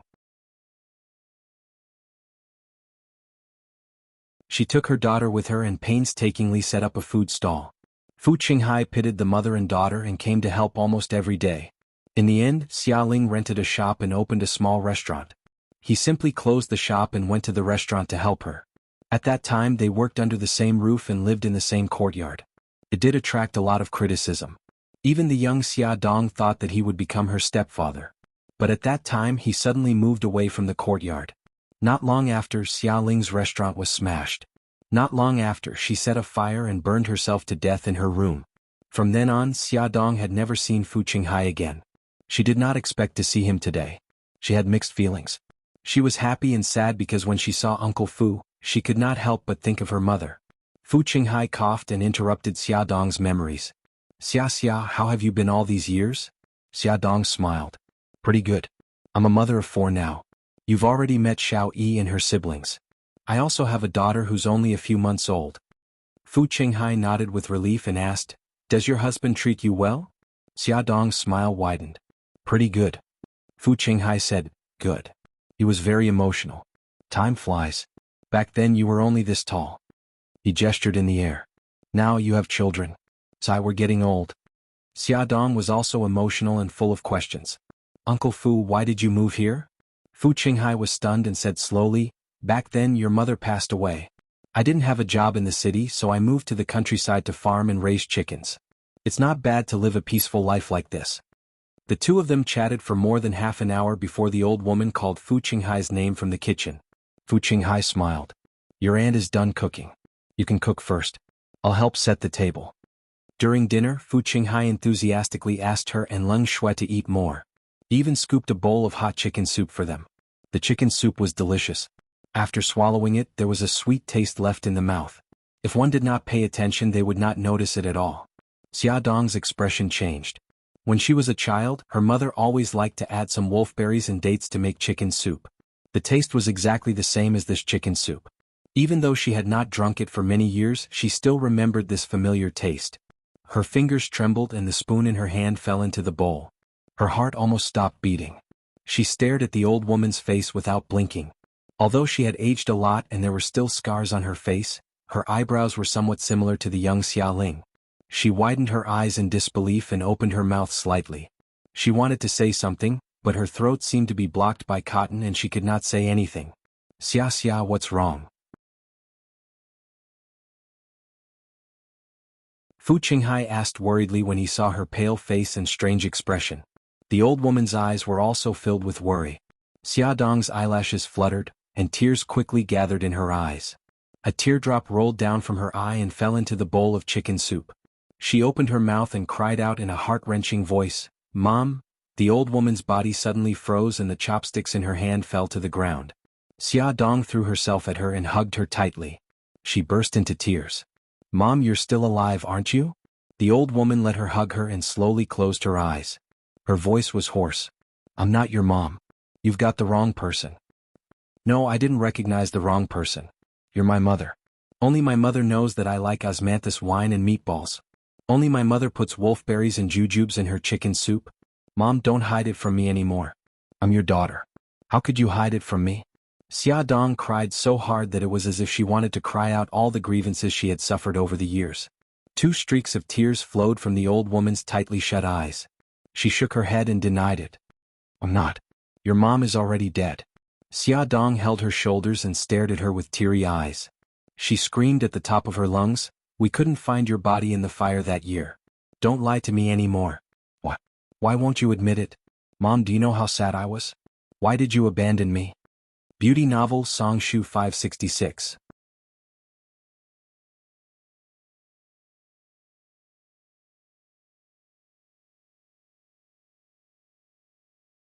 Chapter 342. You've got the wrong person. I'm not. The old woman shook her head as tears streamed down her face. She shut her eyes tightly and didn't dare to look at her. Mom, open your eyes and look at me. I'm your Xia. How could you be so heartless as to leave me all alone? Do you know how I've been through all these years? I've always felt guilty. I feel like I've been a burden to you and made your life so difficult. That's why you couldn't take it and wanted to commit suicide. Mom, look at me. Mom. Xia Dong shook her shoulders as tears streamed down her face. The old woman clenched her fists tightly and gritted her teeth, refusing to let go. Fu Qinghai was also in tears. He wiped the tears off his face and said, "Wife, don't hide it from your child anymore. Acknowledge your child." Xia Dong's expression was almost hysterical. She shook Xia Ling's shoulders forcefully. Mom, did you hear that? Uncle Fu has already acknowledged your identity. Don't hide it from me anymore. Xia Ling slowly opened her eyes. Seeing her daughter's heartbroken face, she couldn't hold it in anymore. She hugged her tightly in her arms and cried bitterly. For a moment, there was only the sound of crying in the room. After a long time, Xia Dong wiped Xia Ling's tears with a tissue. She said in a choked voice, "Mom, I'm so happy that you're still alive. Mom, what difficulties are you facing? Why don't you want to acknowledge me?" Xia Ling sighed bitterly. Xia, I've already become like this. I just don't want to be a burden to you. I'm content to know that you're doing well. Mom, you're so silly. You left me so early. This has always been a regret in my heart. No matter how well I live, it can't make up for this regret. As Xia Dong spoke, tears streamed down her face again. Mom, why did you commit suicide back then? Was it really because of me? Silly girl, how could it be because of you? Xia Ling caressed her daughter's face lovingly and said in a choked voice, "For you, no matter how hard and tiring it was, I would have persevered. I actually didn't understand what was going on with the fire. That day when you went to collect your acceptance letter, I suddenly felt a little dizzy at home. I was about to sleep for a while. I didn't expect that there would be a fire. If Uncle Fu hadn't arrived at that time, I would have been dead." Mom? Xia Dong hugged her tightly with lingering fear. Fu Qinghai said, "That day, I knew that you received your acceptance letter and believed that you would do well in the exam, so I bought some groceries and went to your house to celebrate with your mother. I didn't expect to see a sea of fire when I entered the house. The quilt was on fire and your mother was still lying on the bed, unconscious. I quickly pulled her out of the bed and carried her out the back door." He paused and continued, "Later, I sent your mother to the hospital. When I returned to the Sihiyuan, the firemen had already put out the fire. Only ruins were left. I looked for you for a long time but I couldn't find you. So I went back to the hospital to take care of your mother. When I heard that your mother had committed suicide by setting the fire, I realized that something was wrong. I wanted to clarify the rumors but your mother stopped me." Xia Ling sighed and added, "At that time my face was burned and my legs were crippled. Because I inhaled too much carbon dioxide and dust, it caused a serious lung infection. I thought I wouldn't live for more than a few days and that I would die sooner or later. It was better for you to accept the reality of my death as soon as possible. Xia, don't blame me. I just didn't want to implicate you. How could a teenage girl take care of a seriously injured mother?" Xia Ling hid it from Xia Dong because she didn't want to implicate her daughter. But she didn't expect that Fu Qinghai would stay by her side and spend all his money to treat her illness. In the end she was saved. Fu Qinghai said, "Your mother was treated in the hospital for a long time. She kept an eye on your situation. When she heard that you were sent to the orphanage, she was so worried that she couldn't sleep. Later she heard that your aunt brought you back to her house. She was relieved. Your mother's illness took a full 2 years of treatment before she got better. At that time we were penniless and had a huge debt. I had no choice but to move to the countryside with your mother. We contracted a piece of land to farm and plant fruit trees. It took us 3 years to pay off all our debts." Xia Dong was grateful and sad. With tears in her eyes, she bowed to him solemnly. "Uncle Fu, you took care of my mother all these years. You are my father from now on. I will be filial to you and my mother." Xia, what are you doing? Get up. Fu Qinghai hurriedly helped her up. We're family. Don't be so distant. Your mother and I are happy as long as you're doing well. Xia Dong was so touched that tears fell from her eyes. She said sincerely, Dad? Okay. Dad is very happy. I haven't been so happy in a long time. Fu Qinghai was so excited that tears filled his eyes. They were busy catching up and the food had already turned cold. Leng Shui quietly brought the food to the kitchen. After heating it, she brought it out again. The three of them had calmed down a lot. Fu Qinghai quickly helped to bring the food and said apologetically, Miss Leng, I'm so sorry to ask you to do these things. Leng Shui, who had always been cold, curled her lips miraculously. It's okay. Uncle, Auntie, Madam, let's eat. Fu Qinghai smiled. Okay, let's eat. Wife, since we are so happy today, why don't you let Xia have a few drinks with me? Xia Ling said reproachfully, if you want a drink, drink by yourself. Xia can't drink. Her cheeks turn red even when she eats wine balls, not to mention alcohol. Fu Qinghai laughed heartily. Ah, that's true. Then I'll drink by myself. Miss Leng, do you drink? Leng Shui said politely, Uncle, I can't drink. I have to drive later. Fu Qinghai patted his head. Look at my memory. I almost forgot. When it was almost dusk, Xia Dong reluctantly said goodbye to Xia Ling and her husband. The two of them sent her to town. Xia Ling held her hands. Xia, live well with Bailey Han. Don't worry about us. Mom, Dad, take care. I'll come back to visit you soon. Xia Dong hugged Xia Ling. The car had already driven far away, but Xia Dong could still see the two of them standing by a tree outside the village, staring at her. She couldn't help but feel a lump in her throat. Halfway through the journey, Bailey Han called. His voice was full of concern. Honey, why aren't you home yet? Did something happen? Xia Dong smiled and said softly, I'm already on the way. I'll be home in about half an hour. Honey, I have good news to tell you. Bailey Han stood by the balcony with his phone in his hand. He looked at the dark sky and listened to her slowly tell him what had happened. The expression in his deep eyes changed many times. There was shock and heartache, but in the end, it all turned into thick warmth. He couldn't wait to appear in front of her and hold her in his arms. His lips curved into a warm smile. Honey, next time I'll go with you to visit mother-in-law and father-in-law. Okay. Xia Dong's eyes were already wet with tears when he said this simple word. The BMW drove to the entrance of the manor. Under the dim sky, a tall and handsome figure stood at the iron gate. He was wearing white casual clothes and had his hands in his trouser pockets as he waited leisurely.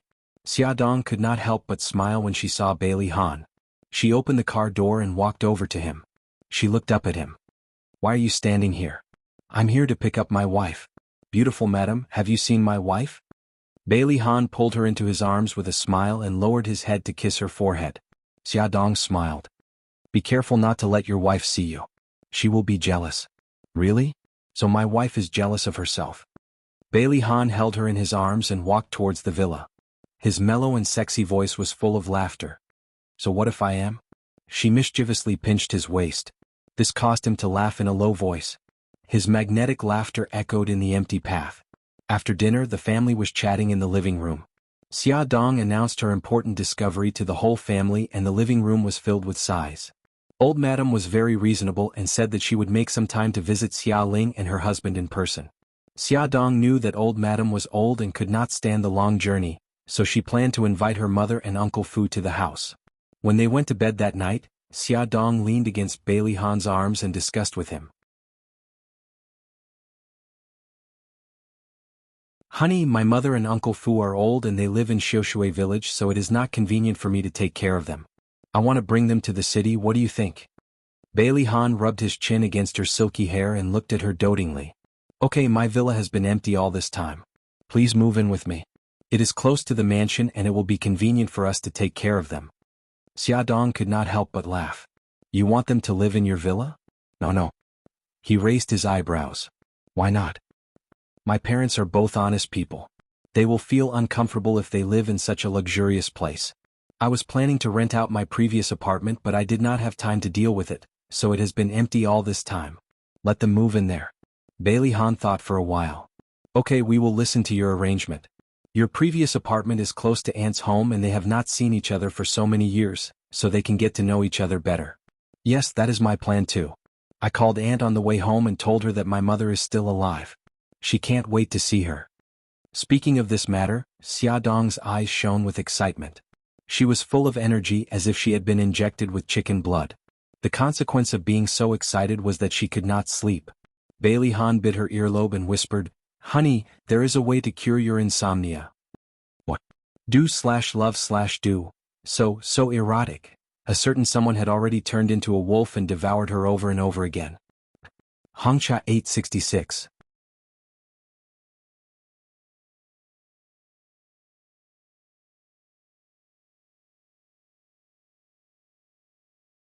Chapter 343. It was the weekend. Xia Dong and Bailey Han led the children, as well as Xia Yun and her husband, to Xiushui village to visit Xia Ling and her husband. When the two old sisters met, they hugged each other and cried. Xia Dong and the others also had red eyes. It was a touching scene. The children called out, "Grandpa and Grandma," in their childish voices. The two elders hugged the children tightly in their arms and couldn't help but cry. After waiting for more than 20 years, the day of family reunion was finally here. Xia Ling was happy and sad at the same time. As she reminisced about the past with her family, she wiped away her tears again and again. Fu Qinghai comforted Xia Ling, "Honey, we're happy today. Let's not talk about those unhappy things." Xia Ling nodded repeatedly, Yes, let's not talk about those unhappy things. Xiaoyun Mingyuan, thank you for taking care of Xia all these years. I want to thank you." Xiaoyun held her hand and said, "Sister, we're sisters. We're family. How can you say that? Xia is also Mingyuan's and my daughter. If we don't treat her well, who else should we treat well?" Gao Mingyuan smiled and said, "Sis, you don't have to be so polite with us." Xia Ling was so touched that she didn't know what to say. She just held Xia Yun's hand tightly. Nothing needed to be said about their sisterly love. Bailey Han treated Xia Dong's parents as if they were his own. Although it was their first official meeting, they weren't distant at all. He called them Dad and Mom affectionately. From time to time he would tell some interesting stories, making the elders laugh heartily. For the first time, Xia Dong realized that he was actually quite humorous. The current him was completely different from the cold and emotionless man of the past. At the dining table, Bailey Han poured a glass of wine for Gao Mingyuan and Fu Qinghai. He also poured a glass for Xia Yun and Xia Ling. Then he stood up with his glass and said seriously, "Dad, Mom, you've worked hard all these years. When Xia and I got married, you weren't able to attend. Today, I toast to you as your son-in-law to thank you for taking care of Xia." His toast was equivalent to a toast to a son-in-law. After drinking it, it meant that the parents acknowledged him as their son-in-law. Fu Qinghai was an honest person and didn't have any ulterior motives. He raised his glass and drank it in one gulp. Xia Ling held her drink with a serious expression. "Ahan, I once had a failed marriage. I don't want my daughter to follow in my footsteps. Can you promise that you'll treat my daughter well for the rest of your life?" In front of the children, her aunt and uncle, Xia Dong felt a little uncomfortable and secretly tugged at Xia Ling's clothes. Bailey Han's lips curved into a smile. His deep gaze landed on Xia Dong and he said slowly, "Mom, it's better to do well than to say well.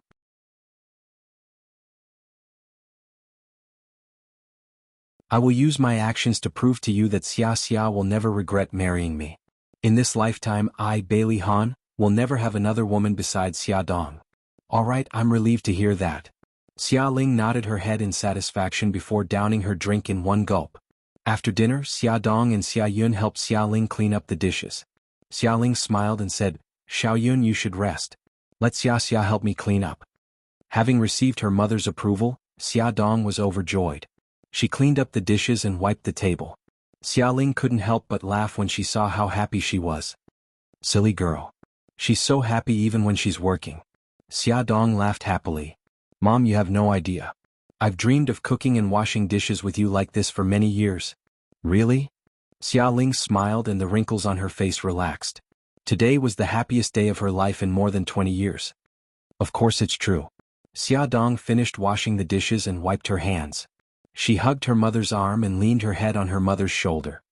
"Mom, I still want to eat your osmanthus wine balls. I've been thinking about it for many years." Xia Ling poked her forehead and teased, "I think that's the main point. Mom, it's good that you know. Don't expose me. You silly girl." Under the sunlight, the figures of the mother and daughter snuggled up to each other were projected on the window glass. It was warm and refreshing. In the courtyard, Bailey Han was sitting around the coffee table with a few elders and chatting. Most of the time, it was Fu Qinghai and Gao Mingyuan who were talking while Xia Yun played with the children. Bailey Han didn't feel bored. Instead, he listened attentively and occasionally interrupted to express his opinion. Fu Qinghai and the others liked such a polite young man like him. Through the window, Xia Ling saw Bailey Han listening with a smile. She patted Xia Dong's arm and laughed softly. Han is such a good child. Mom doesn't have to worry about you anymore. Xia Dong helped her to a chair by the window and smiled. Then why did you make things difficult for him just now? Oh, why? Do you feel bad for him? Xia Ling poked her forehead with her finger. Silly girl, I did it on purpose. I made him promise in front of us to let him know that you still have the support of us elders. If he dares to bully you, we definitely won't let him off. Xia Dong hugged her arm. Mom, he won't. I believe that he will treat me well for the rest of his life. Xia Ling's eyes dimmed and she smiled bitterly. The phrase, the rest of your life, sounds simple, but it's actually very difficult. How many people give up halfway? And how many people forget their vows of eternal love? Xia Dong knew that she was thinking about her marriage with Xia Zhenxing. She hugged her tighter and said gently, Mom, since I've made my choice, I have to believe in him. Xia Ling stroked her hair and the dimness in her eyes faded. She smiled and said gently, My daughter has grown up and is sensible. Xia, you're right. Since you've made your choice, you have to believe in him and live well with Han. Xia Dong's eyes were smiling as he replied, Yes. The mother and daughter leaned against each other quietly for a while. Then Xia Dong thought of something and said, Mom, do I have a younger brother? Xia Ling sighed. Yes, your Uncle Fu and I have a child called Fu Wei. He's already 16 years old and he's working in the city. She sounded helpless. Xia Dong looked up from her arms. Mom, did something happen to Wei? Xia Ling shook her head and looked troubled. Wei is too disobedient. He doesn't like to study and dropped out of school in junior high. He has a bunch of bad friends and is always causing trouble. Your Uncle Fu and I have a headache because of him. We don't know what to do with him. Fu Wei was their son. When he was young, he was spoiled. Coupled with the bad boys in the village, he learned how to lie from a young age. He skipped classes every day and went to the internet cafe and arcade. The couple did not know about those things and Fu Wei was able to fool them with a few words. It was not until he got into a fight with a classmate and the teacher invited them to the school for a parent-teacher meeting that they realized the seriousness of the matter. However, it was already too late. Fu Wei was given a few serious demerits by the school and if he made another mistake he would be expelled. The naughty boy was beaten up by Fu Qinghai but he was still disobedient. He hung out with the gangsters outside the school and robbed the rich students in the school. After his deeds were exposed, he was persuaded to leave the school by the teacher and no matter how Fu Qinghai pleaded, it was useless. Fu Qinghai and Xia Ling's hair turned white at that time. Fu Qinghai had planned to transfer Fu Wei to another school, but Fu Wei refused to go to school and ran away from home to work in a city. He came home once every 10 days or half a month and every time he came home he would ask for money. The couple did not know what to do with him.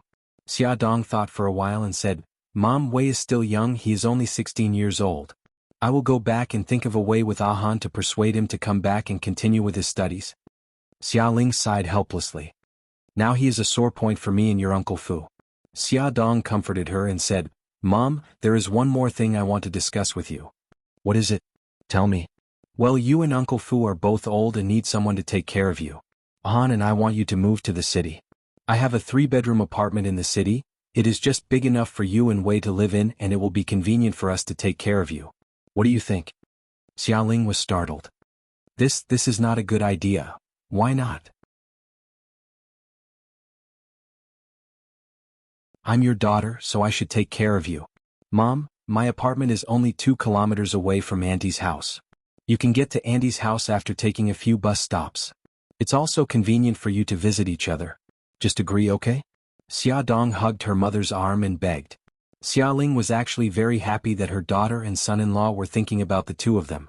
However, she still had many worries. Xia, will Han's family be unhappy that you're helping your family like this? Xia Dong laughed. Then you are worried for nothing. I already discussed it with my family last night and they all agreed. Han even said that you and Uncle Fu can move into his villa. Xia Ling said, No way, we are not used to living in a villa. That's what I said too, so Han gave up on the idea. Xia Dong laughed happily and swung her arms. Mom, can you talk to Uncle Fu and ask him to move to the city? Okay, I will discuss it with your Uncle Fu. But soon she was worried again. What about our strawberry garden? We still have a lot of harvest every year. Xia Dong suggested. How about we contract it to someone else? I have been doing it for more than 10 years, I really can't bear to do it. Mom, you and Uncle Fu have worked so hard for so many years, it is time for you to enjoy life. Don't think about those things anymore. Xiaoling shook her head. It is not that easy to move to the city. We don't have jobs, how are we going to support ourselves? Which of our daily necessities does not cost money? Xia Dong did not know whether to laugh or cry. Oh, my dear mother, your daughter is rich now and she is enough to support you too. Please don't worry so much, okay? Xiaoling knocked on her forehead and said impatiently, I know that Ahan is rich, but you can't always help your family. Even if their family doesn't have any opinions, outsiders will. Attention Hongcha 866, that you're tuning in to the Han Li's Wuxia Adventures YouTube channel. We're so grateful for your support and don't forget to subscribe to join us on this incredible journey through captivating stories. Your generosity through donations truly makes a world of difference, as it's the primary source of revenue that allows me to expand and enhance this channel for you. Thank you from the bottom of my heart for being a part of this adventure.